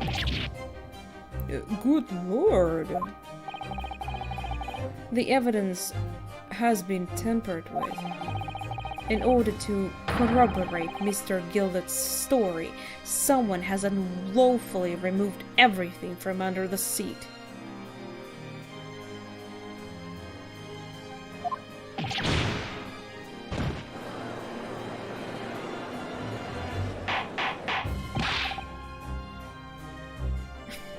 Order!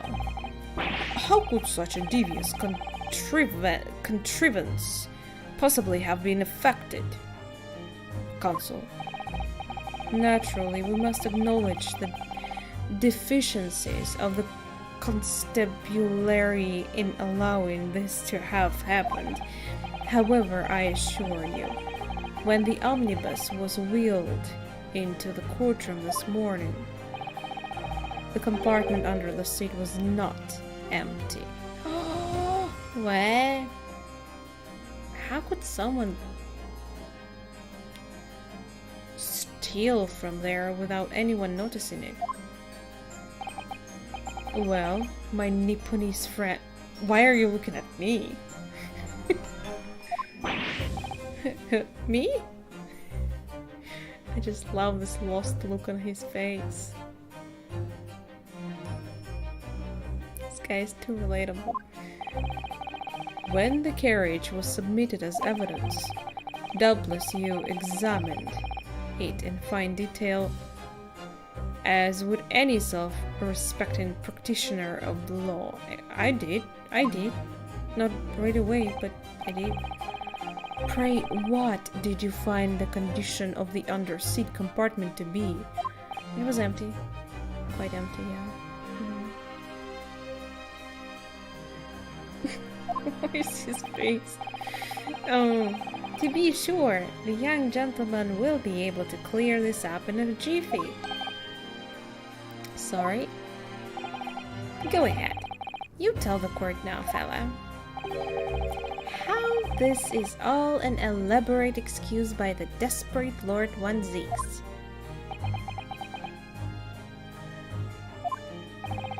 Well, Consul, we do have something to say in this matter. To be honest, I'm completely lost. What are you trying to ask of me? I want to go home. Can I go home? How am I supposed to answer? I'm not even sure of the question. What's the question? What is it?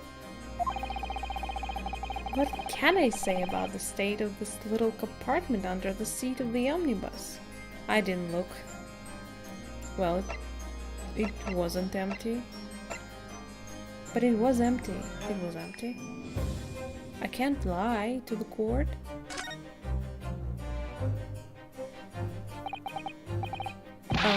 Yes, I'm fairly sure it was empty. If I'm honest, my memory about all this is a little hazy. What do you mean? I checked it not long ago. What do you... Even my memory isn't that bad. As I suspected. It seems, my lord, that this Eastern initiate has the scruples of a by-street wine merchant. Mr. Naruhodo. What's going on? Perfect. This way the fella is representing me after all. He knows just what to say, does he not? I mean, I did see it. It was empty. I'm not lying. Well, oh, wait a second. I think they were asking if I checked it right as it was, like, driven into the courtroom. I did check it later. But I feel it doesn't really matter. It's probably would be the same in the same shape. I don't know. So I kind of lied right now. I did check later. Well, now it would seem the argument is moot, and still no one can actually prove. Can they really prove? Maybe it was cleared out somewhere else before it was even broken. I don't know. And the truth of the matter is there for us all to see, after all, that this cubbyhole under the seat is as empty as the devil's heart, so it is. That we can be sure of, at least.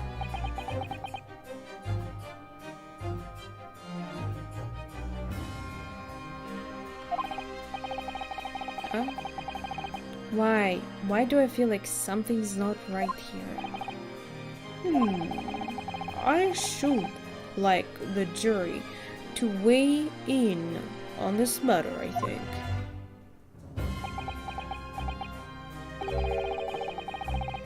That compartment is designed to house equipment used to maintain a smooth running of the carriage. The guild's rules state that the omnibuses should be properly and fully equipped at all times. So it certainly wouldn't have been empty on the night of the question. People isn't that irresponsible. Oh, is he? I mean, he has proven to not abide to the rules so far, so I don't know about that. Plus, I probably forgot what I wanted to say. Fuck.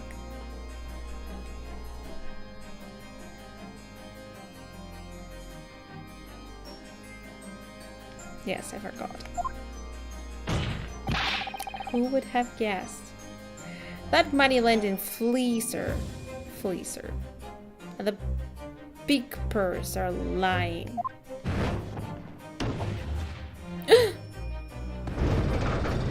No, you did not. Well, we all know where it's going. I can't believe I was nearly taken in. The stinking riches are always stinkers. Nothing but cowards. A lot of them. The lot of them. What? Oh no. Oh no. It's a trick. Of course it's a trick.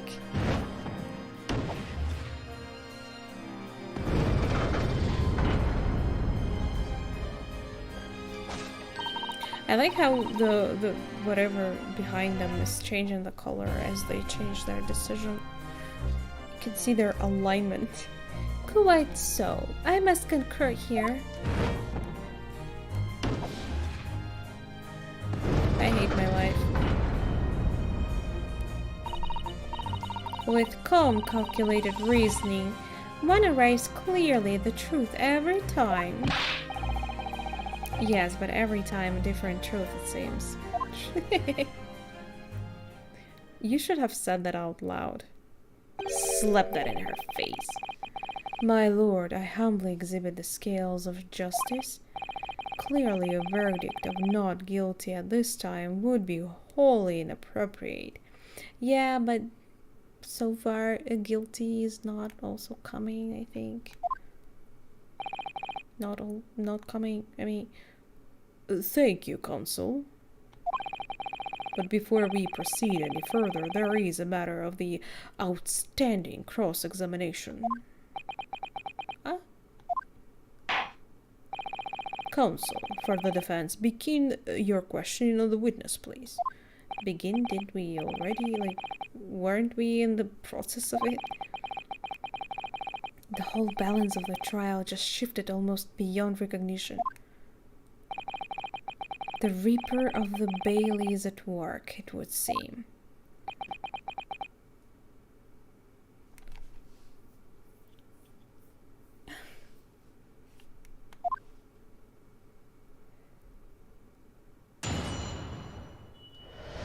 There's a long way to go, I bet. What the girl saw.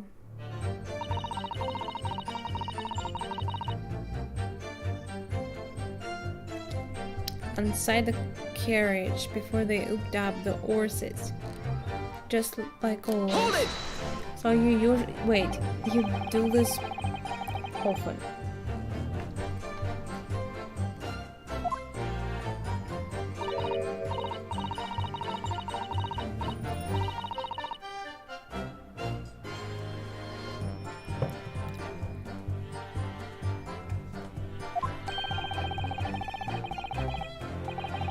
Spend money to make money.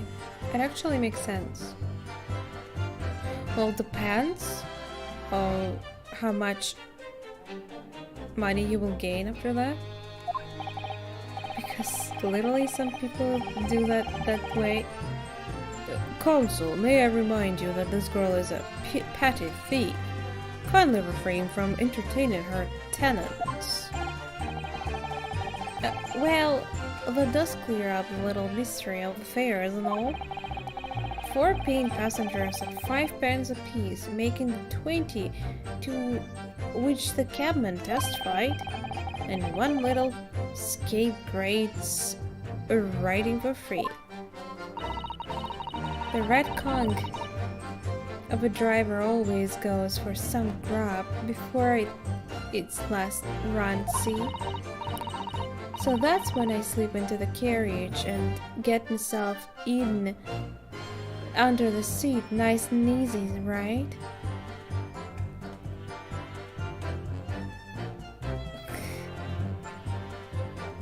To go to work? You mean to write? Like, what do you mean?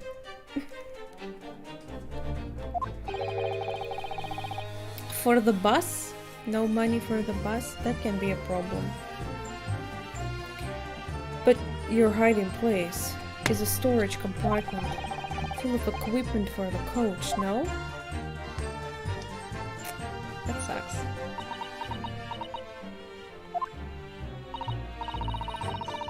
Yeah, there's brushes and buckets and whatnot in there, sure. I always snuck all that out and cram it in the corner somewhere. No one ever seems to bother much. And yet, according to the report filed by the police officer who first arrived at the scene, the compartment was full of such paraphernalia. sounds like a bad word. Well, I don't know nothing about that. Like I said, I moved all that stuff out so I could hide under the seat. That's all I can tell you. It seems to have reached the end of the line of inquiry. Continue. Bunch of junk. But it was right a right old waste of time to show for the trouble. Hold it! A waste of time? Wait, where's that?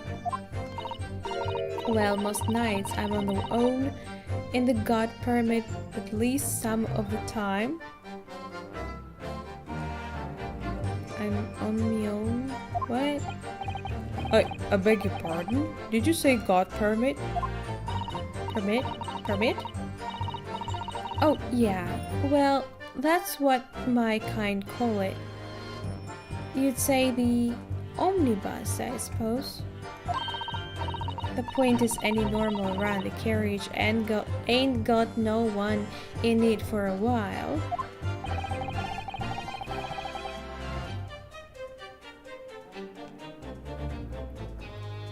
And that's when you come out of your hiding place and get away.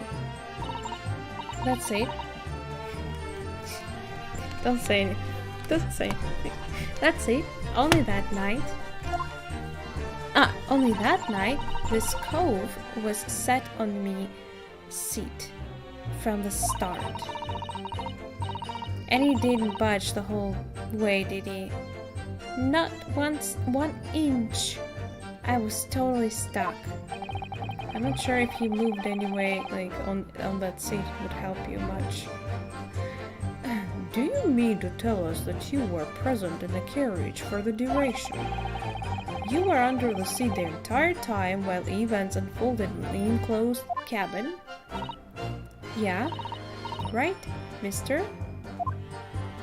Why is she asking him? To be sure, to be sure. I was as shocked as anyone. I don't expect to leave the cushion you have been sat on and find a child now, do you? You don't. So this Miss Lestrade couldn't possibly be the culprit then. If what they're saying is true, of course. Can't see a blind thing in the hiding place. It's peach in there. Well, I didn't see any openings in there, so I assume you're right. Hold it! But I'll still press on this. So you couldn't see out in the cabin at all? Not a jot. Most days I push the cushion up with me hand and look out the crack. Then I can have a butcher's who I'm gonna fiddle. This game makes me wanna cry. I thought you were a pickpocket, not a butcher. I mean, I can have a look. The seat I get under ain't as plush as the under one. See? The seat I get under ain't as plush as the other one.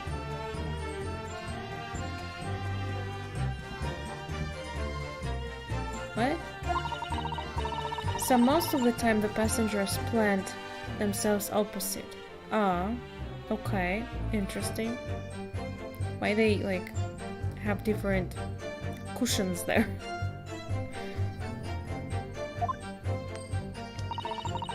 But for some reason that night, this here Irishman spent the whole journey right over me head. And for that reason, you weren't able to push the cushion up to peek out. I see. Truth is, I ain't too happy.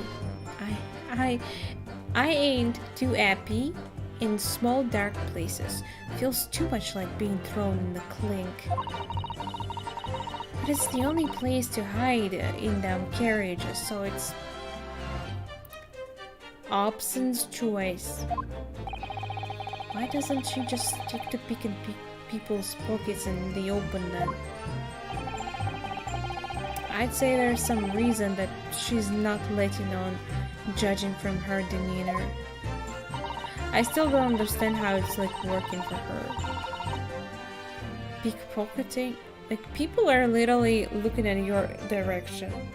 And like, how is she, like, if she peeks out from the seat, anyone would see it.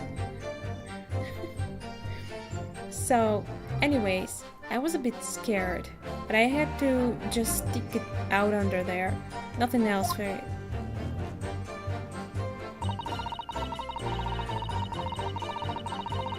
Hold it! A loud voice. When you say loud bang, do you mean the noise of someone falling to the floor? Could have been, I suppose.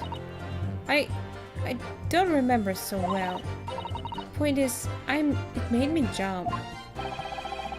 And you let out a scream involuntarily. That's right. And then I felt the cushion over me get lighter all of a sudden. Presumably when the defendant got up in order to help the victim, yes. Or not. It could equally have been the moment the accused stood in order to stab the victim, could it not? Yeah, but why would the victim fall? I don't know. Well, it did happen. Could he just fall on the knife or something?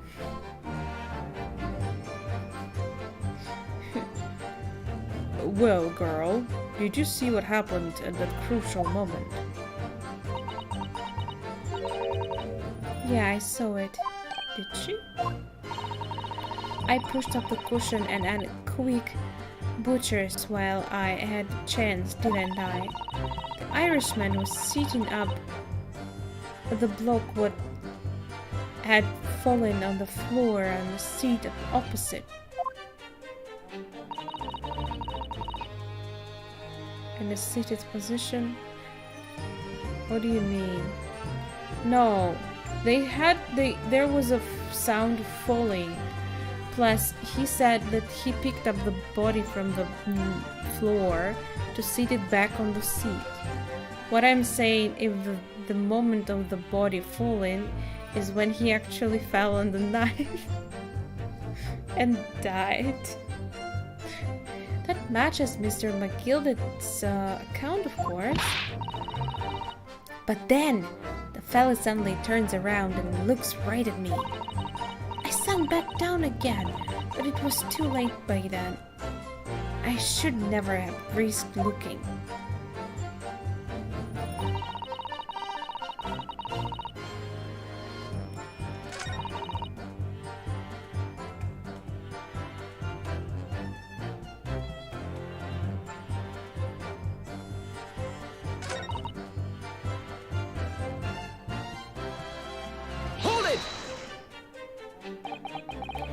And when Mr. McGilda discovered you, he pulled you out from your hiding place. I was scared, Steve, I was. He dragged me out and set me down on that seat next to the victim, Mr. Mason. Yeah, the bloke had a knife in its guts. He was still bleeding. Then the carriage lurched a bit. He ended up falling onto me? Wait, he fell again?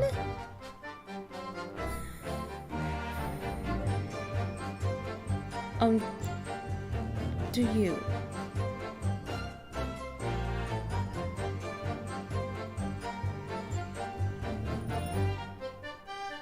Standing up. Yeah? I know it's stupid. Or what if someone was lying on the floor with the hand holding the knife up, and then the man just fell on that someone? Okay, I'm just joking. How awful. Both me and hands got covered in blood. That was your hands they saw. It made me feel sick and as dog. Both her hands covered in blood. That must be what the rooftop passenger saw. After that, I believe you talked with Mr. McGilded for a while. Is that correct? The laziest murder ever.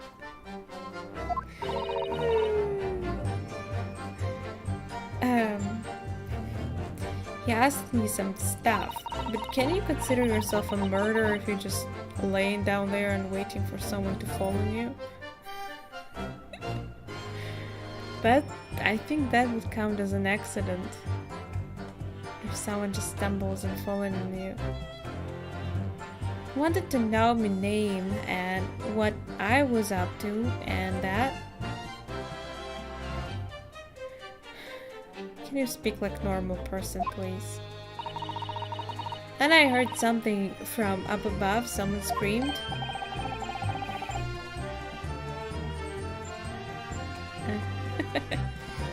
Oh, yes, Mr. First on the roof deck. One would presume.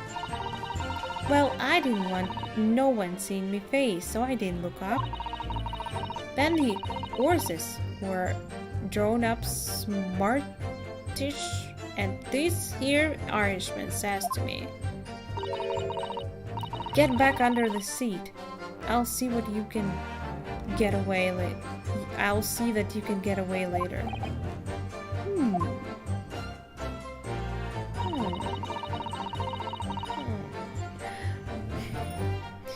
All 6 members of the jury had decided the defendant was innocent.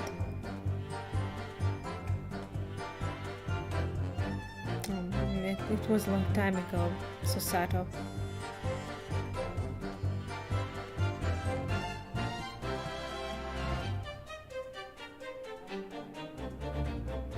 Little voice acting. Yeah, why not? I mean, I understand it, but it's just hard to read for myself. For one brief shining moment, yes, a brief moment, and it was actually for a while, I'd say. It's clear that they are all still very unsure. If we could just find some conclusive piece of evidence among this new testimony, I'm sure we would clinch the verdict we want. Yes, I think you're right. And I have this niggling feeling something's bothering me. I just can't quite put my finger on it.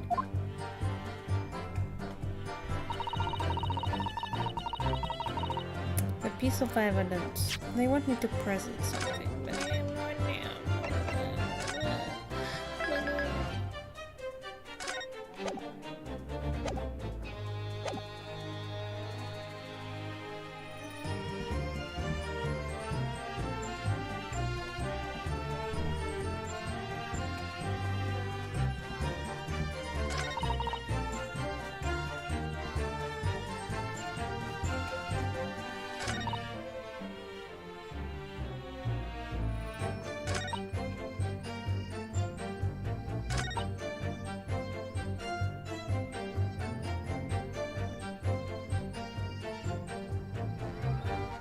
They're dragging this a lot, yes. This series is well known for that.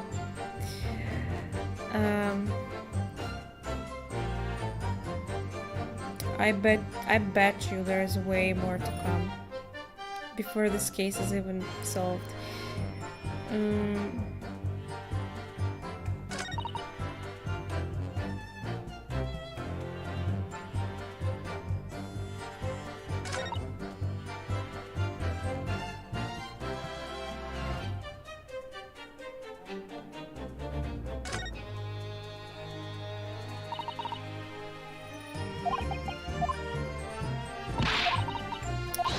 Trying to tell. I can't really find a statement that I can present anything to. It's speech in there. thing in that hiding place. I mean, I checked. I didn't see any...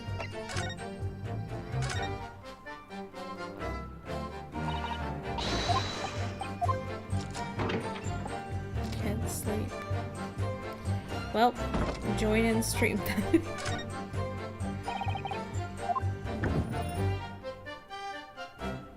I mean, no sources of light indeed. Understandable that you can't really see anything. But what does he mean? Something doesn't seem right.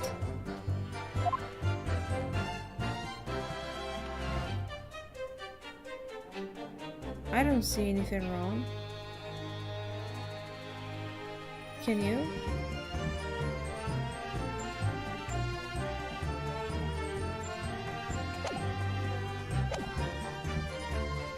Ah, the music.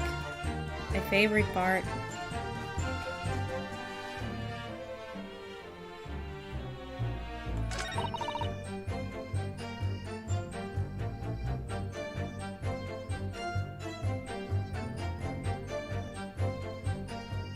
And the scream came out.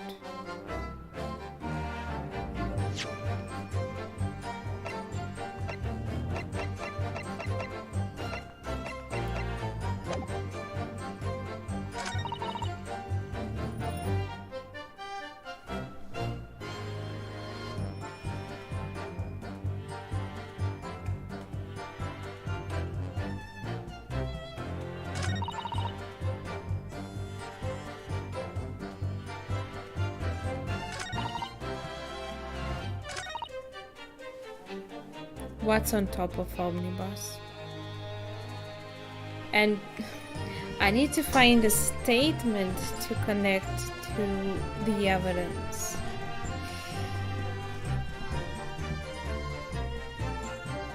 Oh wait, a bottom? I don't think I've checked the bottom. I can't.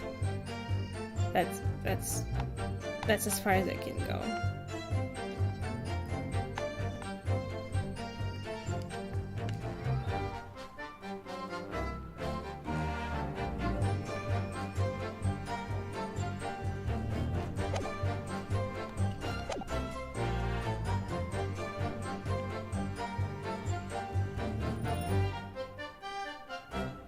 You look up, and I already did. It's just the window there.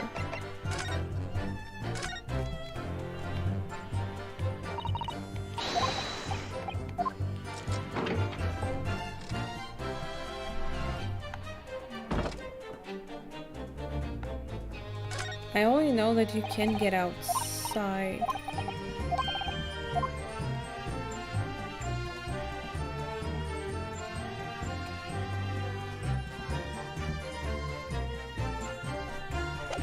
Maybe I need to press on her how she escaped.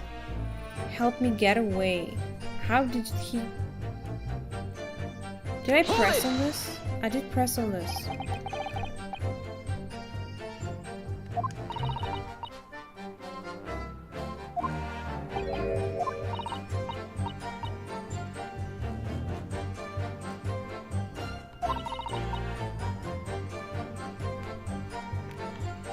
Seems to be fine with her statements.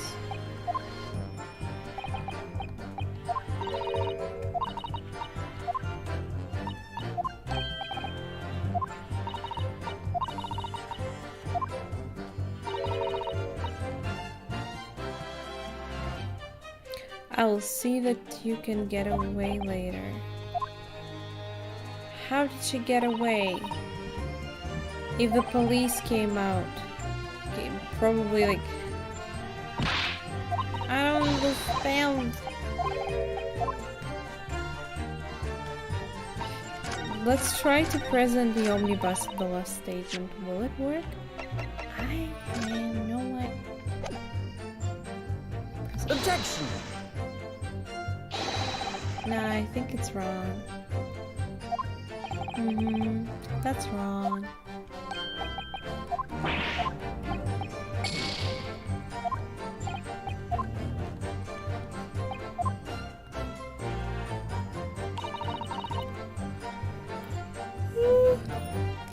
What do we have? We have autopsy report.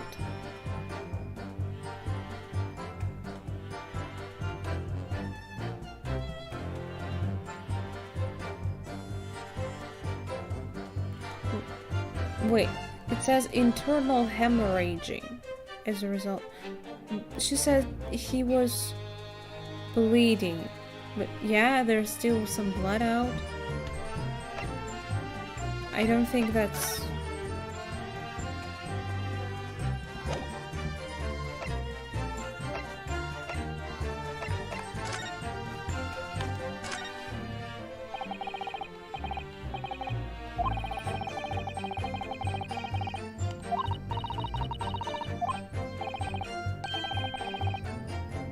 right-handed?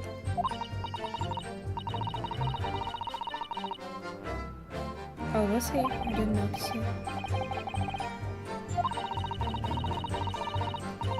Yes, I did. At least I'm pretty sure I did. I did.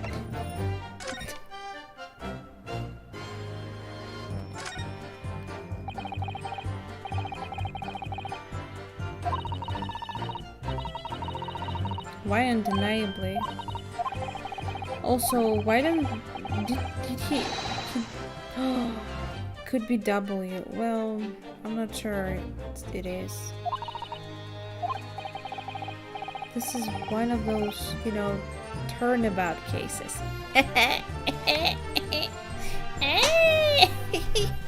I'm sure of it. I'm afraid. I don't know at all.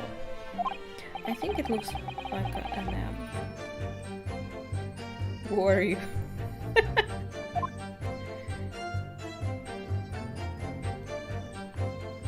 Nah. Well, I don't know. Could be.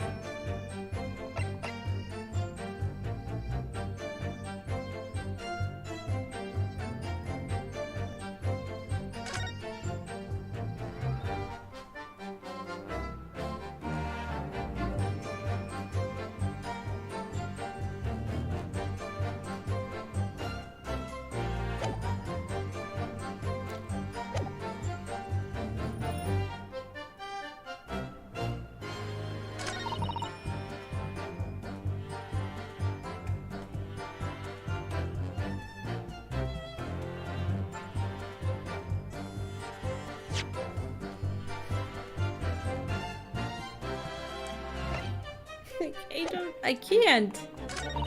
I can't think of anything. Can you? Hold it! I'll just let's press through everything again.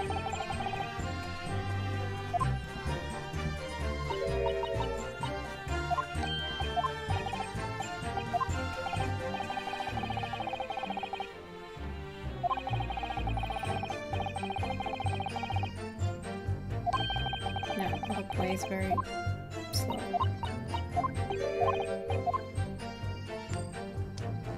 But I tried presenting it. Maybe I'm in the wrong... I presented it in the wrong place?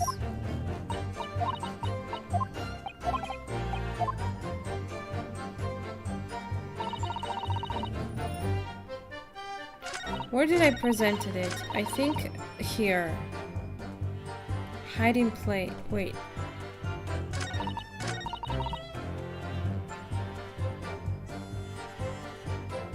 Are you sure it wasn't this moment though?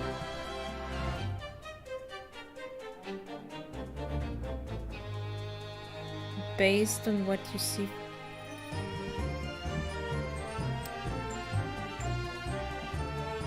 That's not related to this moment. I think it happened already, like long ago.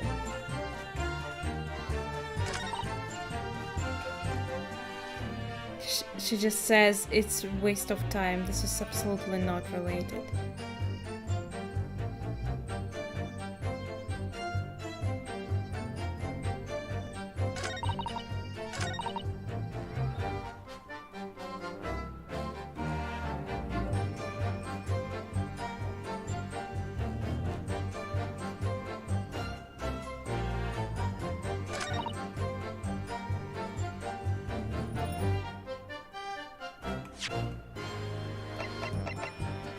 Objection!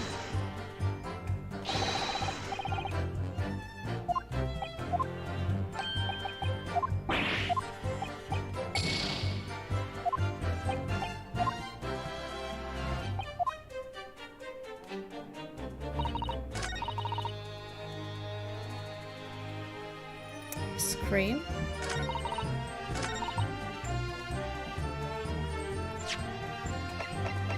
Objection!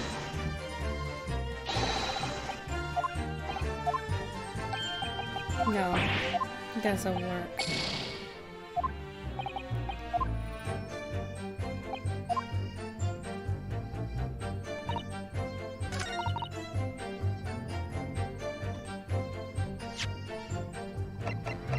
Objection!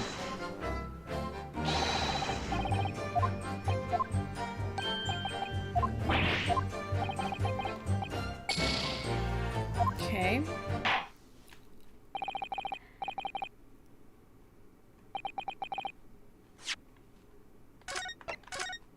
We're not gonna see the end game screen. We don't need that, right? I assume this is the last time.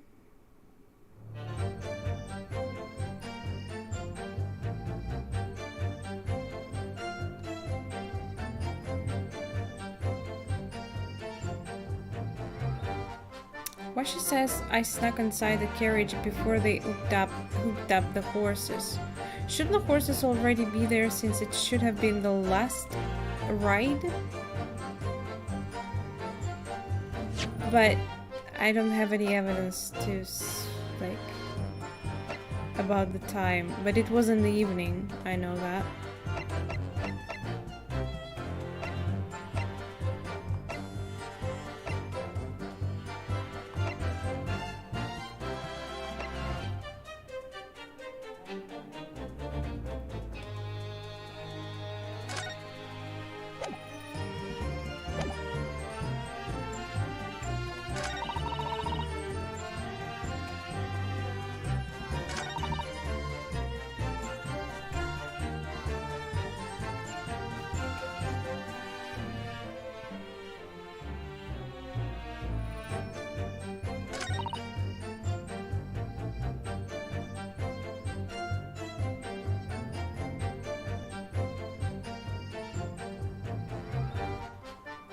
What did she mean? A scream just came out. Does she mean she screamed?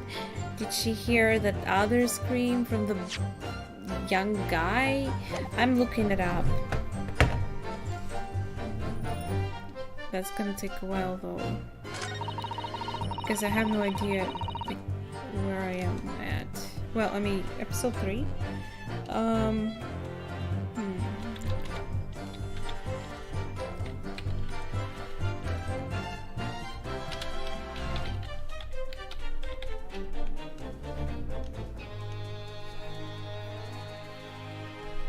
I did press on everything though. And once you go through everything, they literally talk about evidence.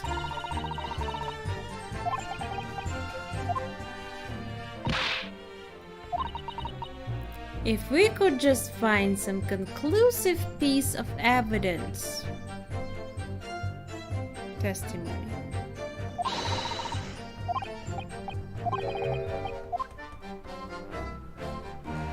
You know what? I'll just press.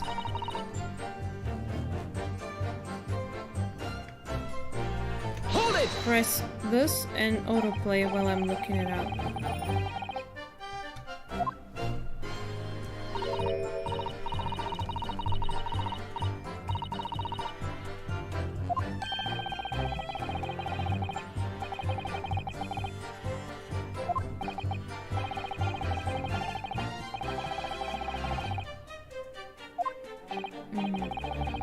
Wait.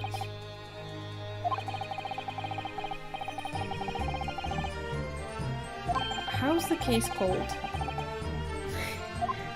I don't know. I can't find it. Dimensions. Unbreakable. Really? That one?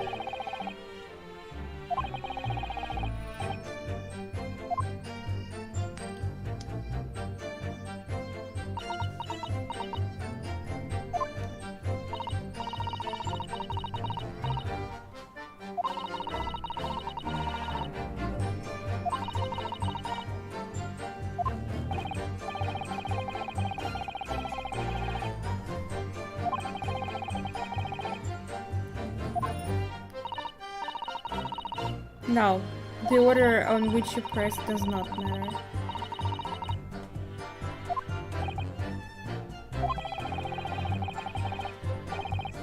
Can't find them where I left.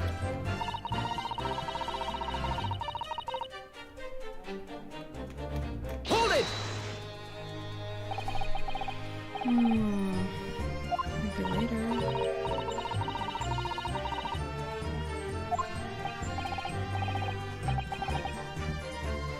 Oh. Okay.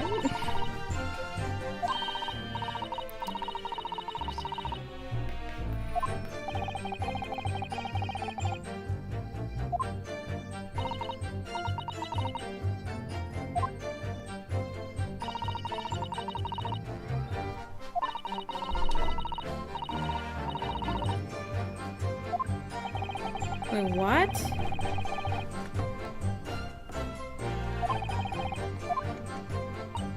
Wait.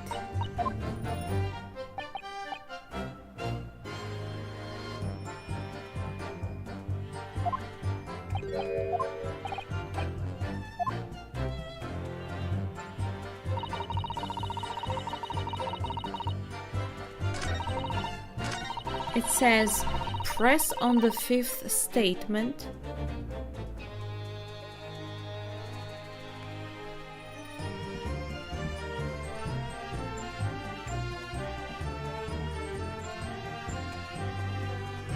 Hold it!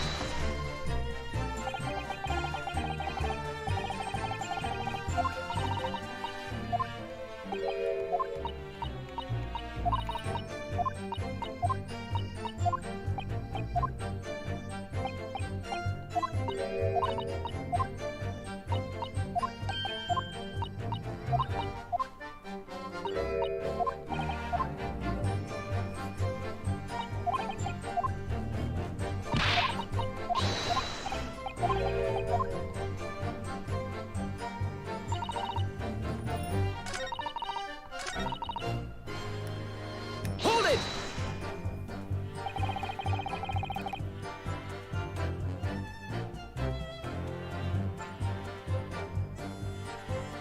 Somewhere here, I will need to pursue my guilted on the line I aimed to apply in small dark place. Did you see his reaction to that line? I must have like missed it completely.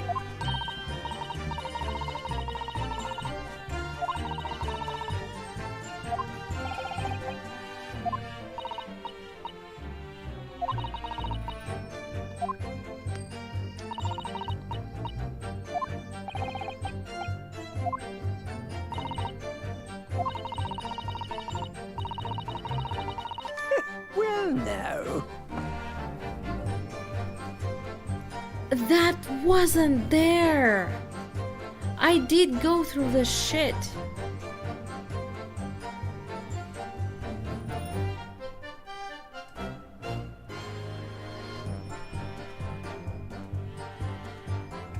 apparently, well, the walkthrough says press on the 5th statement, then press on the 3rd statement. So this apparently happens only if you do it in this, like, at least if you do the 5th statement first. And then you, okay, fuck you, game.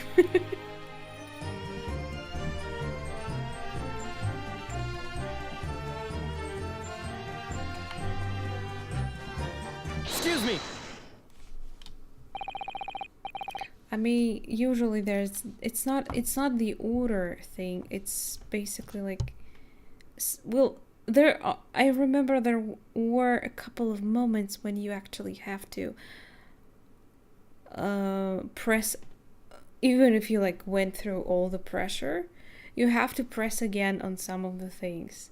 Yes, that happened before, and that's basically the same here.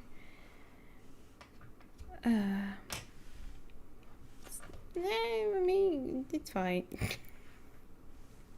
Is something wrong, Miss McGilded? Sorry.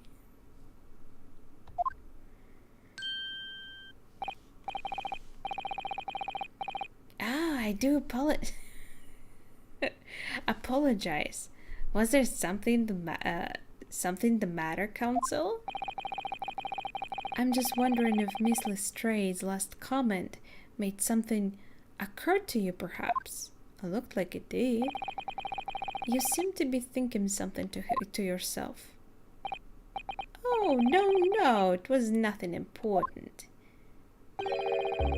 I was feeling bad for the poor lass is all. I remember feeling desperate myself as a young lad shut up in a dog. It was terrifying, so it was. Isn't he suspicious? Suspicious. I see. Yes, I'm sure we can all sympathize. I'm still scared of the dark now. How old are you? Because I'm scared too. He seems very young. Well, he's probably young. Well, he's just going to study, so yeah. Hey, and I don't know about myself, but I find that the darkness seems to make everything you hear seem that much louder as well. Could be. I mean, well, you can't see anything, so maybe your hearing is like concentrating more. Yeah. I suppose it does. Maybe. Miss Lestrade, did you hear something that night? Anything? An unusual noise, perhaps?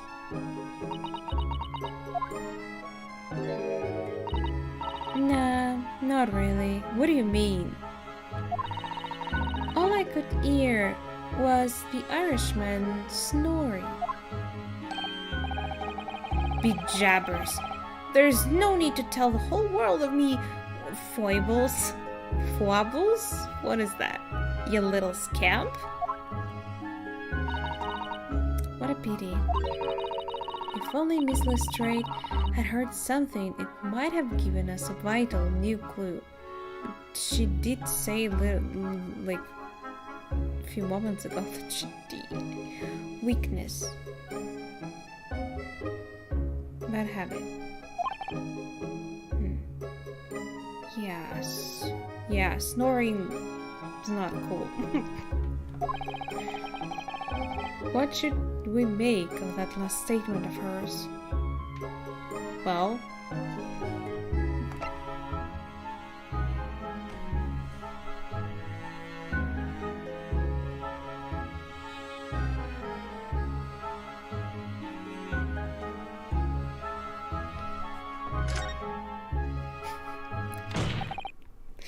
my lord, I believe the statement just made by the witness is profoundly important. I'm telling you. Profoundly important? But all she said was that she heard nothing.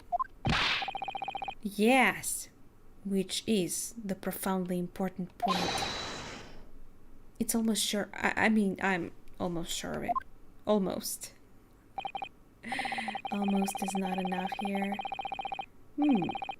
I am almost sure that I don't understand the inner workings of your Eastern Mind Council. Nevertheless, Miss Gina Lestrade, you will supplement your formal testimony by repeating that last statement, please. What? Supplement? What are you on about? Suddenly turns Russian. Don't give me all your fancy talk. You know what you're trying to do. I mean, I know. Well, it won't work on me. That's right. Insult the judge. Always a good move.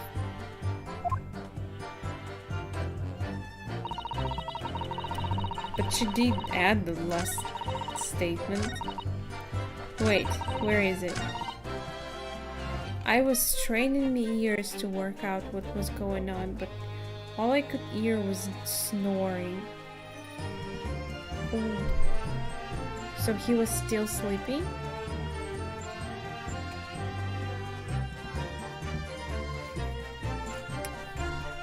I mean, it wasn't the gun. Okay, and how is that? Do I press it? Hold it! So you were straining to hear what was happening the entire time since the moment you hid yourself. Not exactly, no. Sorry. Well, there was no one in the cabin to start with. I could just push the cushion up and have a butcher's to see what was what. But then, when I saw the swell getting on, I got me head down so he did notice me. And Mr. McGill had sat on the seat under which you were hiding, correct? Yeah! Are you okay? Do I press? Would you Adam and Eve it? Eh? What a mug.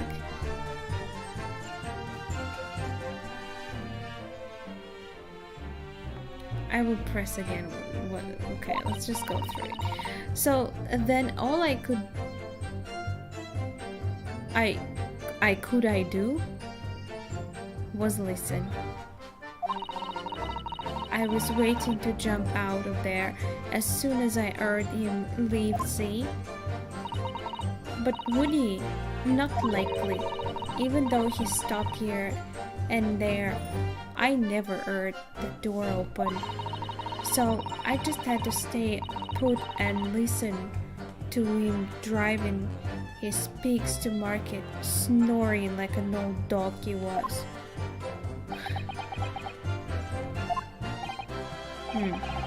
Are there any conclusions? Can we draw from that and wonder? It doesn't add up because there was a scream mentioned earlier, but both by her and by other passengers.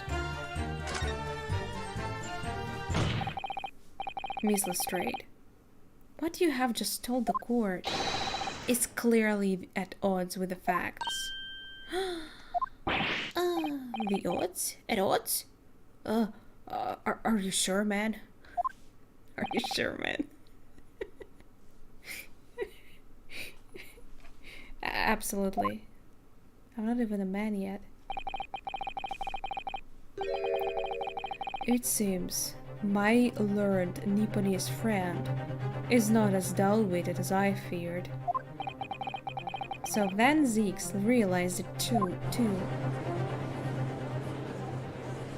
He actually acknowledges me now. Counsel, I must insist that you bolster your claim with evidence or some complicit party's name at the very least. He likes you. Yes, my lord. What are we gonna show him? I don't have an evidence exactly for this. I expect you demonstrate this alleged contradiction to the court. expect. According to Miss Lestrade, while she was hiding in the omnibus that night, she heard nothing but the sound of Mr.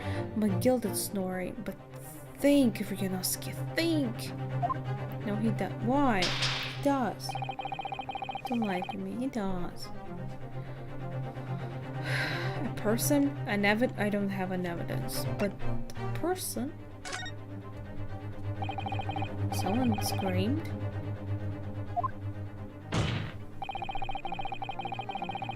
And a particular sound that Miss Lestrade could not have failed to hear on the night in question. The sound was clearly explained by the presence of the victim.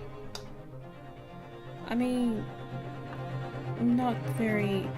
It's not very, like, you can't really prove it, but this one can be proved.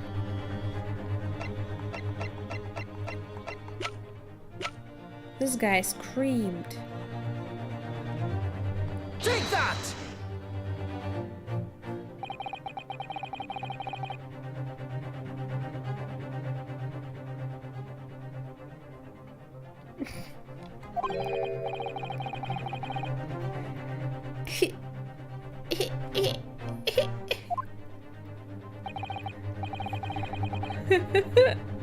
No sound is apparent to me. Excuse me?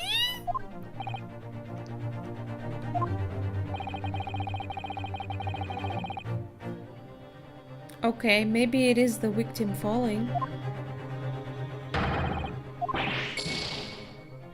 I need to say it first.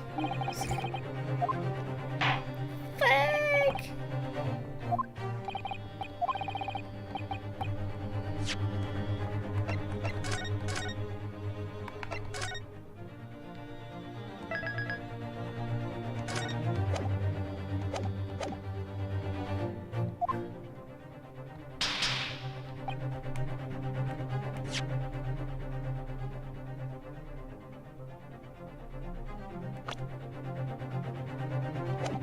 No, wait.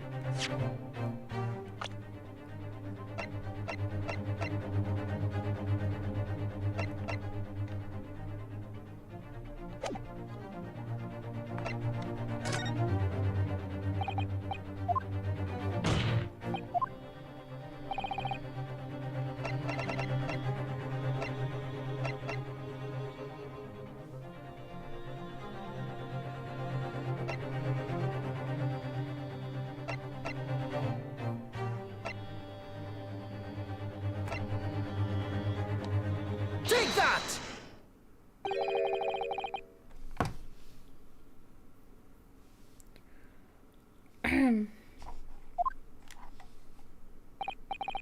Yes, my lord.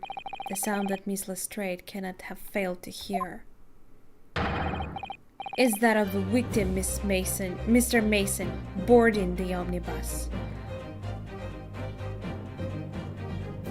Well, she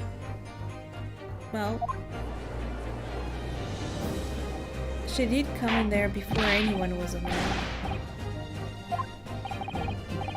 Miss Lestrade, allow me to confirm something. You claimed earlier that you were the first person to board the omnibus. Is that correct? Yeah. And the next person on board the omnibus was Mr. McGilded. That it was? Not a soul was on the cabin when I climbed aboard. At least not in plain sight. So you were, to all intents and purposes, alone in the enclosed cabin of the omnibus at that time. Did I not just say that as much? I wasn't traveling with anyone else, if that's what you mean. Yeah, I saw him get on, remember? Through the crack under the seat cushion. He was on his own, for sure. And from what we have heard, the carriage made a number of stops after that on its onward journey, during which time Did you not hear the door opening or closing at all? No, I never heard it. That's exactly what I was listening for, weren't it? Waiting for this swell to leave.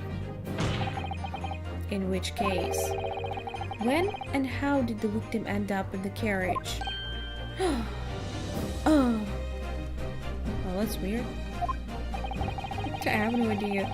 We know that the victim collapsed inside the enclosed cabin of the omnibus. Therefore, Miss Lestrade's statement about what she did or did not hear is at odds with the facts. Oh. Yes, this petty thief's statement was clearly flawed. Lord Von Zeeks. He's really drooling over this guy. Yes, he knew all too well that there was an inconsistency in Miss Lestrade's statement. And he didn't even say anything. He just said, "Kek." All it would seem, words of thanks are in order for my learned friend. What are you talking about? You have demonstrated matters impeccably. Impeccably? This witness and her colorful statements are entirely unreliable. Her words are convenient untruths, nothing more. That's cool. Looks like it's her eyes. What's with hats in this game? Could the victim possibly not have boarded the omnibus? That makes no sense whatsoever. Now this girl is pickpocket. Let's not forget that. Oh no. Not the old lady. No, Grandma, why? She didn't even say anything. I didn't want to judge the dear little mite just because she has some rather naughty ways. But I must say, I can't abide liars. And neither can I. Mr. Foreman, I didn't want to judge the girl just because she has some less than salubrious way. Wow, interesting word. But I may say, I cannot abide liars. He's just coming up with, like, he's joining others' decisions. Didn't you notice? This guy doesn't have his own opinion. Mr. Naruhodo, that's 5 jury members leaning towards guilty. I fucking can count, thank you. You're not making it easy for me. Oh, he's celebrating already. Well, your consideration for others is refreshing, my Nipponese friend. To the considerable troubles you have spared me. Enjoy your drink, bitch. Yes, very refreshing.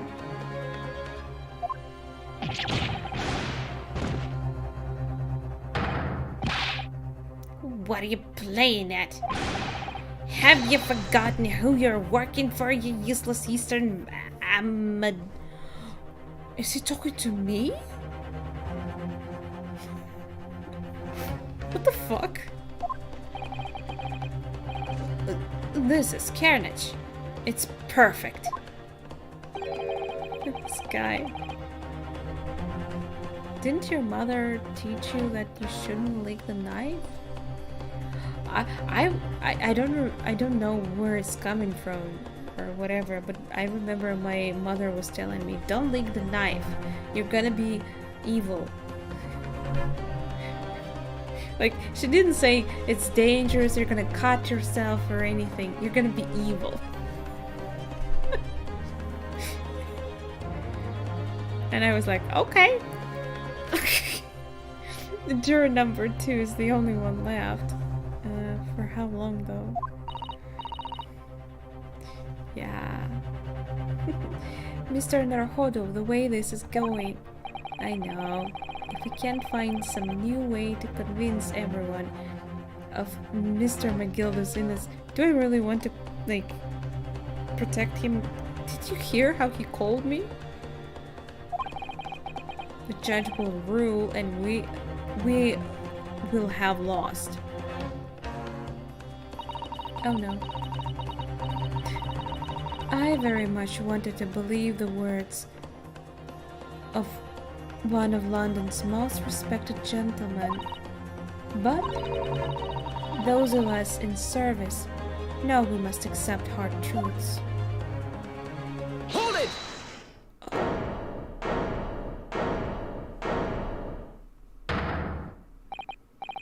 Yes, the witness's last statement seems to have revealed critical inconsistency in her story. However,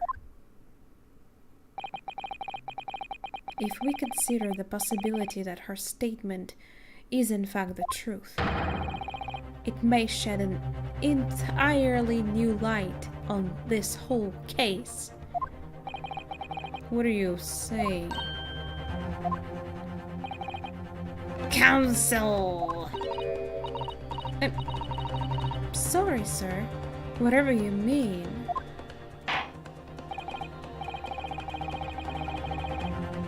He's guilty, but I think I will save him. No way. No. What? That shouldn't be like this. We can't save the wrong person. Counsel. Counsel, I will not tolerate you attempting to prorogue my adjudication. Explain yourself at once. I am probably gonna just bluff through this thing now again. When the accused boarded the omnibus, on the night in question the victim was nowhere to be seen. Subsequently, the carriage door was not heard opening a single time, as testified by the witness in the stand. And yet, the victim's body was found inside the carriage.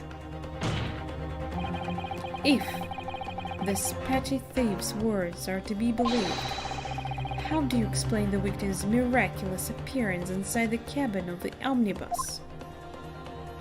Someone brought it there, maybe? Oh fuck. There's only one way to explain how the victim came to be inside the carriage. There's another entrance.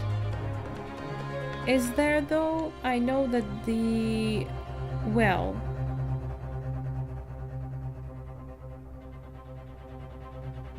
the window. But I checked it can be opened from inside. But there was an opening mechanic, at least visibly, something from the outside, from the upper side. Outside, basically.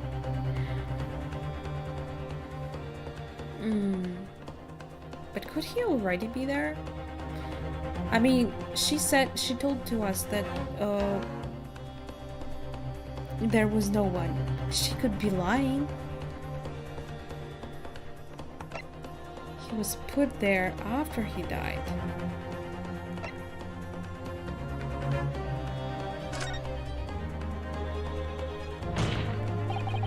Yes, the window at the ceiling. Again, I'm not sure if it's gonna be correct because it's not opening from out from inside.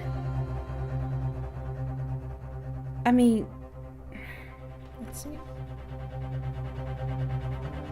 If the door wasn't open even once, the only explanation is that the victim entered the enclosed cabin some other way. The victim himself. This is so weird. Objection! I wondered what new fantasy you would come up with in your blind panic. But behold, the omnibus is here for all to see. Let's try that. Well, since we're actually continuing like this, I guess I was right. Only one side of the enclosed cabin is furnished with a door. The other was only windows.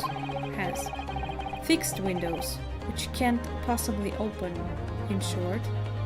Which is weird. I mean, what if it's summer, a hot summer, not openable windows?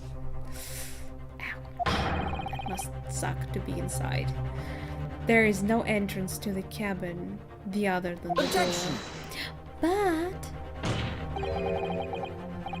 there could be.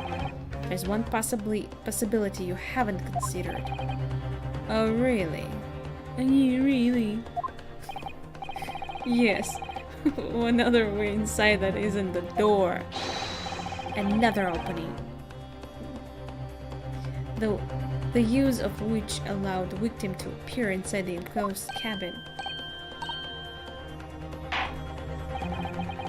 Yeah, you will ask me to present it to you.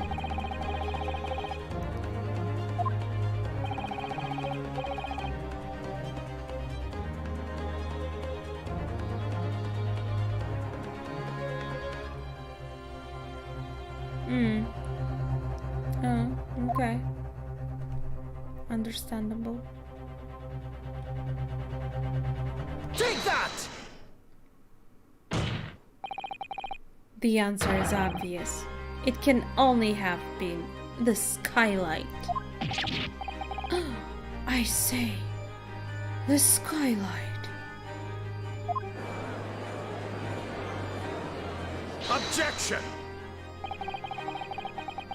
Your ludicrous proposal almost has me lost for words.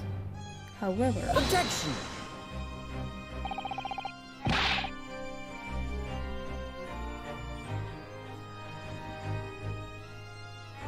eh?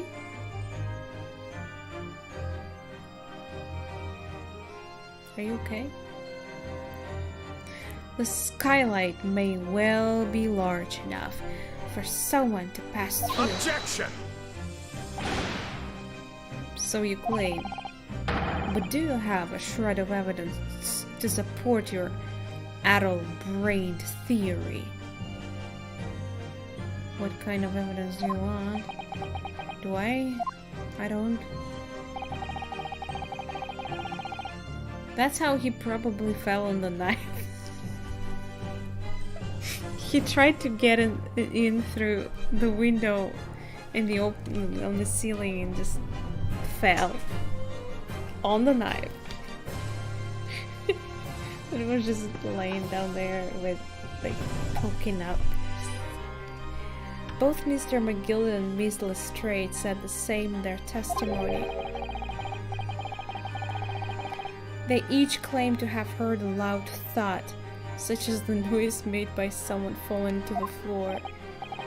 Yes, which has already been explained, as the sound of the victim falling from his seat having been assaulted with a dagger. A third dagger? Yes, it has, but would a man sleeping from the seat onto the floor really have made such a loud noise as the witnesses describe? A noise loud enough to cause... I mean, wouldn't people see him trying to get in from the top? That's weird. Good gracious. Perhaps, in fact, that was the moment that the victim made his entrance into the cabin. No, let me rephrase that. The victim didn't enter the cabin as such. He fell into it. Maybe with a knife already in there.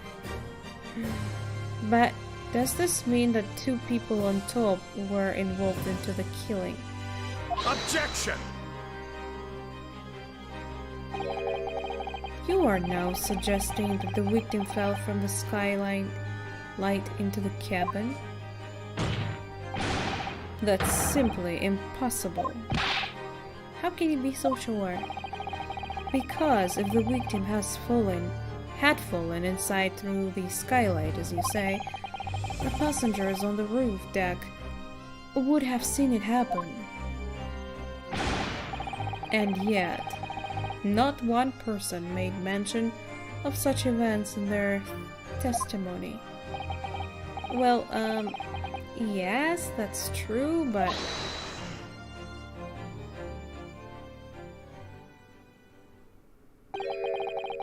Might I, a humble fella, make a wee comment here? Try? Mr. McGilded?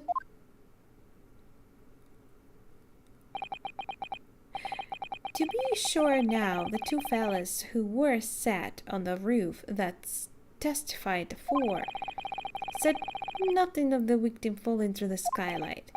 But it seems to me, my lord, that 'tis not so much a case of them not saying, but... Hey. 'Tis a case of them being unable to say. What do you mean? They have their tongues and everything. What? I think perhaps the two fellas do be having something of a compelling reason not to mention that what happened.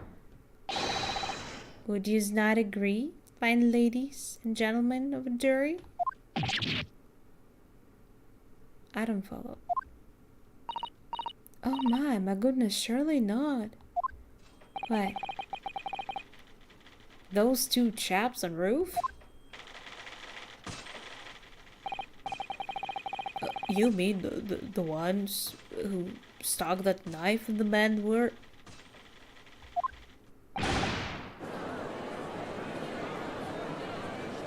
They were the culprits? That's what we're talking about? Did he change his clothes? I mean, well, the hat seems to be the same, I think. But no? I think... no? Okay. I just don't remember his outfit. Just what exactly are you insinuating here, you bletherer? Blether. Didn't change. Okay. Did you check?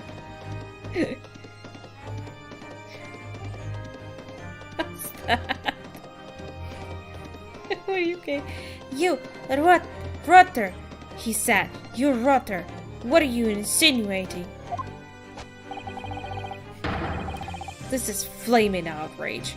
I've got mine to give you a blinker in a minute. He'll give you a shiner in a minute, he said. And so will I. Oh, that's what blinker is. It's a shiner. Never heard it say named a blinker. Mr. Fairplay, you are effectively accusing me, such a gentleman and well-respected banker, and me, a very angry hatter. Yeah, he's angry, I can see that.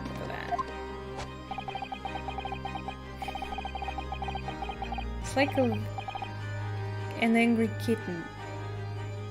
It's cute and funny. Suggesting that someone like me could have stabbed that man in the guts, it's a disgrace. It's scandalous. It's I protest. I protest in the strongest possible terms. Oh, you're there? That's right. I protest too. About you, you rotten scoundrel.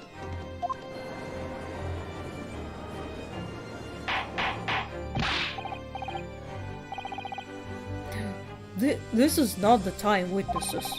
I will not permit this wanton invasion of the stand.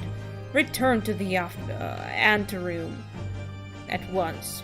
Well, we may want to talk to them actually about all this. But this is beyond reason, my lord. This is outrageous. It's very hurtful, you know. My lord, if I may command, comment. Comment? Go ahead, Lord. Go ahead, Lord 16. It was the defense that incited this outburst from the witnesses. My learned friend has seen fit to abandon all protocol and accuse the witnesses without proof. Accuse? I never intended to. It seems, young Nipponese, that your command of the English tongue is wanting. What? Tongue?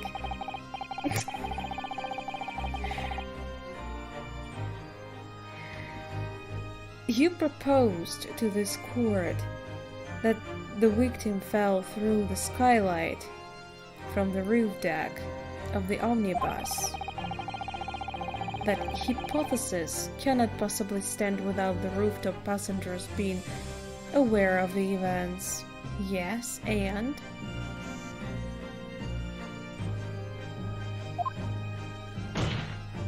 Oh.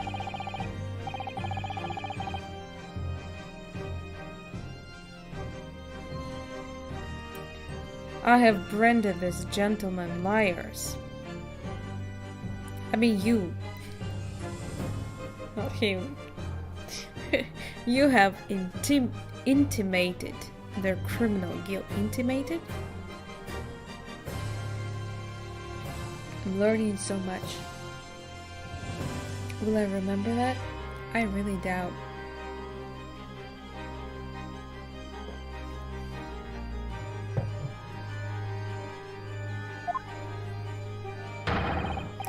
In our British courts of law, that is what is termed a baseless accusation.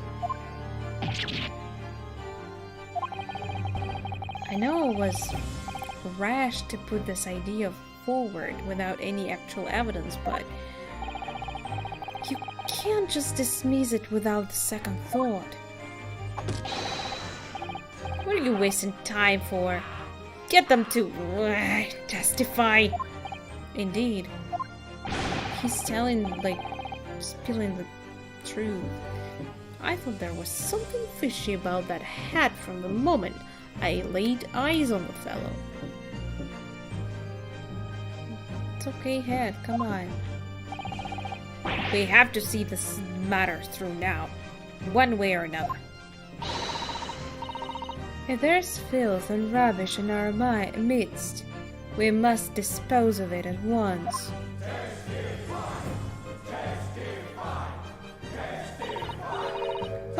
What's happening, Mr. Naruhodo? The speculators in the public gallery they're all in complete frenzy.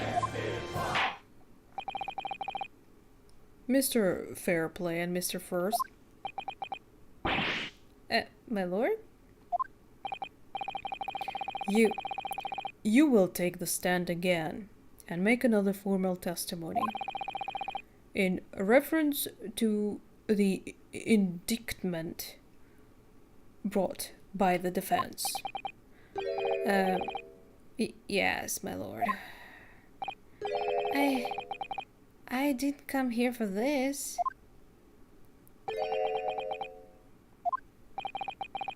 There's no time to think this through. All I can do is keep on pushing forward. Okay, it's getting interesting. Refuting the accusation. We were the only two people up on the roof deck, dead or alive. I can swear to that. If anything had happened there, we were sitting. Don't you think one or the other of us would have noticed? Unless you guys are working together. But to be honest, didn't he say that he was basically not even paying attention to anything when he was there? In any case, neither of us know the first thing about the victim. We had no reason to kill the man. I think you do. The skylight was shut the entire time. I tell you, we couldn't possibly have opened it. Yeah, He does. If you are so sure the victim fell through the skylight, where's your proof? I don't really have one. I must say that listening to this testimony is somewhat hard to imagine. How either witness could have performed any malevolent act on this open roof door deck. What? Never mind. Without the other noticing forthwith. That's right. You see? We are innocent, I tell you. Although logically, of course, the argument falls down if the two of you were in collusion with one another. True. What? Hey. According to investigations by Scotland Yard, the two witnesses share no common dealings.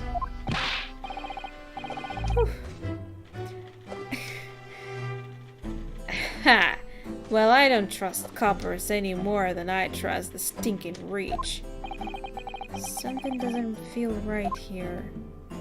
The trial is going in our favor, really. So why do I feel so uneasy?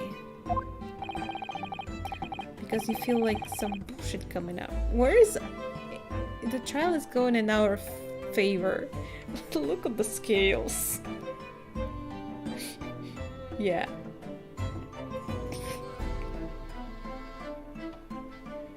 Counsel for defense, over to you.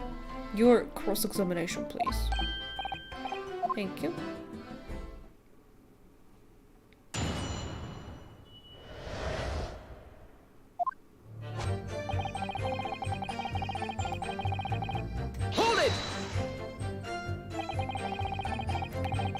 So, at no time did the victim, Mr. Mason, climb up to join you on the roof deck. There's like 4 people to react to. I mean, they can all... Okay. That's interesting.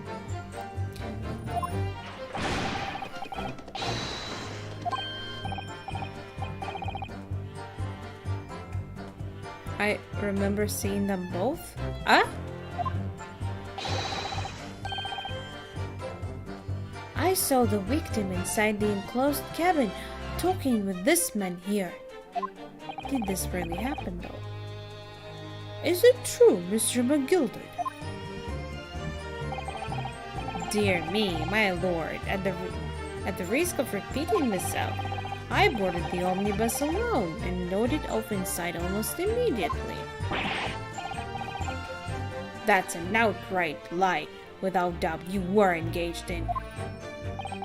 Let me stop you there, fella, and ask, do you have any evidence at all? At all? Nah. It is all about evidence in the courts these days, so it is. You do well to remember that.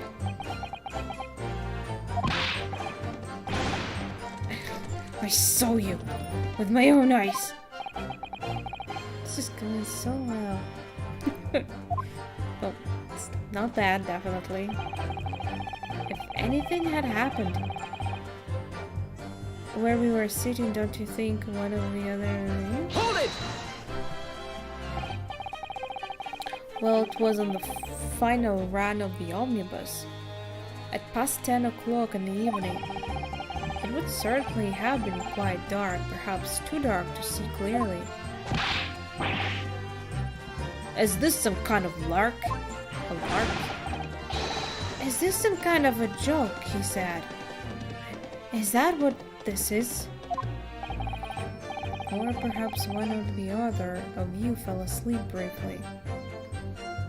Well, this young guy said he wasn't paying attention and maybe he could have fallen asleep indeed.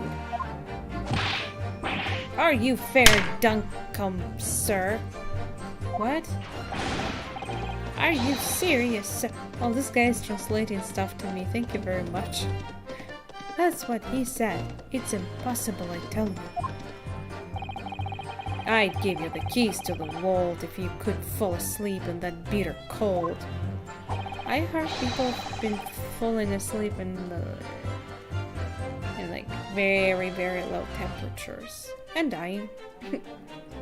And if you did manage it, your eyelids would freeze shut and you'll never open them again. That's extreme. It was extreme, I tell you. And he had to put up with it because this man had locked the door.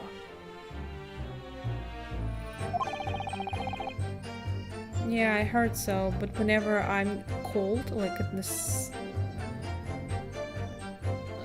winter, when it's cold nights, if my feet are cold, I cannot fall asleep until I get them warm.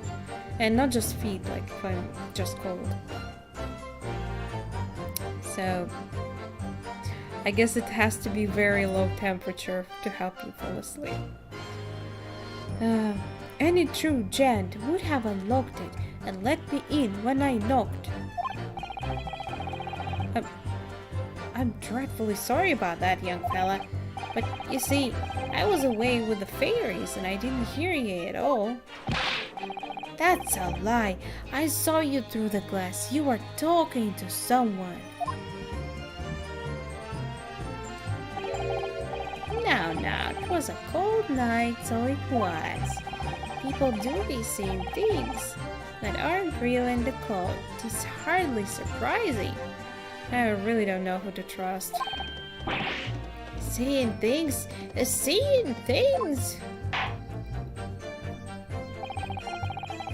I believe we have reached an impasse here on this particular point. Hey, you! You sound so angry. I mean. Don't take it personally now, lad.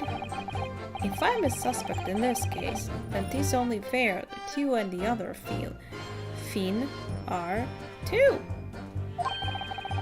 Open and free competition is what a capitalist society is all about. This isn't a competition I would like to be involved in, really.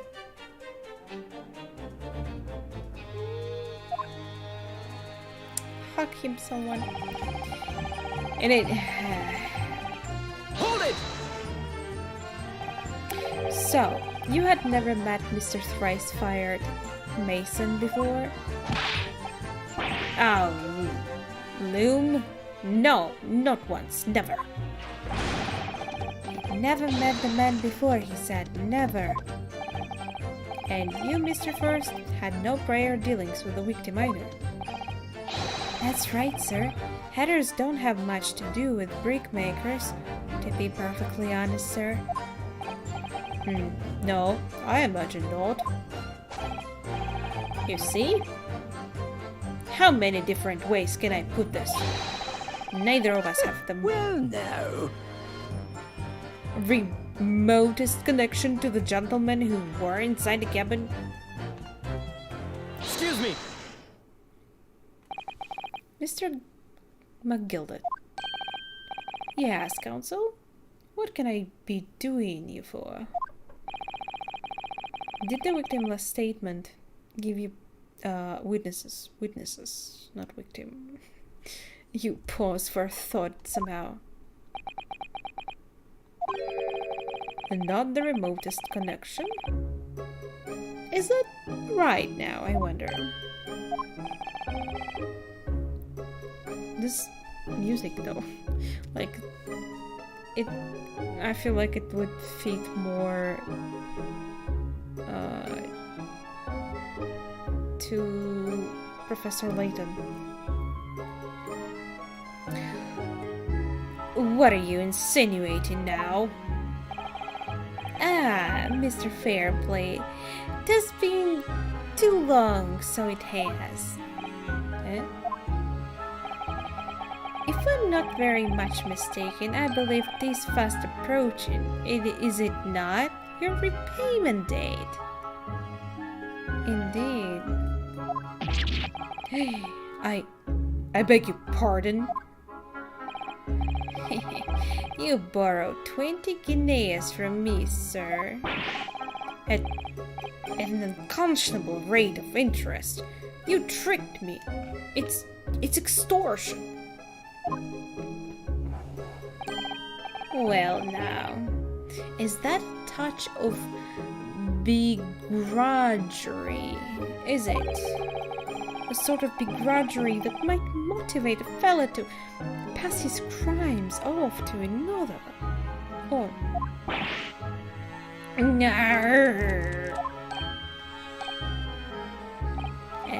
Okay. Envy. Begrudgery is envy? Is it? Is it? I feel like it should be something else, but close, but and young Mr. First. Oh, are you also in his list? Me, sir? What do you want with me, sir? Why is he like so... Okay. He was just screaming at him a moment ago. You do be making hats for a living, do you not?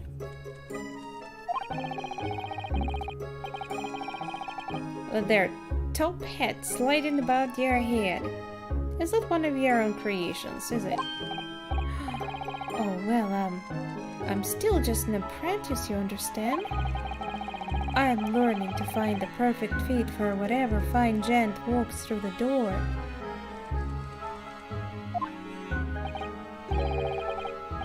Adorable.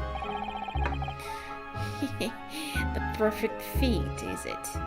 Well, 'tis a very distinctive design. So, it is. It is. It is. It is. And the victim also was wearing a hat. I also was like, oh, very interesting hat. To be honest, he looks kind of, you know, like a poor guy. So the patched head kind of fits him.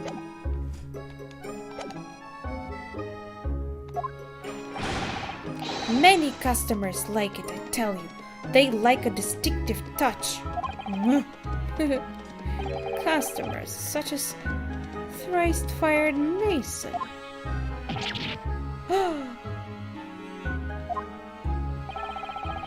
There was a photographic print of the victim submitted as evidence for, my lord. Oh, this you mean? I can't help thinking that the poor fellow's hand looks distinctly familiar, wouldn't you say?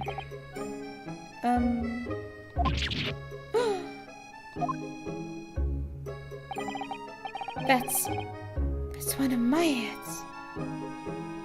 Oh, really?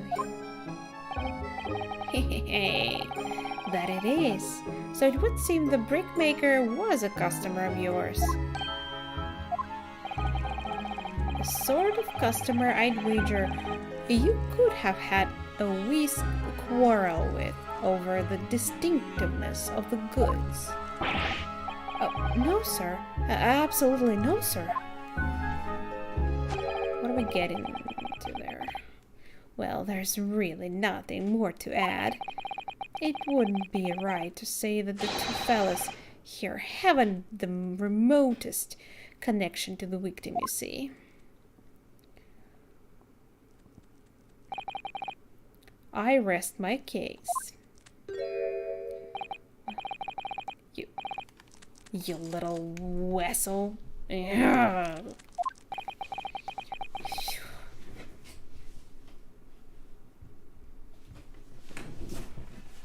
He's better at this than I am. Yeah, he didn't even need the lawyer, I think. He probably could do it himself. Gosh, Mr. McGilded has certainly been thorough in his research, hasn't he? Quite so, apparently. Please, don't let me little interruption hold up the proceedings? We're not done yet?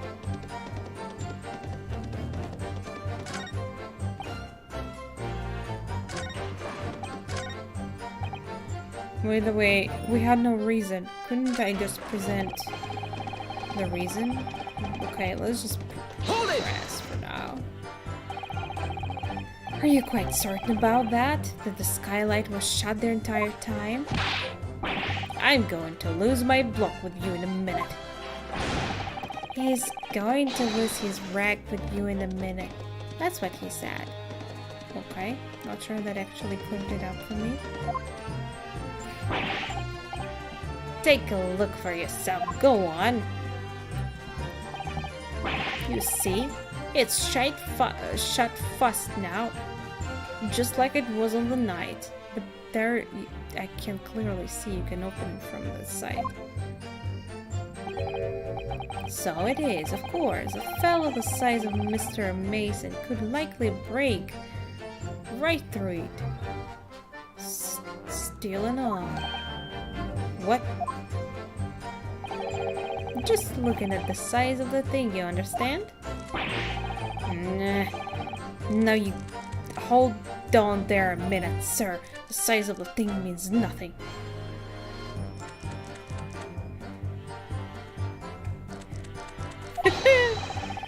Not on its own. Let's consider the bigger picture here, shall we? Let's stop biting our cane, shall we? I was right in the omnibus on another occasion when I broke wind loudly. Broke wind? I shocked myself with it as it happened. Wait, what does it mean? I can only think of one thing that could mean that. That could mean. Did he fart? Loudly.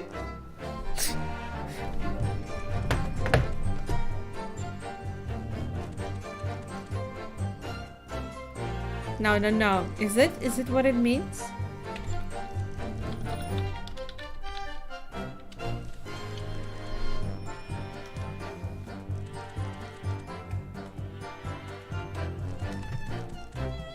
It is.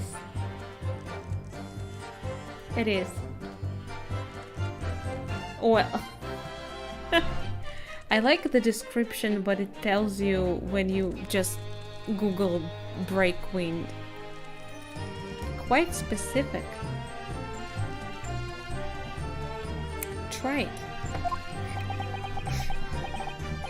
Oh, this is an unexpected confession, Mr. First. Yeah, I was like, okay. Is this when he screamed to try to cover it up? It's like what... Did you see the meme videos when the guy is trying to hide his fart with coughing? And each time it happens, like it's worse and worse each time. Vocabulary, nice. Oh, I just mean to say, well, the point is I tried to open the skylight, you see?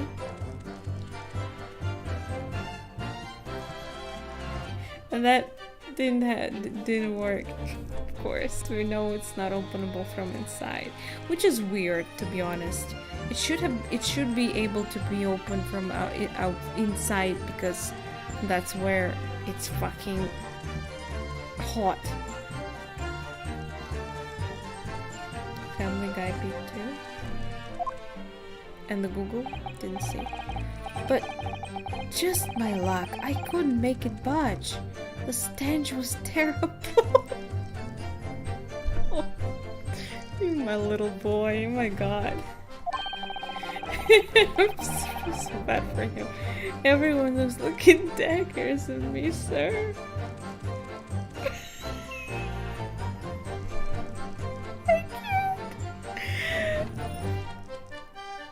went as red as rouge. Rouge? I did.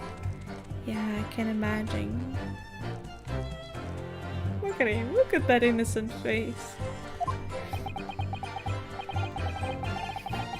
I like how the judge's face is like bleak. Like, are you expecting me to sentence you? Oh, no, sir.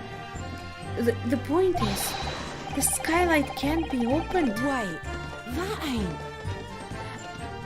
I tried and tried when I was inside the cabin of shame. Oh, I feel so bad. I feel so bad for you. I don't know.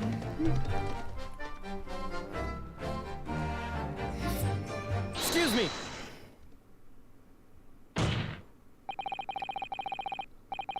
Do you have something to say about that, Miss Lestrade? Lestrade?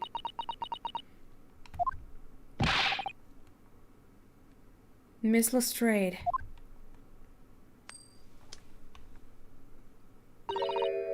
It opens. The skylight. That is what we are talking about, right? Is this necessary right now? All them skylights open dead easy. More easily than you can load that gun? This music. That's a lie, I tell you. Otherwise, when I broke wind, I...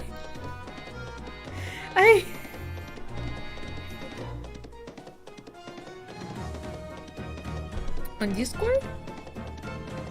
Ah, I see. I'll check it.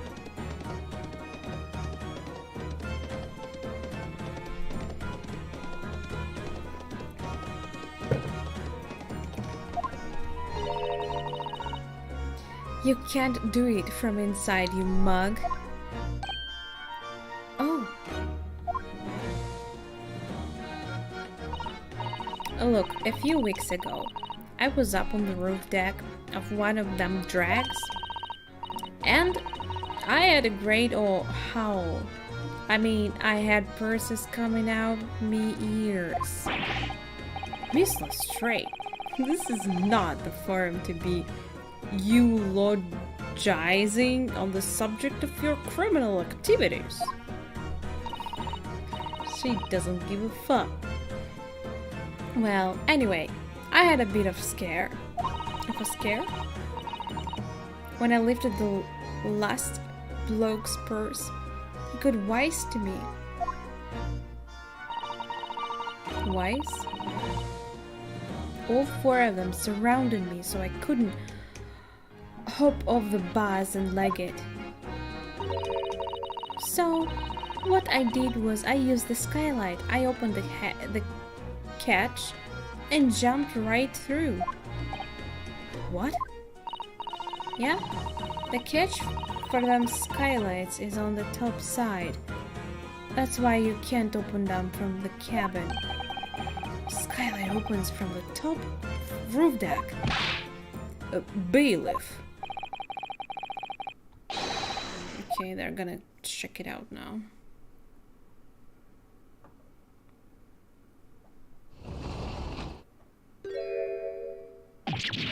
It wasn't a surprise to me. Oh, my head. See? I like her.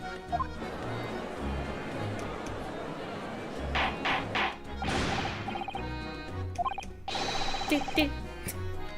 So, it appears that the street girl's statement is quite true. They never tried to open it. Apparently. I don't believe it. The skylight opens. And from the roof deck. Mr. Naruhodo. This could be the clue we have been looking for. Well, counsel for the defense, please continue with... Skylight opens. Perhaps I should investigate for myself. But I did. Did I not?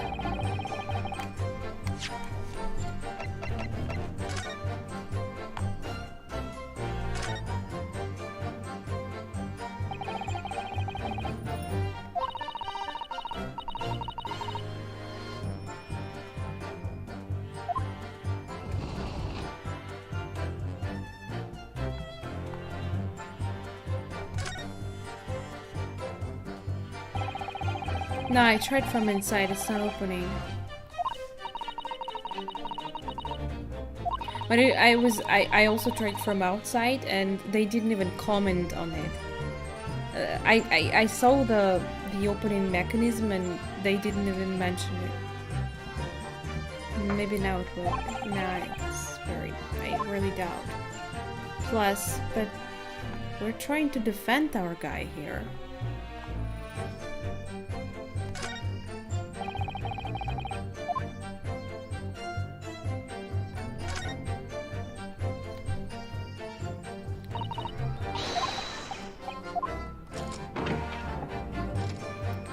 The bloodstain is right under the opening, meaning he was already dead when he fell.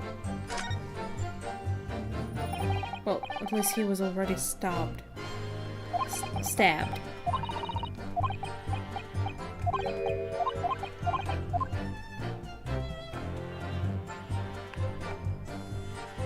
Is that blood?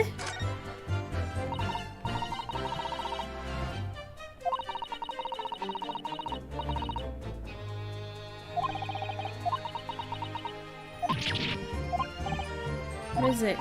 Look! Just here, look at this!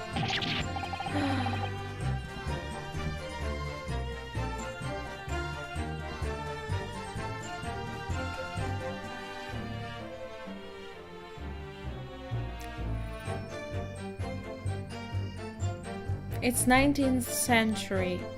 Give them a break. It's blood! Why would there be a bloodstain there? Surely, it can't be unrelated to the case, can it? Obviously. Wow. There is a bloodstain visible on the frame of the skyline when it's open. That quite proves that the victim was pretty much dropped already dead or stabbed. Well, as we know that there was only one stab wound, so that proves it, right? If you're sure the victim fell through the skylight, there's your proof, bitch. Take it. Objection! Be my guest. Choke on it.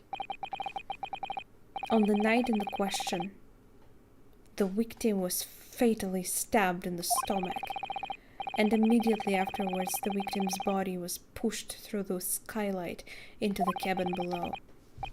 Those are the facts and the irrefutable proof.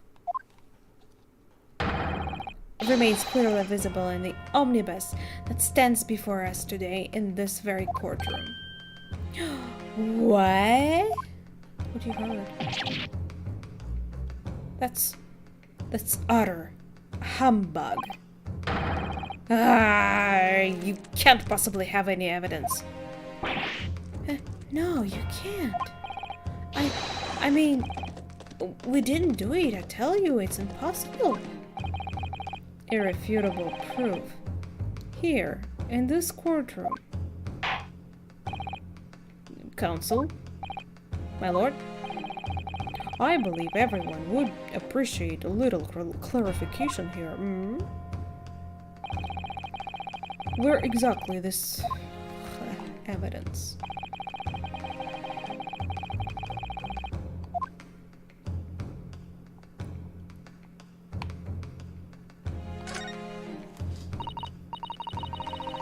Yes, it does open very wide, doesn't it? Doesn't it?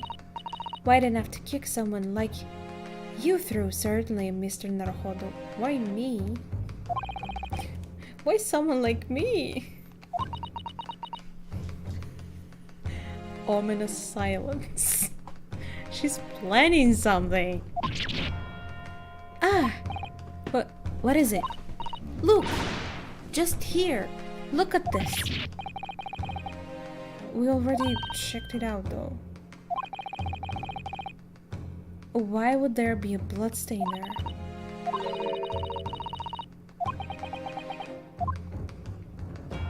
Ah, wait. I pressed the wrong button. Got it! By Jupiter! Is that blood?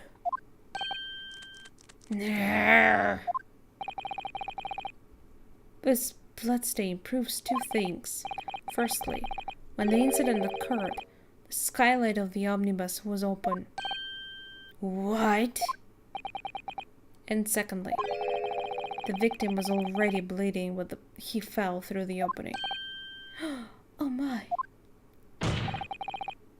And so it follows that Mr. McGilded, who was inside the enclosed cabin himself at the time, cannot possibly be guilty of this crime. No!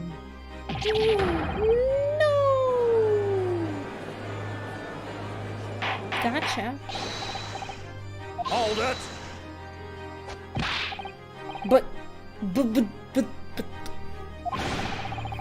no buts for you, sir. But the blood could have sprayed up and just land only on the part of the window? That makes no sense. And only found its way to that one particular spot on the skylight? Sure. And that would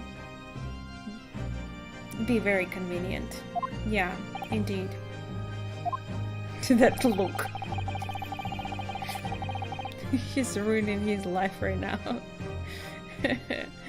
And let's keep it in mind that the skylight catch can only be unfastened from the roof deck. I myself wouldn't have been able to open it now, would I? But there's no way to know for certain, is there? If the gent really fell through the skylight, I mean. Why don't you have a good look at the floor of the cabin between the two seats, Mr. First? 'Tis all too plain, if you see. There's the aftermath that shows the poor fella dropped from the fair height right there. So it is. What? No. But it can't be. Lies. My fellow jury members, I think we can all agree that this is a clear proof of the defendant's innocence. Can we? Can't we? Well, if we prove that they are not innocent, then I guess. Well, actually, that pretty much clears it, right? Right? Well, yeah, right? I believe we can, yes, sir. But shouldn't there be some, like, I don't know, like, bruises if he fell from such height? I don't know, there should be. It's clear to me now where the filthy rubbish can be found in this courtroom. Gotta clear it. So, they thought they could pull the wool over my eyes, did they? But didn't they do it, though? I won't tolerate any of the guilt's carriages being sullied with blood. I won't tolerate it. Oh, I always knew that the nice gentleman who gave us that delightful park couldn't have done such a thing. Let's also not forget the library. Yeah, sure you did.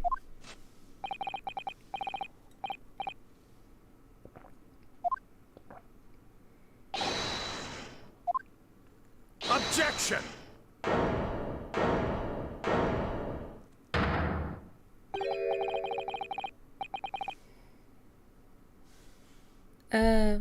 Chilling performance, Mr. McGilded. Oh? And what would you be referring to there now, Lord Van Zeeks? A bloodstain on the frame of the skylight. Such evidence is null and void.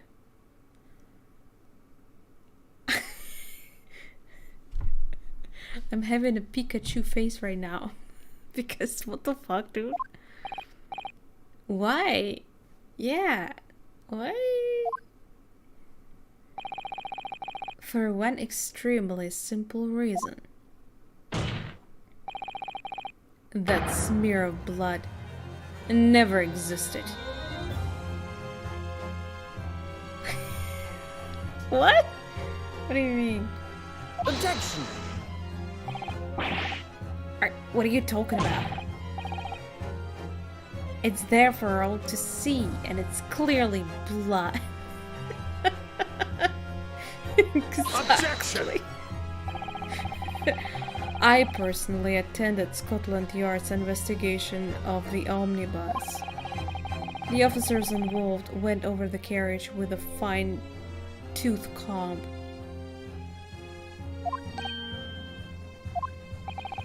Well, they clearly missed something, bitch. So I can state with absolute surety? No such smear of blood existed in the carriage.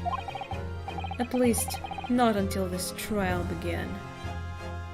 Did you bring the wrong carriage or something? But are you suggesting, Lord Van Zieks, that this stain of blood was what? What? Added later?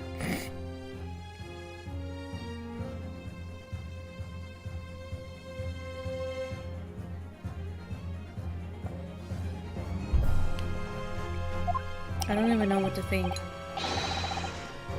Fabricated, my lord? Yes. And while this court has been in session. How? Well, the girl disappeared for a moment. So she might have been able to do that. Chris's blood, dude, on our trial, Capcom. Chris's blood. No, can't be. I must say, I didn't expect such crude reasoning from a prosecutor of your standing, Lord Van Zieks. Wrong voice. Sorry. But I am Magnus McGilded, a fellow known all over the capital for its fine contributions to public life. I don't take kindly to slander, and I'll fight it to the bitter end. Even if it's rolling off the tongue of the Reaper of Bailey. Mr. McGilded, I realize that this is your first appearance in court as accused. The accused. However, I am well aware of your involvement behind the scenes in the great many affairs of dubious nature. Really? Is it true? You're very adept when it comes to avoiding getting your own hands dirty. He made this girl do it. Just so he's not letting her so he's letting her escape. Out of the facts? Adapt? What can that even mean? Das God. This bottle must be, like, endless. When you wield a future. When you wield a fortune the size of Mr. McGilded's, however ill-gotten it may be, nothing is impossible. Tampering with evidence, manipulating the scene of a crime, bribing witnesses.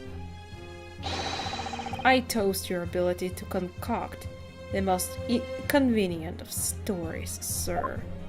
This can't be. He's actually bad? Tut tut, Lord Van Zeeks. This will not do, to be sure. What now, Council? Huh? No. I think it's fair to say this does all sound like a rather far-fetched excuse by the desperate man. The blood on the skylight didn't exist, you say? Do you have like good evidence, by the way, like the documents that show that how they investigated the place? But if yous will all cast your minds back, is it not true that the omnibus there has been in the courtroom the entire time?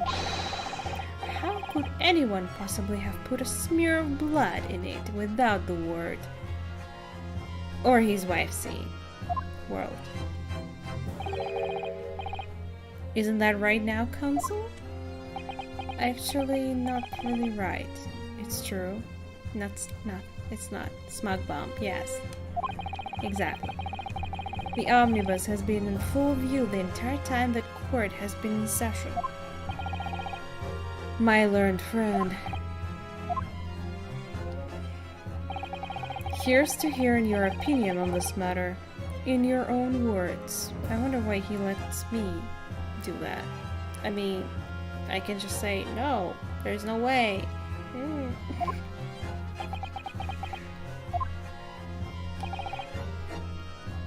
As you wish.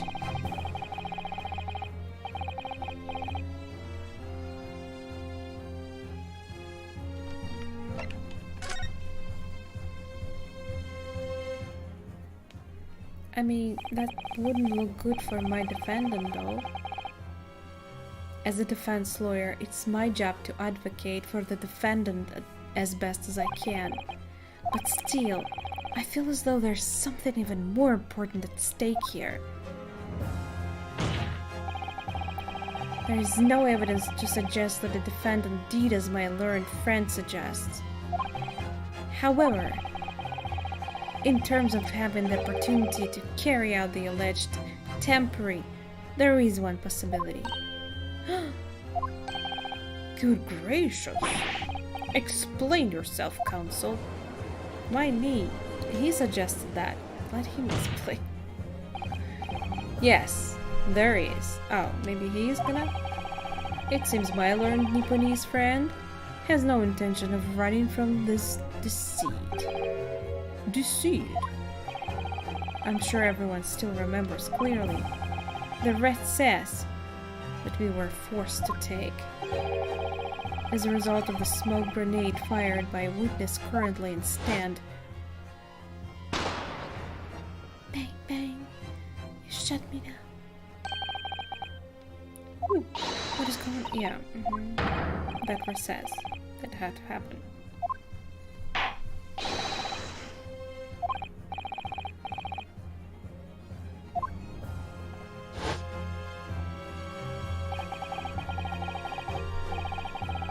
The courtroom was filled with smoke and everyone was thrown into confusion. All of us were made to leave this chamber. In that brief interval, under the veil of smoke and in all the chaos, it could have been possible to steal inside the omnibus.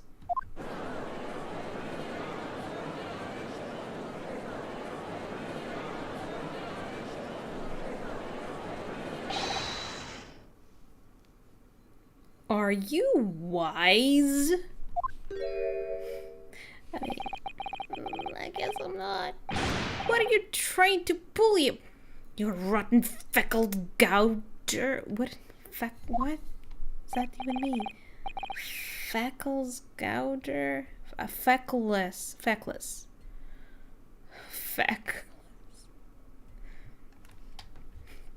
Does he Is this saying I'm not getting a fat?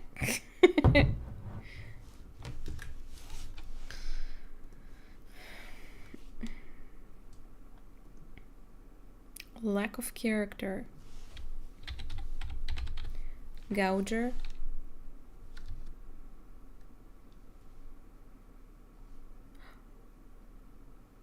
It's a very bad word. I mean, well, it's quite a bad word here. It's a bad, like, it's a swearing, kind of a swearing word here. That says that you are very dumb. Or like an asshole.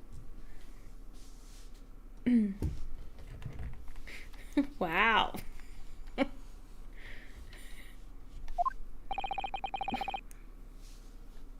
Learning more. I should write it down. I don't really know how to swear much in English. So learning. You're supposed to be defending me, bitch. Tis a wicked plot. Tis a plot to undermine me. So it is. Objection! Whatever you think it is, it changes nothing. The facts are the same.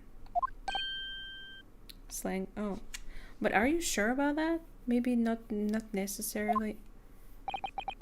After this courtroom was evacuated earlier as a result of the smoke grenade. I mean,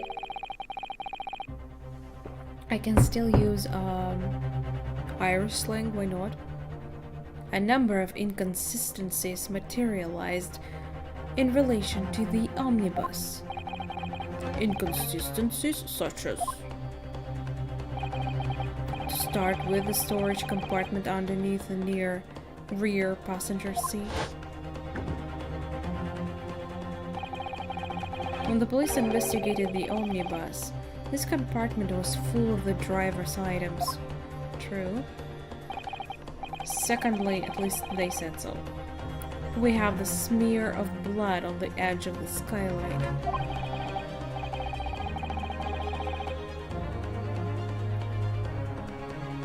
Wait, there's Irishman?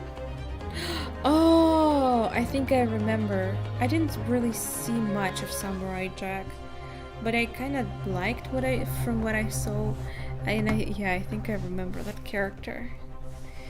As I have said, that was not present at the start of the trial this morning. Unfortunately, Lord Wanzeeks, no one is able to corroborate your claims. That's true. When the omnibus was first wheeled... What do you mean, no one?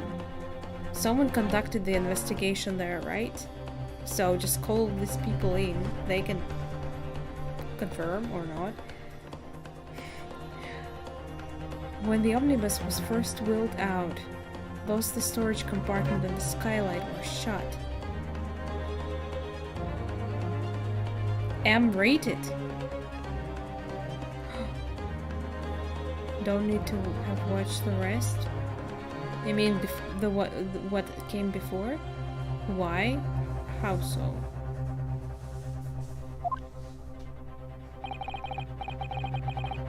Accordingly, I mean, did they like reset the story? I'm afraid to say I cannot establish with any certainty if this evidence is the result of temporary or not. Indeed, my lord. No doubt there was not a single person who saw fit to verify such things.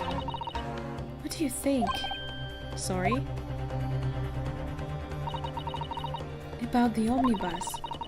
Is there anything else unusual about the omnibus? I have no idea. But I guess I will say yes.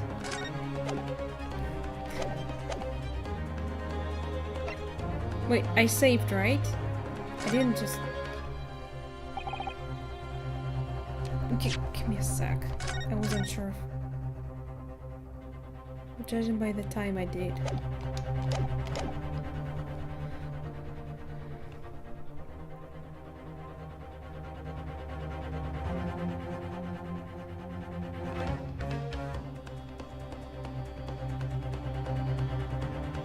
Wait, are you saying it was cancelled and they started season 5? My lord, Yes, Consul. there is one further inconsistency. A mark that surely could not have been present at the start of the trial. What? The devil's name are you going to say now? If you dare to betray me, you little maggot, you better... Objection! Silence, Miss McGilded. The court awaits the defense's clarification. They're working together.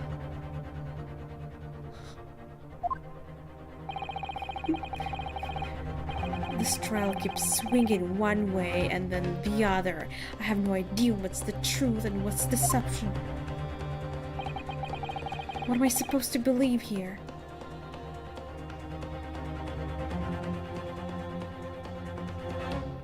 You know what? Hi. I guess I'm about to solve this case. I shall have to ask you to elaborate, counsel.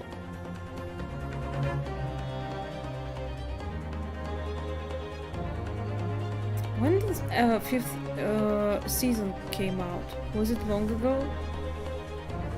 And recaps everything. Ah, that's kind of awesome. That's great. I hope it's shortened though. The recap thing, and they like continued with new story after that. I shall have to ask to elaborate, counsel. Where? I have no idea. Mark that you claim appeared at some point during the trial. Save again. Just so I can backtrack. 17. I'm 5 episodes. What?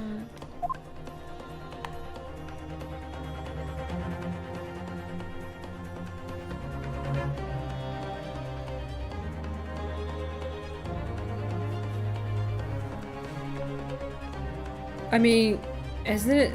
I feel like only this thing appeared.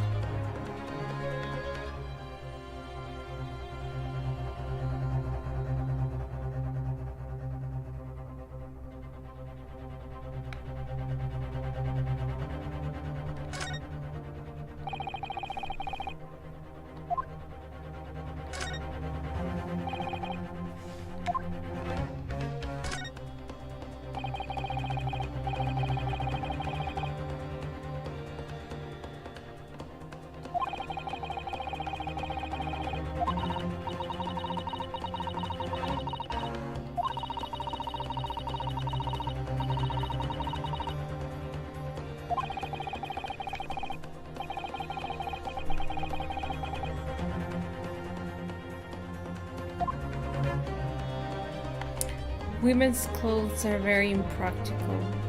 I disagree. Did you try wearing a skirt? It's very comfortable.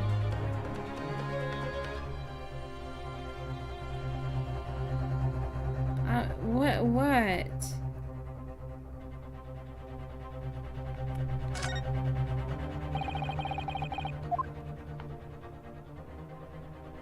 Heels though, yeah. That's a footwear though, not clothing. Heels suck, I agree.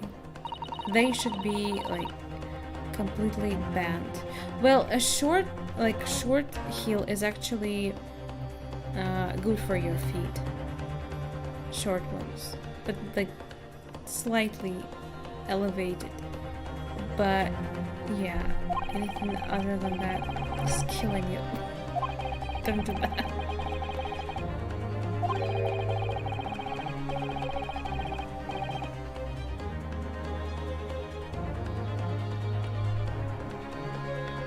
Yeah, he mentioned kimonos, but wasn't it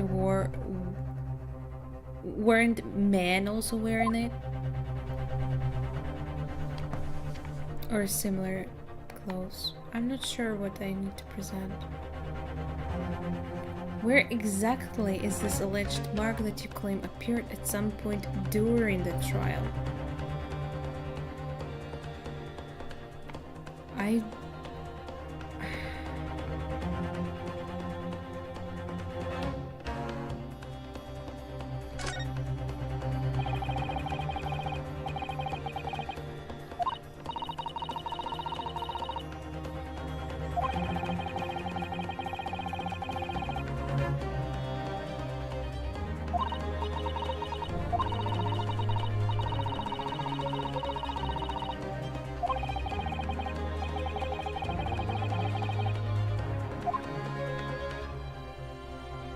Got it!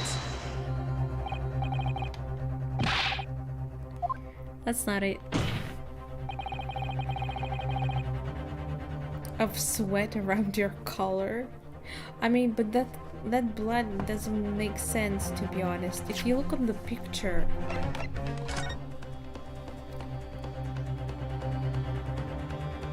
he doesn't seem to bleed much in the picture, and it's already taken when the body was found.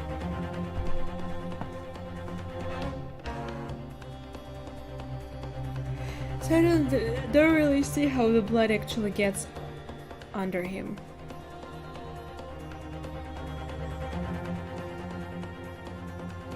Under the... I did check, but he's not saying anything.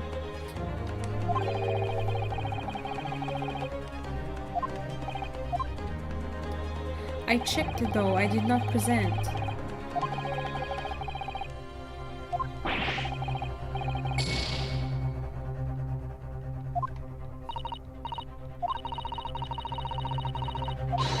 I hope this case is gonna end soon because I need to attend to some place. Water asks its way out.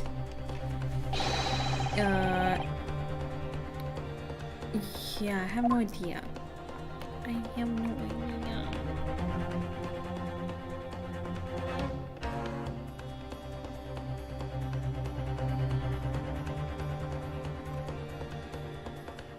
Didn't go on a break. I did, but the break was a long time ago.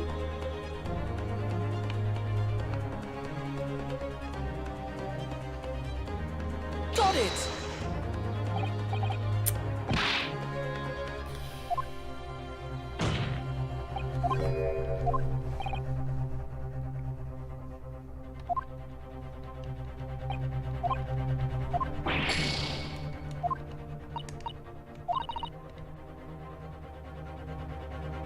It's something that Lord Wanzix appears to not to have noticed. What can it be? I can't even... I can't...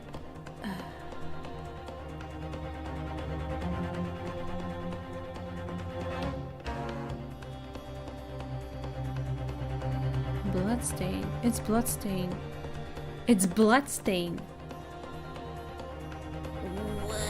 What? Wait.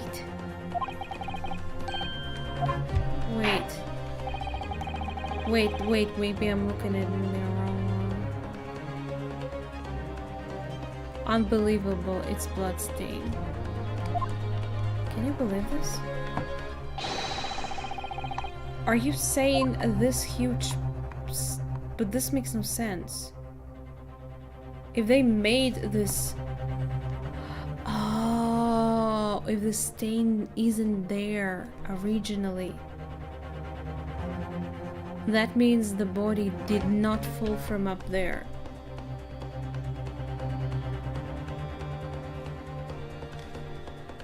Can I reload? I cannot reload. Awesome. I love this for myself. Got it!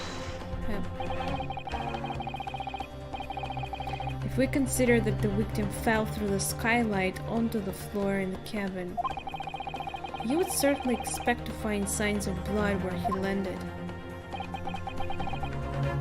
But as far as I recall, this blood stain on the cabin floor was not there when the omnibus was first brought into the courtroom.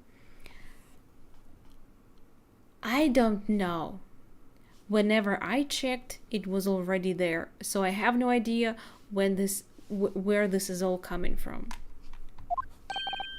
Good lord.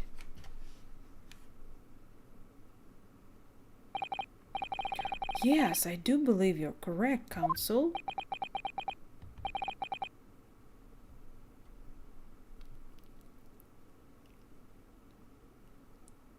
I did not check. I checked sometime later before, not right after when it was presented to the court, because I did it only when the girl told me, like, oh, we probably should check it out, and only then when did.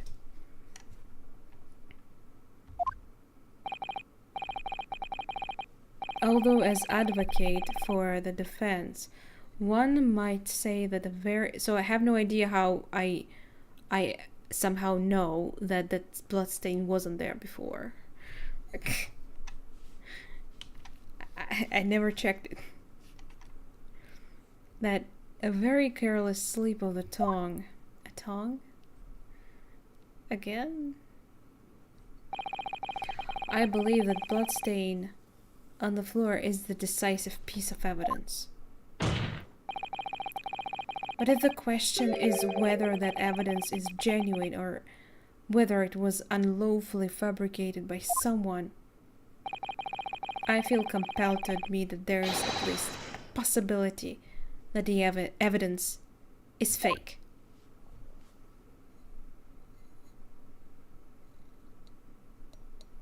Can we check if it's, like, at least a real blood? Or was it possible back then? This trial is over. Mr. McGilded?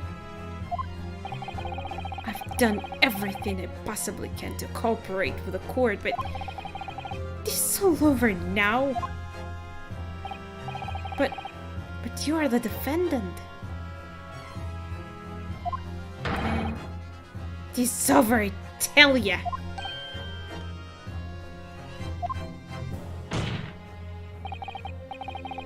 That must hurt. He has rings on his hand. Memory recollection.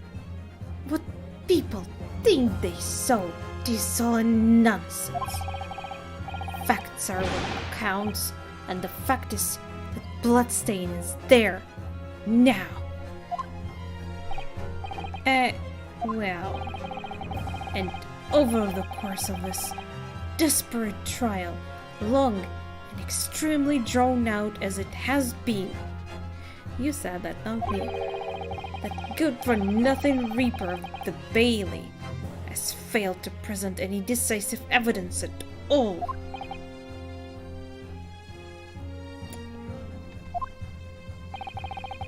I'm scandalized, so I am. I thought better of Lord Van Zeek's. Self-aware, indeed. Well, my lord.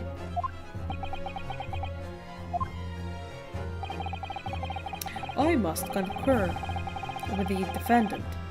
The unaffirmed recollections of an individual cannot stand as evidence.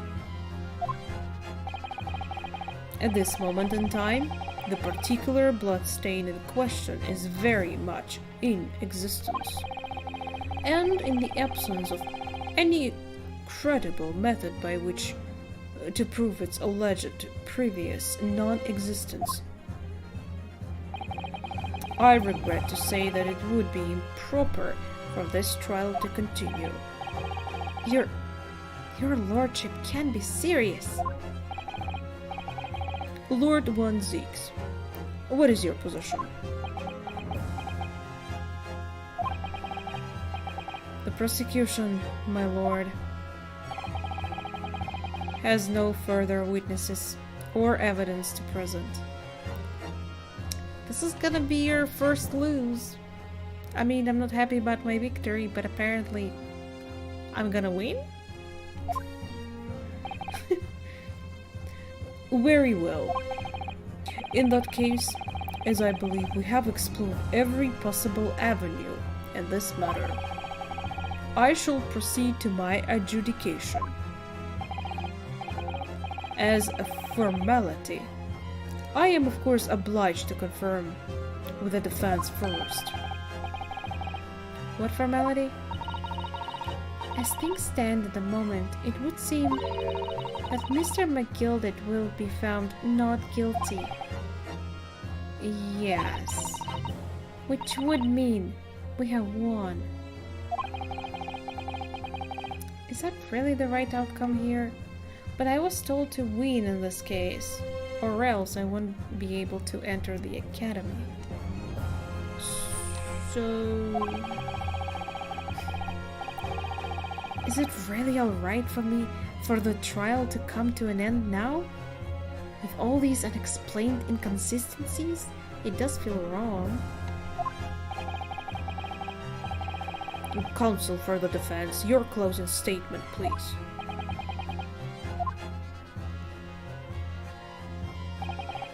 Yes, my lord. The defense believes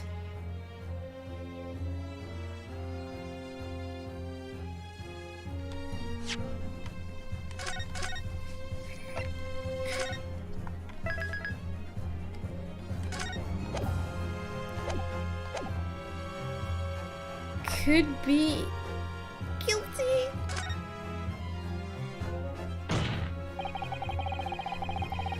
Yeah, but would you do this if, like, your future was on stakes too here?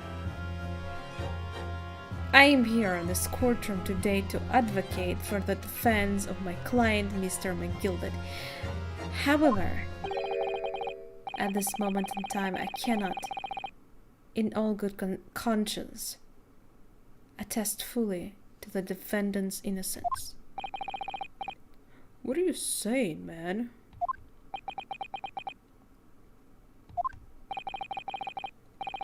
Without any question, there is no conclusive evidence to prove that the defendant is guilty.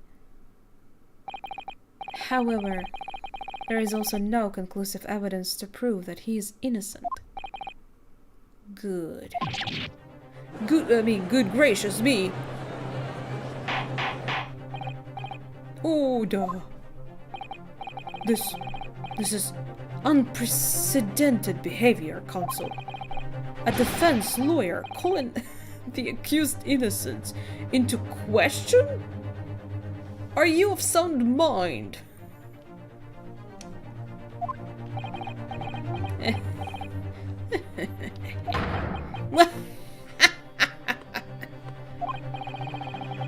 Oh, it was a grand decision to appoint you as my lawyer, so it was a grand decision. Is this a sarcasm? I must say I did not expect quite such an exciting spectacle at the end there. But still, here, ooh, right in my face. Have this for your troubles. How much does it cost? Because my troubles were and are now quite big troubles. I won't be able to become... well, actually, I won the case, so...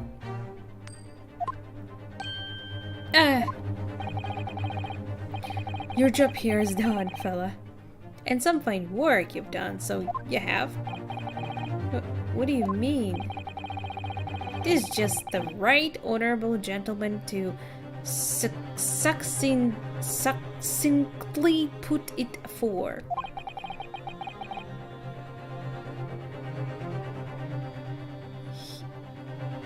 He thought you would be less competent. What do you mean, though? But he didn't need me to defend him still. I did need to work some more. I mean, still, I need to put some work to defend him, right? The trial can't go on anymore. In your closing statement there was, how did you put it now? Nothing more than a formality.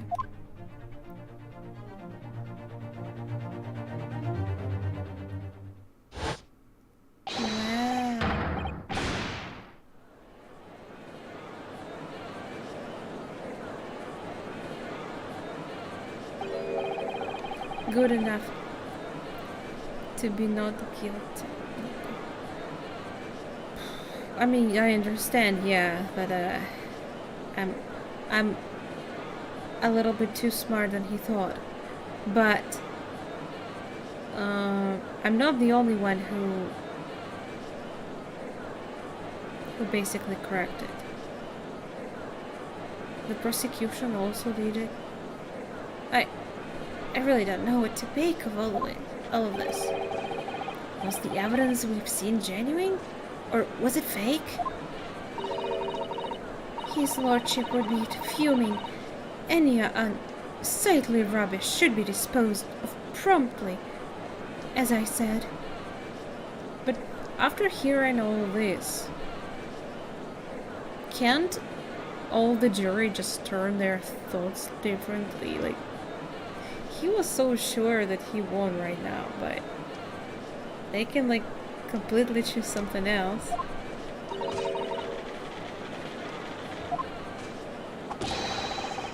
The stinking reacher, always guilty of something, you... Mark my words. I feel terribly ashamed that I ever doubted that lovely man who gave us the lovely park. Wait, she still thinks he's good. Okay. Now that proceedings have unfolded in this way, I am compelled to declare a premature end to this court trial. Furthermore, the court must accept the defendant's plea.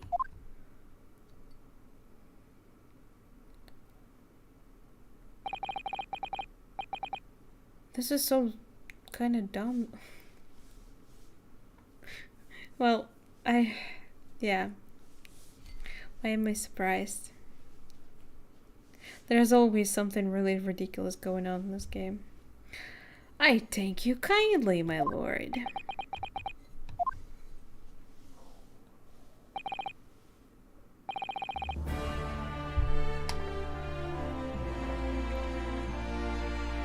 I hereby pronounce the verdict of this court. Objection! Oh.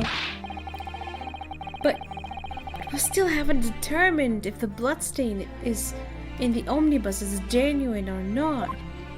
Can we? We don't know if these witnesses are telling the truth or a pack of lies.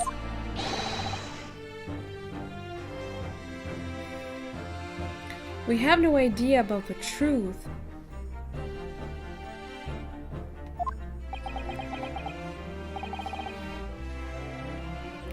Yeah, are you not? I love it too. Lord One Zeeks. My lord. The case made by the prosecution was flawed, plain and simple. If indeed the omnibus presented as evidence was tampered with, the prosecution is at fault for allowing such a disgraceful perversion of justice to take place. To be honest, completely true. Like, who even brought this in here so someone could tamper with the evidence? Like, and plus there should have been a detailed like document describing the whole checkup on this evidence, right? Like autopsy report. The same for the body. There should be the same document for this fucking carriage. Basically the murder scene. And they don't have anything. Well, this is how this whole case is even built on this little mistake.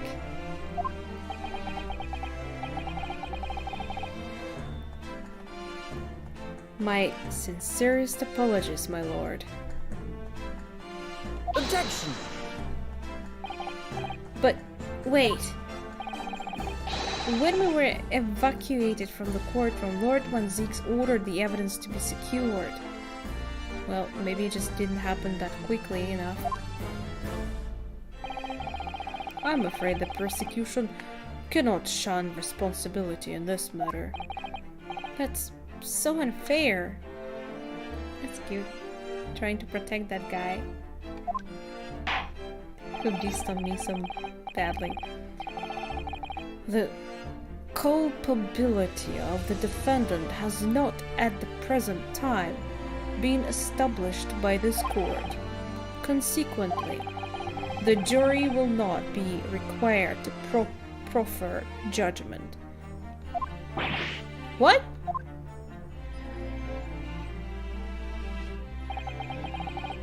Well, Lord One Zeeks, it's been a pleasure, so it has.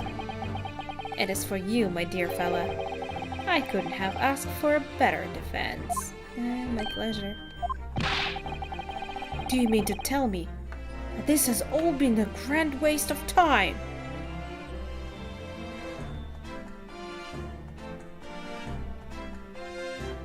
Don't you love it?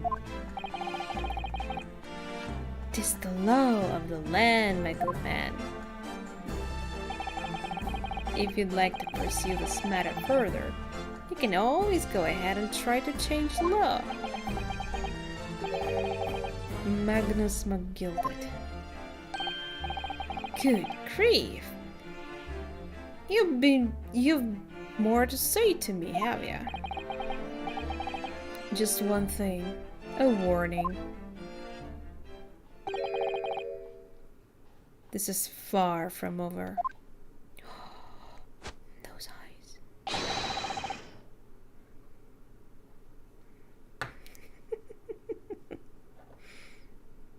Do they hang people here? Well, something to be looking forward to then.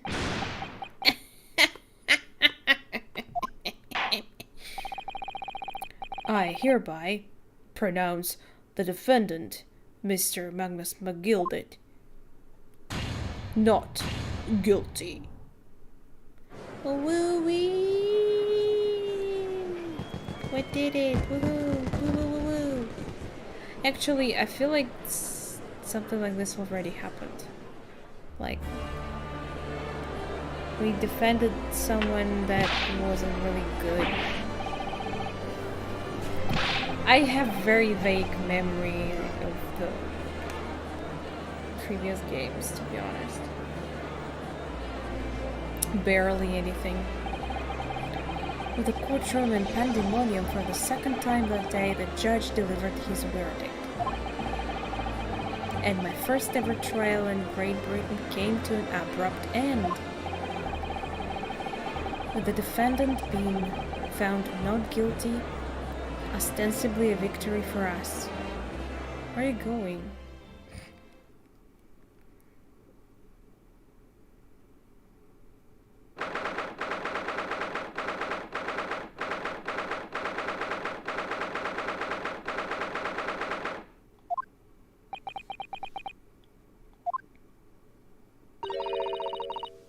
That certainly was a long trial.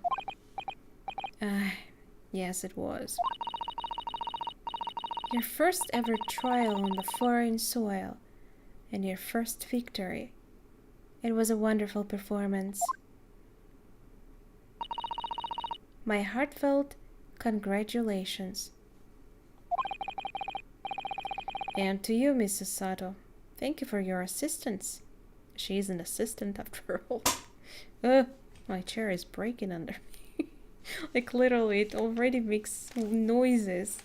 I know I'm adjusting myself a lot. Plus, when I'm not streaming, I sit on my chair in a very, I think I probably mentioned it already, but I like sit in a very weird position. Like my legs under me and I'm kind of leaned on one side. That probably also put some strain on the chair. Like I also like use changing sides. Poor thing. I suppose we should be happy. The trouble is, we're still completely in the dark about what actually happened. reclinable? Reclinable? What is it? New words. Every day for me. Well, we didn't have enough time. But isn't it wrong? I mean, who was actually responsible for Mr. Mason's death? We don't even know that.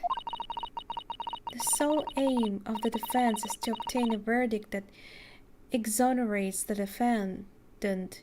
Well, true. Now they have to like do more investigation until they come up with the next suspect, and then next trial gonna start.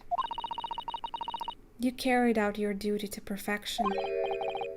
Hey, that you did. Mr. McGilda.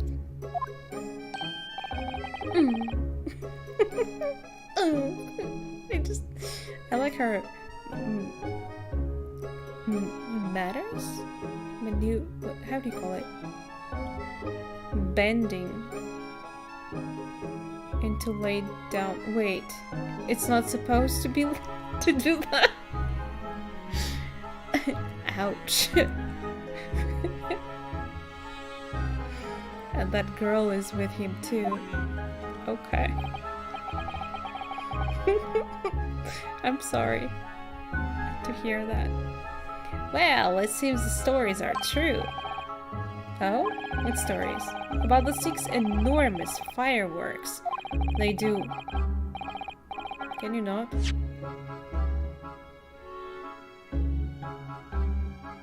They do be letting off when there is a verdict of not guilty. Yeah, apparently they do it even back then. He creepily looks at Susato. Look at that, look at that. I don't like you doing that. Don't look at her. It's mine. I'm sure you much have been seen them now. Spectacular, wouldn't you say? That was nice, yeah. Yes, definitely. I watched Ace Attorney live-action movie. They did that too, I remember. That was cool. I'd heard it was a sight to behold, and to be sure it was. And I've yet to thank, I suppose, for having an opportunity to see it. Yeah, okay, my pleasure. I don't know about that. I'm not sure I really did anything. What on earth are you saying, fella? How did I walk out of there a free man then? Because you did everything, bitch.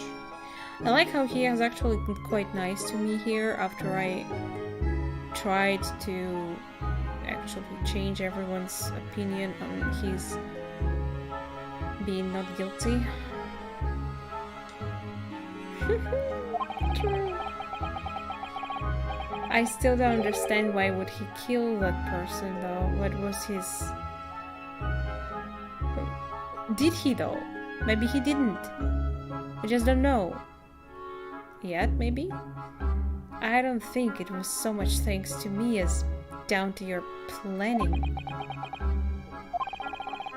You're a straight-talking fella, aren't you? I must say, you had me astray in the head there once or twice. But you're young and headstrong, and this water under the bridge. Congratulations, Mr. McGilda, on having your name cleared. Reveal it later. I feel like they they couldn't just leave this case like this. We don't even, as Naruhodo said, we don't even know who the killer is. Did they ever... As I remember, as I mentioned, I think there was something like this before, that I defended someone I shouldn't have, and it continued. But I'm not completely sure. I need to replay the games. But nothing resolved.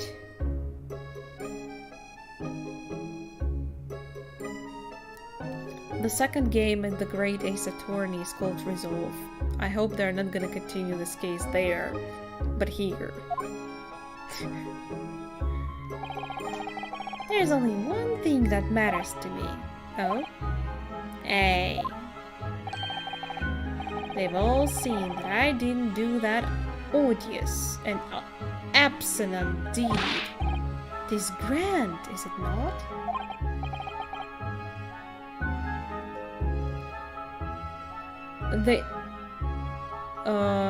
There's two games in this series.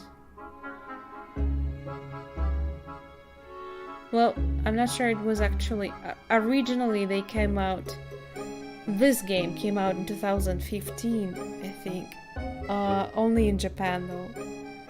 So, it came out in the bundle, both this game and the second game, in 2021, already translated. I suppose it is. Now the fine fellows of Scotland Yard can take matters in hand and sort out any wee details. Let's hope they will, because if the blood is fake, I hope they can figure it out. They'll see it for what it is. They'll get the truth. It's gotta be in the second then. But... no. Hi, Yuli? Hi. I've absolved faith in them, so... I have, after all. I do be providing a good number of their wages with all the taxes I pay. Are you sure it's only taxes? It's not that funny. Yeah, he's not... I don't see any jokes here. So then. As we agreed aforehand, 1,000 guineas for your troubles, fellow. I'm gonna be rich. Oh, no, I couldn't possibly accept that much. Yes, you can. Ara, be wist?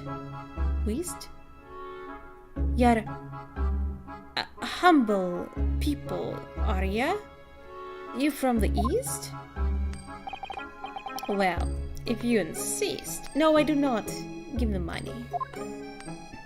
Ah, not in my face, please. But have this. Still, no, you deserve a reward. And that's like a second, I think it's third.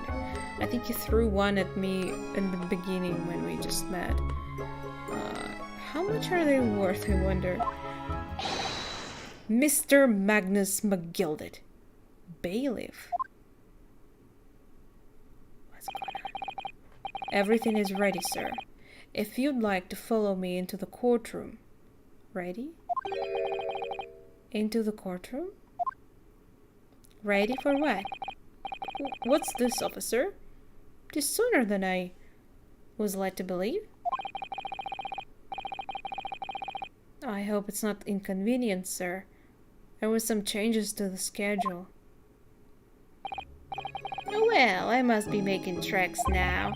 It is time for the inspection. Sorry? What inspection? We're going to examine the omnibus again, so I'm told. And why are you invited to the inspection? I asked if I could be present for it myself. Wow, and they allowed you. That's weird. They're going to examine it again? No.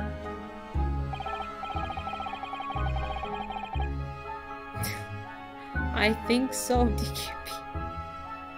Naturally, I'm under no obligation to take part in any more of this matter now. You probably just put some money into some hand to be able to do that now. But as an upstanding member of London society, I do be doing the best to help where I can. While being involved with a fucking case? 'Tis a gentleman's duty, so it is. So then, fare thee well. 'Twas an absolute pleasure meeting yous. I hope you have a whale of time while you're studying here in Great Britain.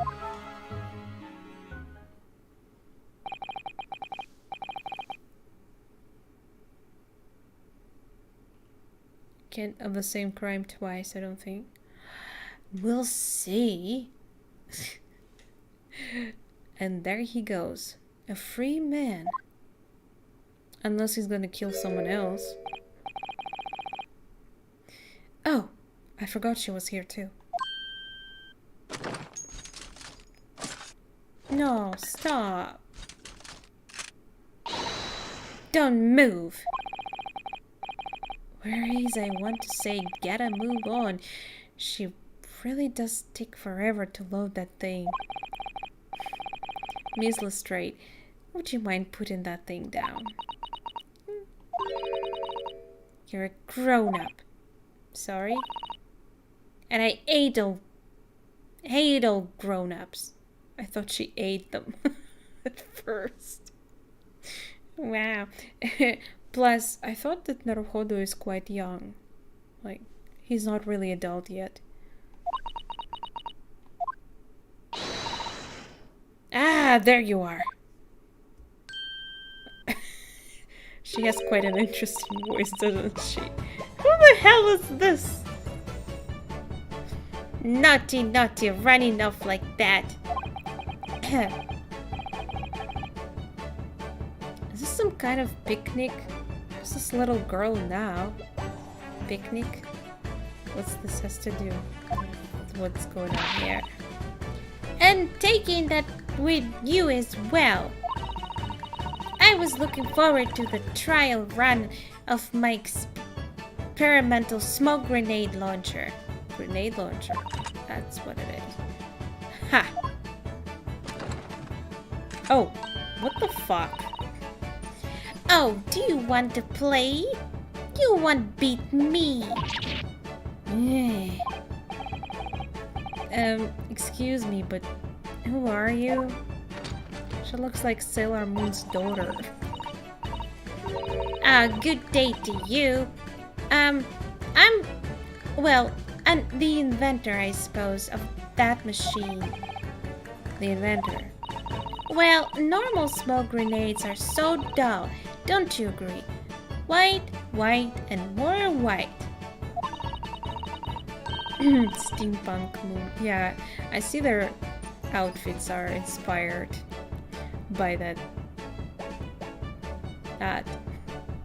If you have to be so be shrouded in smoke, it could at least be a pretty color. I thought to myself, Indeed, you know, purple was nice. I liked it. Can I get some? I'm gonna smoke some zombies later. Do we have to be shrouded in smoke though at all? I just took my eyes off it for a moment whilst I was changing into a different omnibus, and she pinched it. Onto. Changing onto different omnibus. Yeah, she steals stuff. Luckily, I fitted it with a telegraphic beacon. How old are you again? What's it? What? I have no idea what this girl is talking about. Anyway, you're going with me now. Back to my laboratory. What? What for? To apologize, of course, silly, to my technician.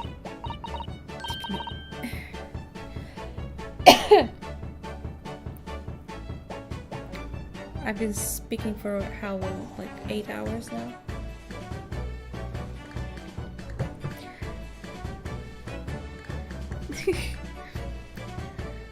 What? You mean say sorry? You mean say sorry? 10 minutes? for 8 hours. Oh, so it's not even 8 hours? Wait a second, are you sure about that? I could have started at 10:30. Yeah, I guess so. You're right. You must say sorry when you are done something wrong. Surely an adult has told you that before. An adult? I don't listen to no adults. Come along then, follow me. What is this nonsense? Fine. Have it your way. Oh, good. You see, I knew you'd want to do the right thing in the end. I'm fairly sure that what she wants is not to get shot by that massive gun of yours. Well, it's just a gas gun. Gas. You know, like that guy. We'll be leaving now then. Bye-bye! I'm so sorry for all the fuss. The broke wind gun. Yes. She was a lively one. Yeah. I hope we're not gonna meet each other again. Well, do you think perhaps we ought to be on our way now too? Yes, you're right, but where to? Well, back to the academy, I guess. Oh! We haven't had time to find a place to stay. No sooner had we arrived to London than we had to rush here in London. True. But maybe academy first. All our traveling cases are still with the bailiff. I was originally planning to spend today in search of longings. But at this late hour in the day, I'm afraid we may be out of luck. Don't worry though, I have a plan. If the worst comes to worst, I've heard of a lovely park where we could spend the night. Please tell me you're not thinking of my gilded park. I know it may be a little chilly at the time of year, but our youthfulness will see us through. Yeah, she won't think the same when the night actually falls, I bet. I'm not so sure about that. I think a midwinter London night will freeze a young person solid just as easily as an elderly one. Oh right, it's a winter there. It's like oh, what is it? Oh, don't cry. Oh dear, that doesn't sound agreeable. Yes, I do not want to die. Now I'm starting to regret turning my gilded down. That 1,000 guineas would have paid for a lovely warm room or mansion. I mean, you came to here without having any money? And so, the trial to determine my worthiness for the study tour was over by the end of our first day in London. However, as we were soon to learn, there were more trying times ahead. Just as the Reaper of the Bailey had warned, the case was far from over.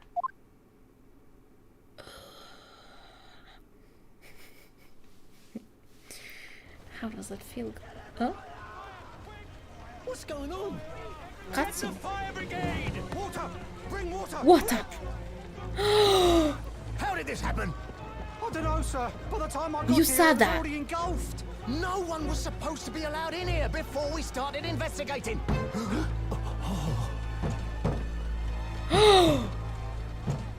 Someone's in... Oh, good God. Open the fucking door! There's someone in there. The judge? Oh, Wait. this can't be. Wait, who's inside? Are they inside? Who's inside? Wait a second. They didn't even They didn't open. Why didn't they open? What the fuck?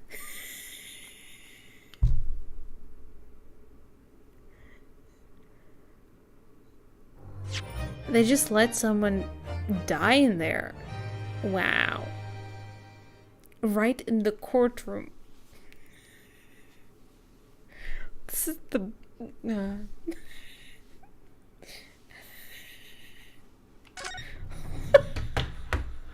Anyway, lunch is your place, Judge. Yeah. Lunch is on you, Judge. This is hilarious. I'm gonna save off camera just in case, so we are not gonna get spoiled with whatever's gonna happen next. Wow, that was something. We didn't start from the beginning of the case. I mean, episode. But I did survive through the whole thing, and I'm very surprised that I did. And you did too, Dicky P. That's, wow. I don't even know what I can... But you deserve, like, a whole prize or something. Are you okay there? I'm not. I'm hungry again. But wow, that was something, yeah.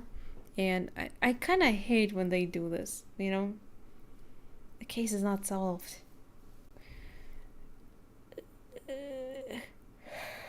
Oh my. Alright. That was a long day.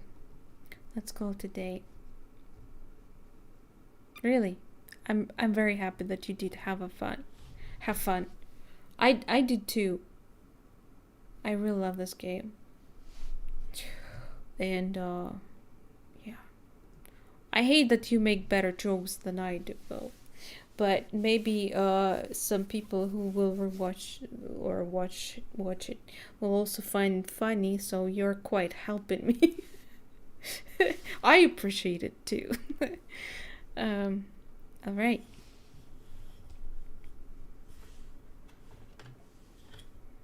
Thanks. Thank you. Yeah, let's call it a day. Thank you, as usual, for joining me tonight. I wish you a good rest and sweet dreams, and thank you very much for a flower. Thank you. Hopefully I'll see you tomorrow. I will be here. It's planned.